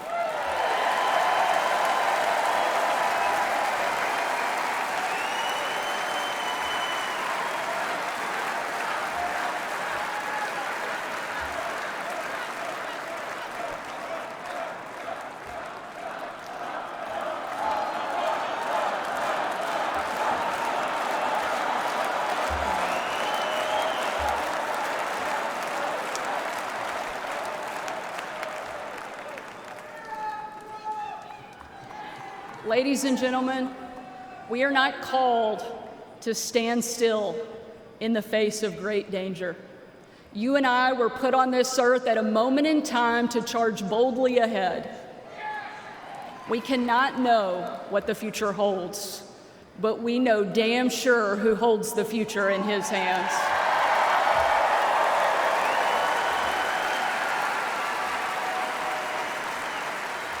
God spared President Trump from that assassin because God is not finished with him yet.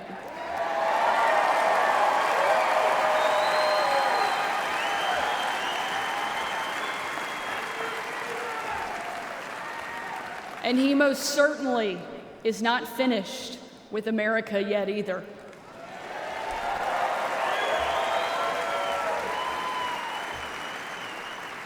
With God as our guide and President Trump back in the White House, we will show the world that America is the place where freedom reigns and liberty will never die.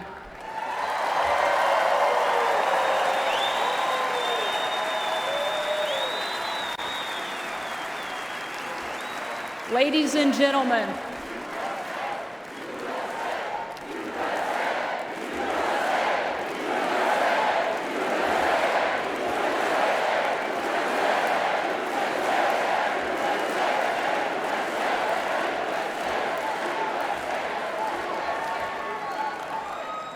tonight, let us not leave here just excited about a great few days, but let us leave here energized and committed to making sure that we protect our freedom and we have the ability to pass it on to the next generation, because America is the greatest country that the world has ever known, and our kids and our grandkids deserve to enjoy it the way each of us did.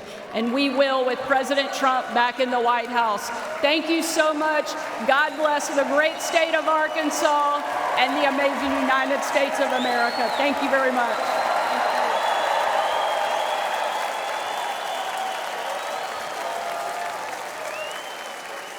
Ladies and gentlemen, please welcome former United States Secretary of Housing and Urban Development, Dr. Ben Carson.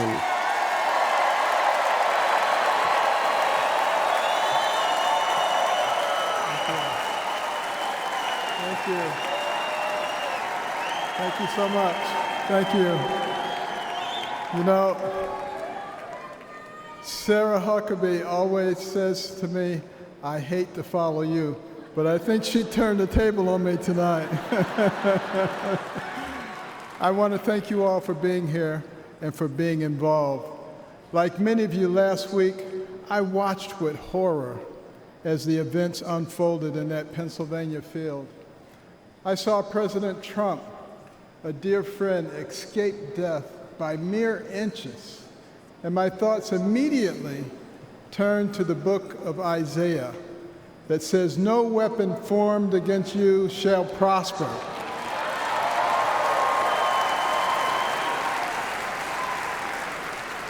Well, let me tell you the weapons that they used. First, they tried to ruin his reputation, and he's more popular now than ever. And then they tried to bankrupt him, and he's got more money now than he had before. And then they tried to put him in prison, and he's freer and has made other people free with him. And then last weekend they tried to kill him, and there he is over there alive and well.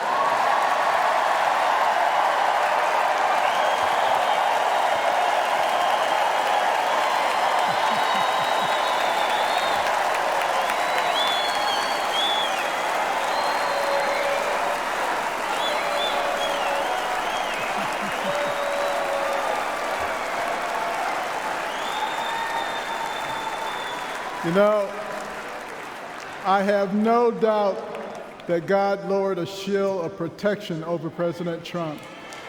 And I join millions of Americans in thanksgiving for President Trump's safety.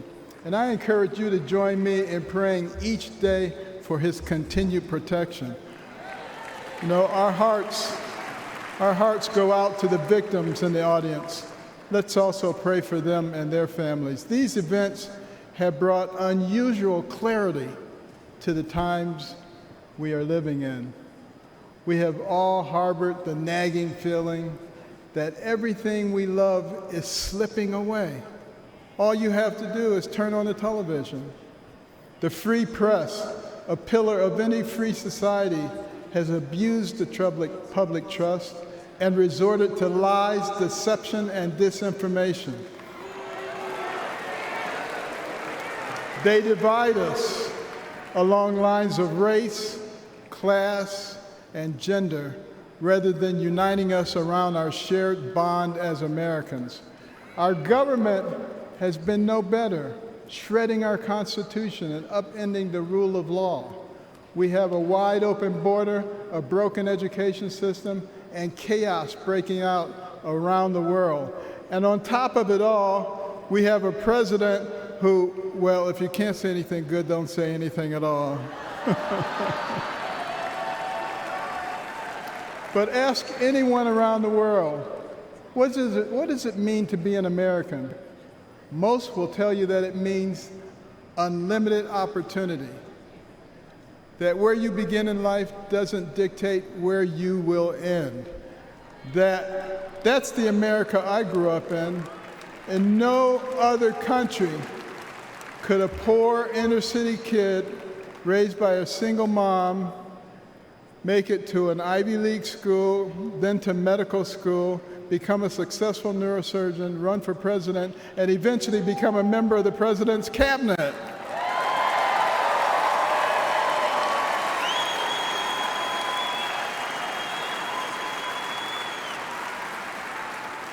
You know, and as a member of his cabinet, I had a chance to work closely with him. And I got to tell you, this is a man who is a gift to us as a nation.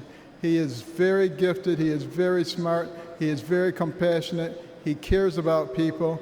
And I'll tell you, the first time I met him was before either of us got into the political arena. And we were at Mar-a-Lago, and someone came up to him and said, "Mr. Trump, Rod Stewart just walked in." And he said, "I don't care, this is Ben Carson."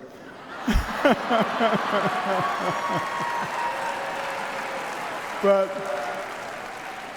I feel blessed that I've been able to live the American dream. But my story is moving further out of reach in America today. The lessons my mother taught me, like hard work and the value of well-rounded patriotic education and faith in God above all else, are being forced out of the public square. But we're all here today because we know we can bring these things back. By God's grace, we live in a country where the people rule. We have the power to choose the kind of nation we will be and the kind of men and women that will lead us. And today the choice could not be more clear. The most repeated phrase in the Bible is this: "Do not be afraid," or "fear not."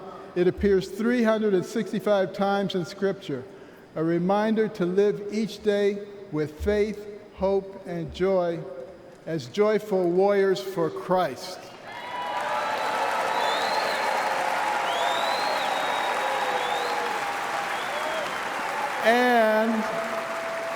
And when God is with us, nobody can stand against us.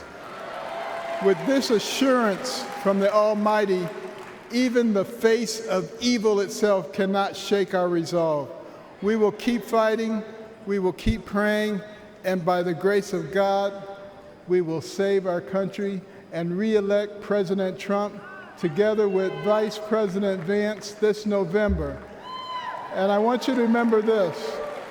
In 1831, Alexis de Tocqueville came to America to study our nation because the Europeans were fascinated.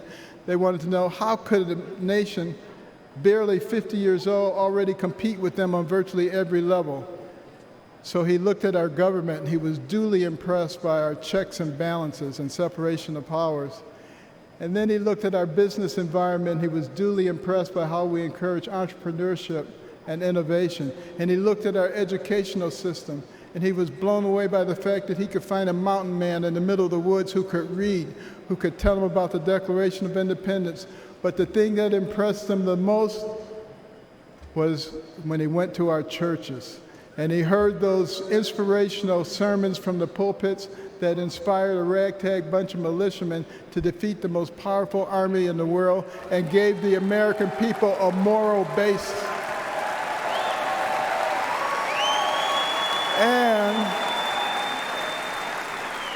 And he concluded his 2-volume set, Democracy in America, with these words. He said, "America is great because America is good. And if America ever ceases to be good, she will cease to be great. It is our job to make America good, and let's do this by re-electing President Trump so we can make America great." Thank you very much.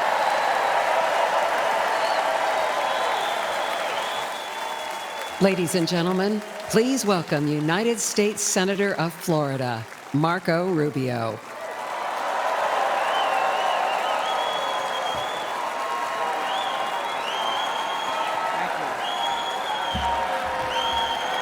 Thank you, thank you. Thank you. Thank you. Thank you. Don't say polo. Don't say polo. Thank you, thank you. Thank you. The last few days remind us that the life of every living thing and the breath of all mankind is in the hands of God.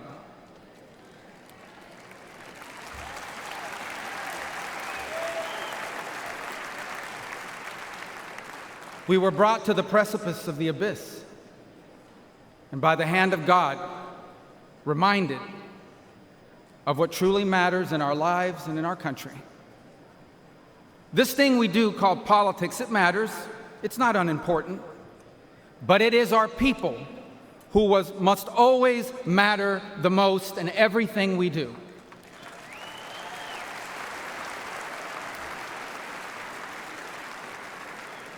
By giving voice to everyday Americans, President Trump has not just transformed our party, he has inspired a movement.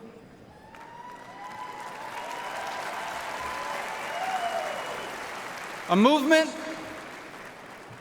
of the people who grow our food and drive our trucks, the people who make our cars and build our homes, the people whose taxes fund our government, and whose children fight our wars. Americans like Corey Comparatori. He was a former fire chief and a loving husband. He was described as the best dad a girl could ever ask for. As a man of God who loved Jesus fiercely and looked after members of his church. Corey was one of the millions of everyday Americans who make our country great. He wasn't rich, he wasn't famous, and the only reason why we know his name and story now is because last Saturday, he shielded his wife and daughter from an assassin's bullet and lost his life the way he lived it, a hero.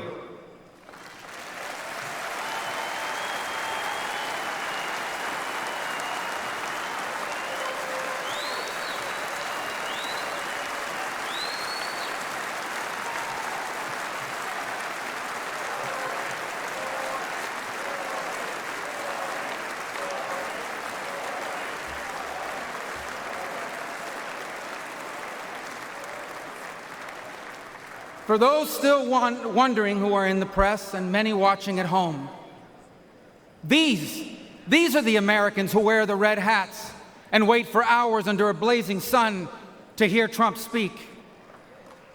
And what they want, what they ask for, it is not hateful or extreme. What they want is good jobs and lower prices. They want borders that are secure, and for those who come here to do so legally. They want to be safe from criminals and from terrorists.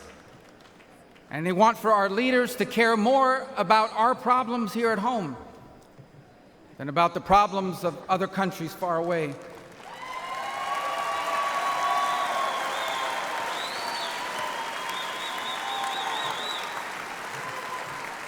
There is absolutely nothing dangerous or anything divisive about putting Americans first.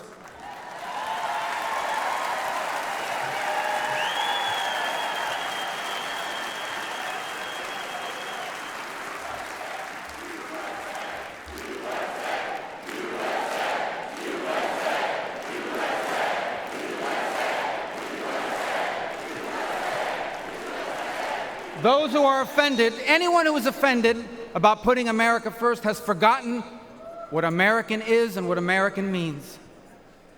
American isn't the color of our skin or our ethnicity. Americans are people as diverse as humanity itself. But out of many, we are one. Because as the life story of our next Vice President, J.D. Vance, reminds us, we are all descendants of ordinary people who achieved extraordinary things.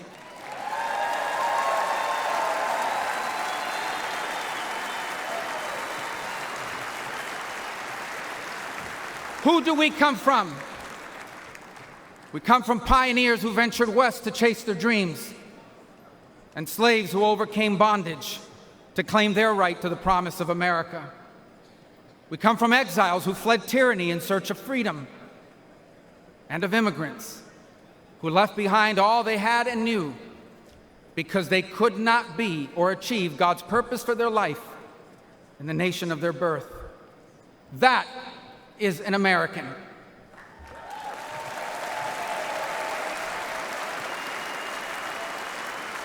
And putting Americans first must be what this election is about. When President Trump was in the White House, Americans had more money and lower prices. Our borders were secure and our laws were enforced. Iran was broke, the Taliban stopped killing Americans, and Putin didn't invade anyone.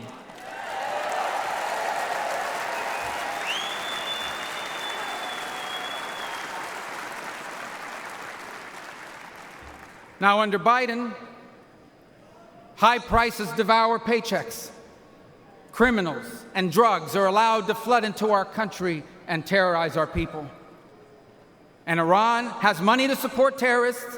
The Taliban humiliated us in Afghanistan, and not one, but two major wars have broken out. My fellow Americans, the only way to make America wealthy and safe and strong again is to make Donald J. Trump our president again.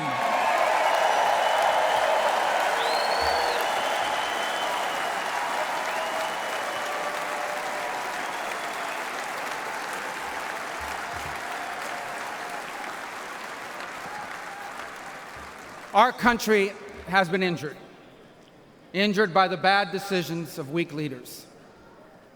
But now, though bloodied by our wounds, we must stand up and we must fight. Fight not with violence or destruction, but with our voices and our votes. Fight not against each other, but for the hopes and dreams we share in common and make us one. And fight for an America where we are safe from those who seek to harm us on our streets and from abroad. And we will not be alone in this fight. For leading us in this fight will be a man who, although wounded and facing danger, he stood up and raised his fist and reminded us that our people and our country are always worth fighting for.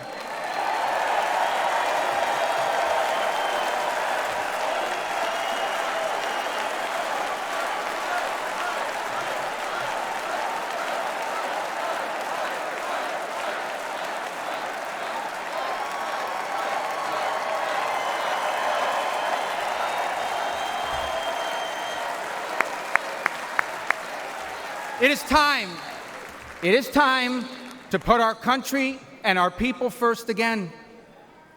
And if we do, together, we will make our people wealthy again. If we do, together, we will make our country safe again. Together, we will make Donald Trump our president again.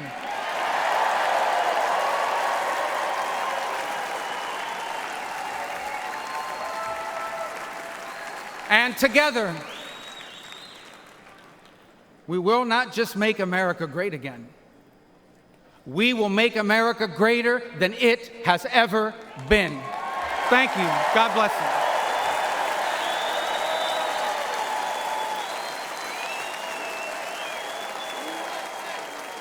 you. Ladies and gentlemen, please welcome Lara Trump.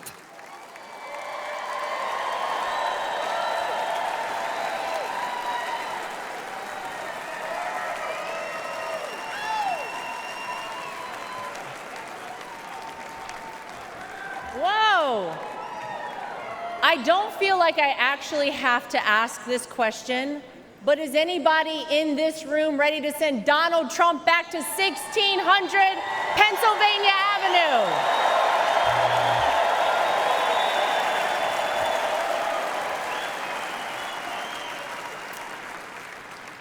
Well, it may not be a surprise that I actually had a very different speech that I was prepared to give up here tonight. That all changed at 6:11 on Saturday evening. Nothing prepares you for a moment like that. Our family has faced our fair share of death threats, mysterious powders sent to our homes, tasteless and violent comments directed towards us on social media, but none of that prepares you as a daughter-in-law to watch in real time someone try to kill a person you love. None of that prepares you as a mother to quickly reach for the remote and turn your young children away from the screen so that they're not witness to something that scars the memory of their grandpa for the rest of their lives. The prayers and well wishes we've received over the last 72 hours have been overwhelming, to say the least.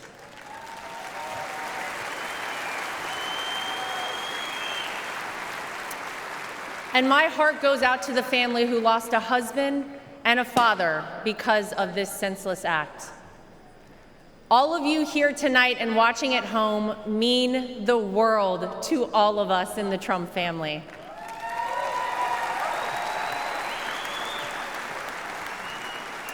If Donald Trump has shown us anything, it's that when it feels impossible to keep going, those are the times we must keep going.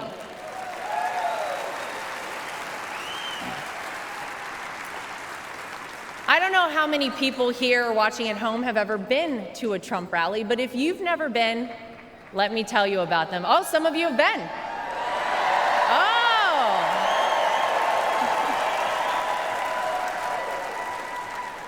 Regardless of how the media have painted these rallies, you would be hard-pressed to find and to join a happier group of people coming together over their love for the greatest country on earth, the United States of America.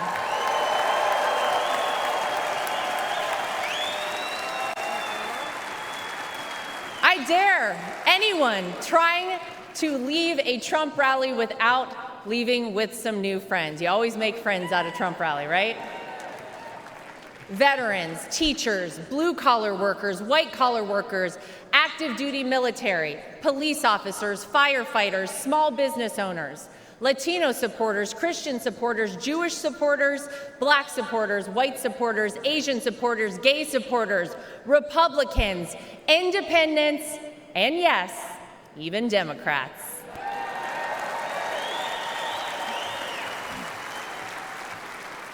At a Trump rally, you're not viewed as your profession, your religion, or the color of your skin. You're viewed as one thing: an American.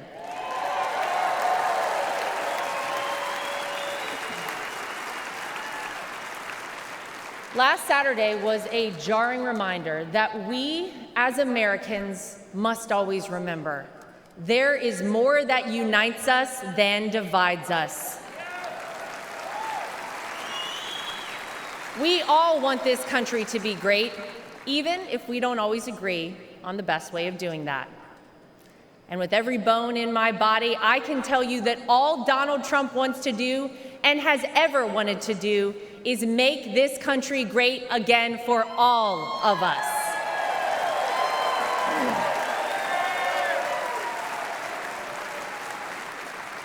Proverbs 28 reads, "The wicked flee, though no one pursues, but the righteous are as bold as a lion." And that truly epitomizes Donald Trump. He is a lion.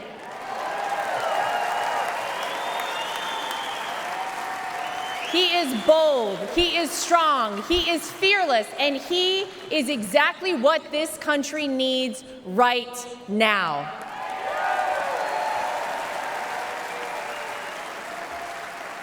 Let's not forget what life actually looked like under President Donald Trump. Trade deals across the world that benefited our economy, allied countries paying their fair share, a safe and secure southern border, record low unemployment rates for African Americans, Hispanic Americans, Asian Americans, and women, record investment in historically black colleges and universities, the creation of the United States Space Force, the most comprehensive prison reform in decades. How about the peace agreements in the Middle East that they said would never happen?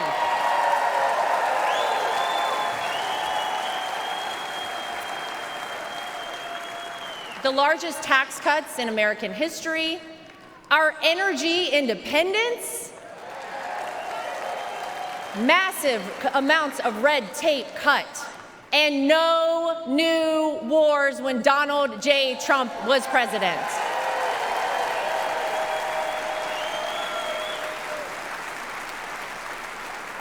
Maybe, most importantly though, you could actually feel it in your everyday life.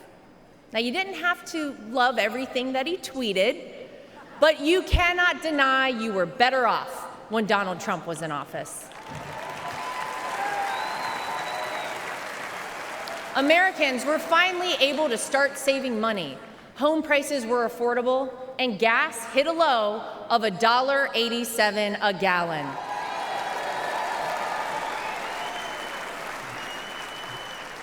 As I speak here tonight, many of our fellow Americans don't know how they'll pay for their next trip to the grocery store, new clothes for their children, or this month's rent. Many of our fellow Americans worry that we are on the verge of a major terror attack here on American soil. Many of our fellow Americans don't think their own children will be able to establish a better life than they themselves currently have. Many of our fellow Americans are right now sitting and wondering how on earth this country could have moved in the wrong direction and so quickly.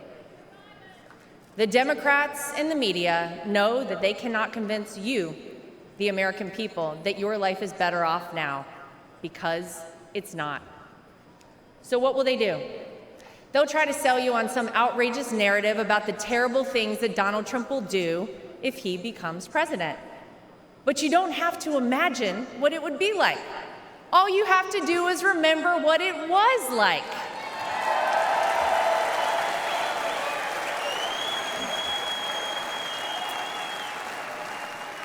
I know.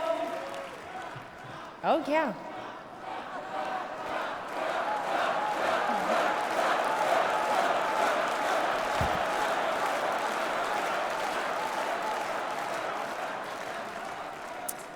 I know what you hear out there about Donald Trump. I know what you read, what the media tells you, and what out-of-touch celebrities on the left say about this man. But when I look at Donald Trump, I see a wonderful father, father-in-law, and of course, grandfather to my two young children, Luke and Carolina.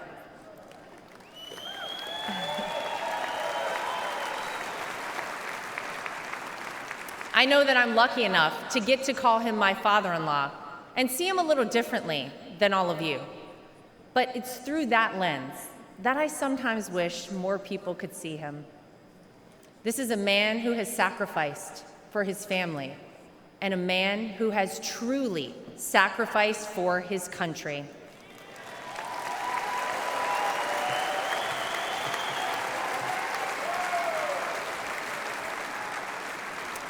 Donald Trump didn't need to run for president for fame or money. Trust me, we all know he already had plenty of that. I'll tell you why he did it and why he continues on, even in the face of the unthinkable. Because he loves this country.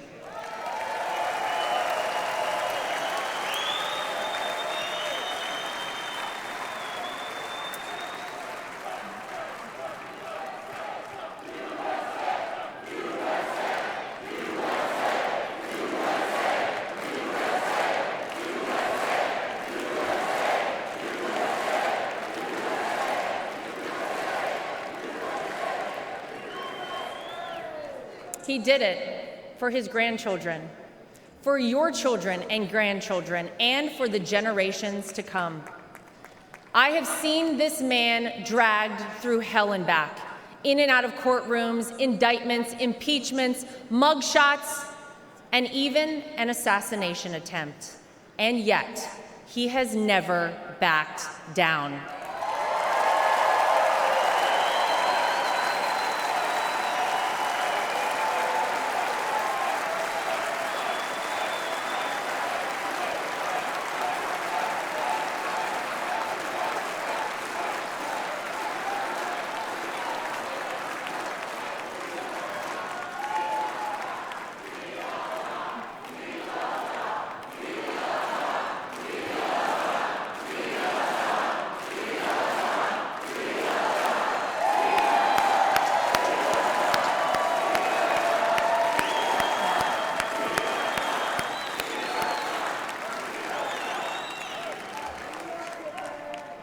I'll never forget watching my two children run up to him with their drawings and hugs for Grandpa, just moments before he took the elevator down in Trump Tower to address the media the day after his wrongful conviction.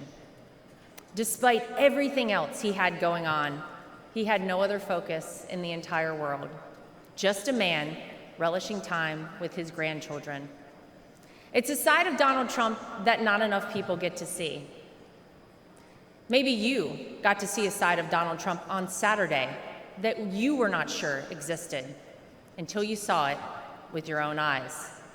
Martin Luther King Jr. once famously said, "The ultimate measure of a man is not where he stands in moments of convenience and comfort, but where he stands at times of challenge and controversy."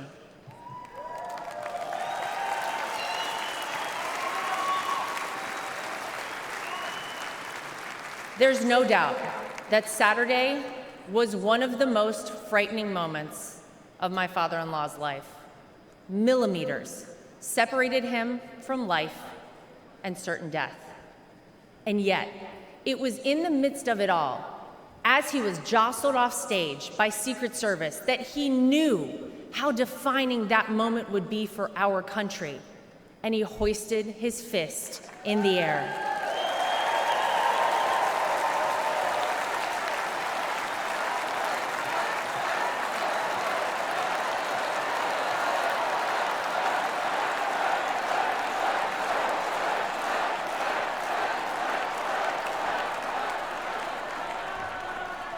It was not just for the audience at the rally, not just for his supporters tuning in, but for all of America.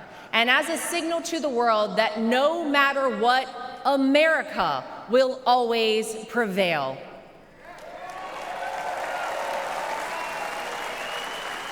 Though it's been strained and attacked, no enemy, no force, not even a bullet is strong enough to break our American grit and our American soul.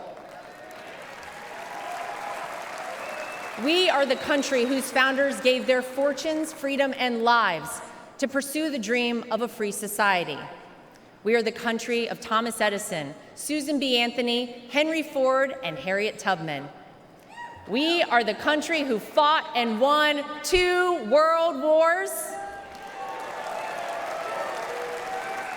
And we are the country who always rises to meet the moment, no matter how insurmountable the task. And in that split second, on Saturday, Donald Trump reminded us all of that very history and who we are at our core as a nation. That is the Donald Trump that I know.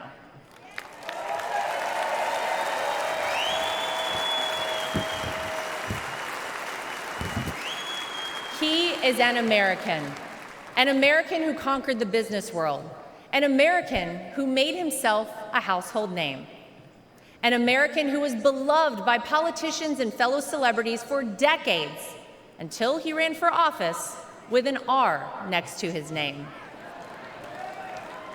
An American whom even Barack Obama admits people consider the American dream. And instead of sailing off into the sunset after an illustrious real estate and television career, he decided to give back. He decided to bring some of the things that had made him so successful in life to all of you in order to improve the lives of all Americans. Black, white, brown, gay, straight, all Americans, because that's the man that Donald Trump is.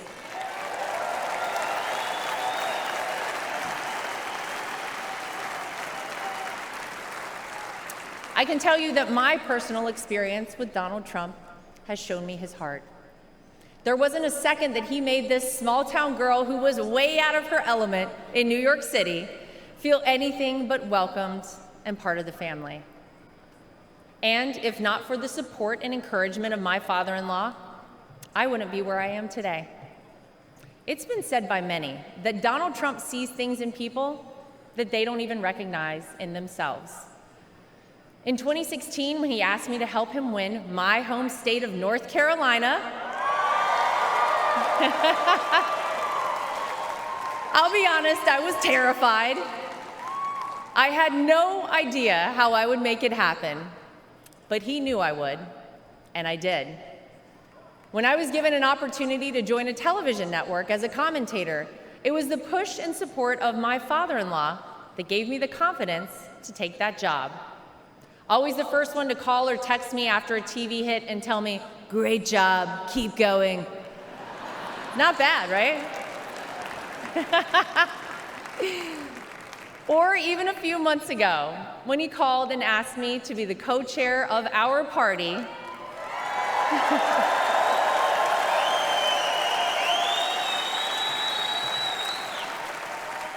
he showed me potential in myself that I couldn't yet see.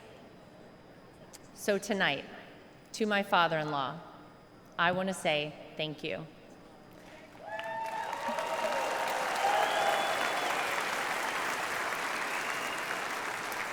Thank you for your resilience. Thank you for continuing on. Thank you for raising wonderful kids. Thank you for being an amazing grandfather. Thank you for never giving up on me. And thank you for never giving up on our country.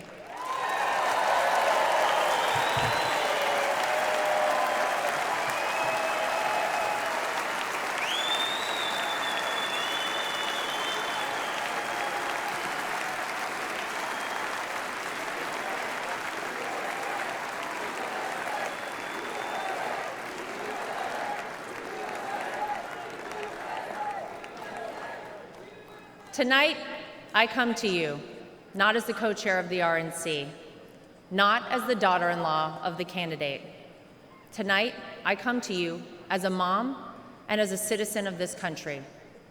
For those of you watching who have never voted for Donald Trump, I know what the media and his political opponents have tried to tell you about this man. Believe me, I have seen and heard it all, but I have also seen the truth. I am proud to know Donald Trump, to campaign for him, to vote for him, and to raise his grandchildren.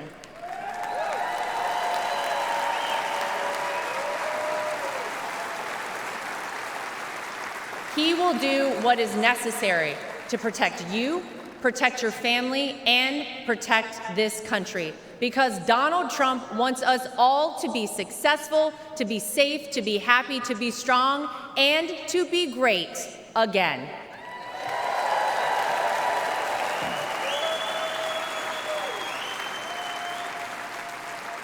Tonight, I'm asking you to vote, not for the Donald Trump you see flashed on your TV every day, splashed across the headlines. Tonight, I'm asking you to vote for the Donald Trump that Luke and Carolina call Grandpa. I'm asking you to vote for the Donald Trump that my husband Eric calls Dad. I'm asking you to vote for the Donald Trump that I call my father-in-law. I'm asking you to vote for the Donald Trump who can and will make America great once again for all of us. Thank you. God bless you. God bless the United States of America. We love you. Thank you, guys.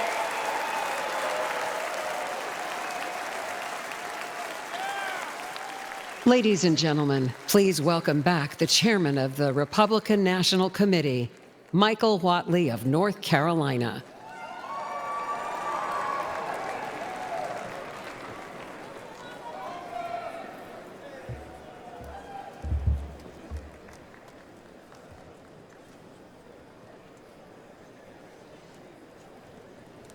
For tonight's benediction, please welcome Pastor Corey Brooks, senior pastor of the New Beginnings Church in Chicago and founder of Project Hood, an organization committed to fighting violence and poverty.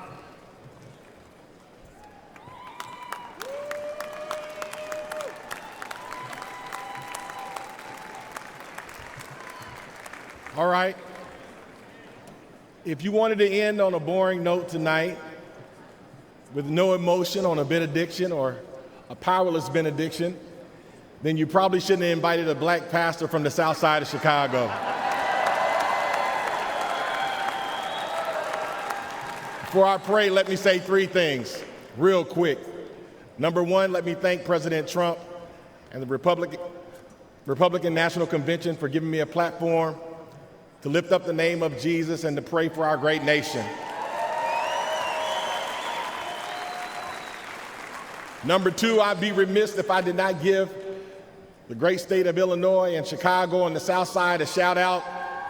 O Block, Opportunity Block.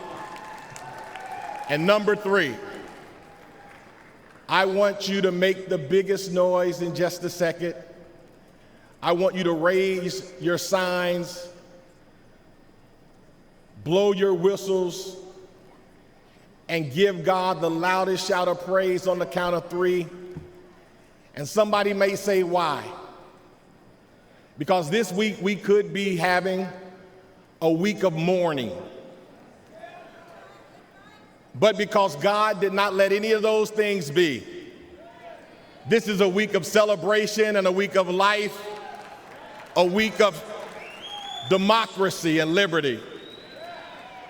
So I want to ask you on the count of three to make the loudest noise you can and let the world know that we serve an awesome God. Are you ready? Come on, are you really ready tonight? 1, 2, 3. Yes, yes, yes.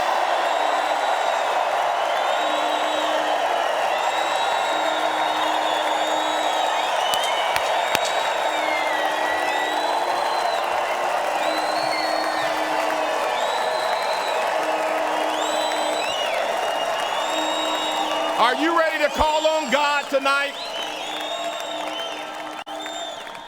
Heavenly Father, we come before you today with grateful hearts as we gather for this Republican National Convention. We thank you for this moment to seek your guidance. As I stand before you, many believe America is in trying, divisive times and has not been her best. We know this to be true. We have not been steady, firm, resolute. Too many of us have forgotten how to be Americans. I see this on the south side of Chicago where I'm from. But I refuse to give up. Why? Because I still see the yearning fire within us to be better Americans. Lord, we ask for your divine presence to bless every heart and mind. Grant us wisdom and courage and discernment as we chart the path of our beloved country. May our deeds reflect your will and bring glory to your name. We pray for strength to better our individual selves so that we may bless those around us. Let us be reminded that we are one nation under God, indivisible, with liberty and justice for all. Father, we lift up our citizens and leaders to you. Let them be guided by your truth. And may their actions honor the values upon which this great nation was founded. Let us remember the words of Isaiah chapter 40, verse 31. But those who hope in the Lord will renew their strength. They will soar on wings like eagles. They will run and not grow weary. They will walk and not faint. Empower us to rise, persevere, and to pursue excellence. Lord, bless our great nation, from Project Hood on the south side of Chicago to all four corners of the great nation, from the hills of West Virginia and Tennessee to Beverly Hills in California, all the way to the homies in Los Angeles and the homies on the west side of Chicago. May we renew our Americanness and strive to uphold your word. With you, Lord, all things are possible. I said all things are possible. All things are possible. In your mighty and matchless name, Jesus, we pray. Let everybody say amen. God bless you and God bless America.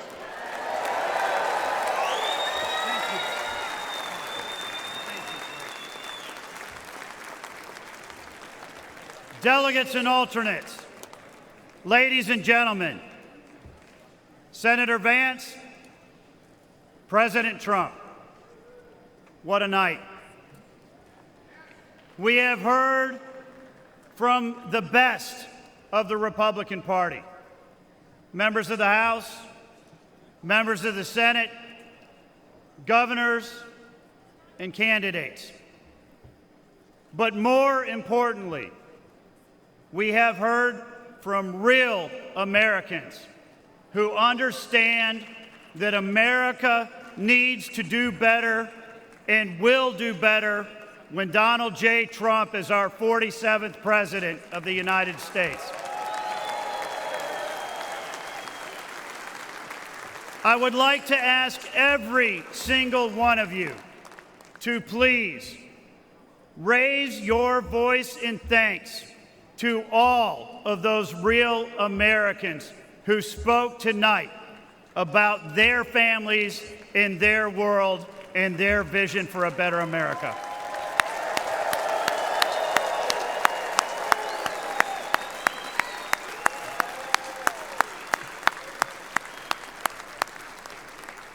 At this time, the chair recognizes the delegate from the state of Indiana for the purpose of offering a motion. Mr. Chairman, my name is Victor Smith from the great state of Indiana. And I make the motion that the convention now adjourns. The question now occurs on the motion to adjourn. All those in favor signify by saying aye. Aye. All those opposed signify by saying no. In the opinion of the chair, the ayes have it, and the motion is adopted. Accordingly, this convention stands adjourned until 5:30 p.m. tomorrow.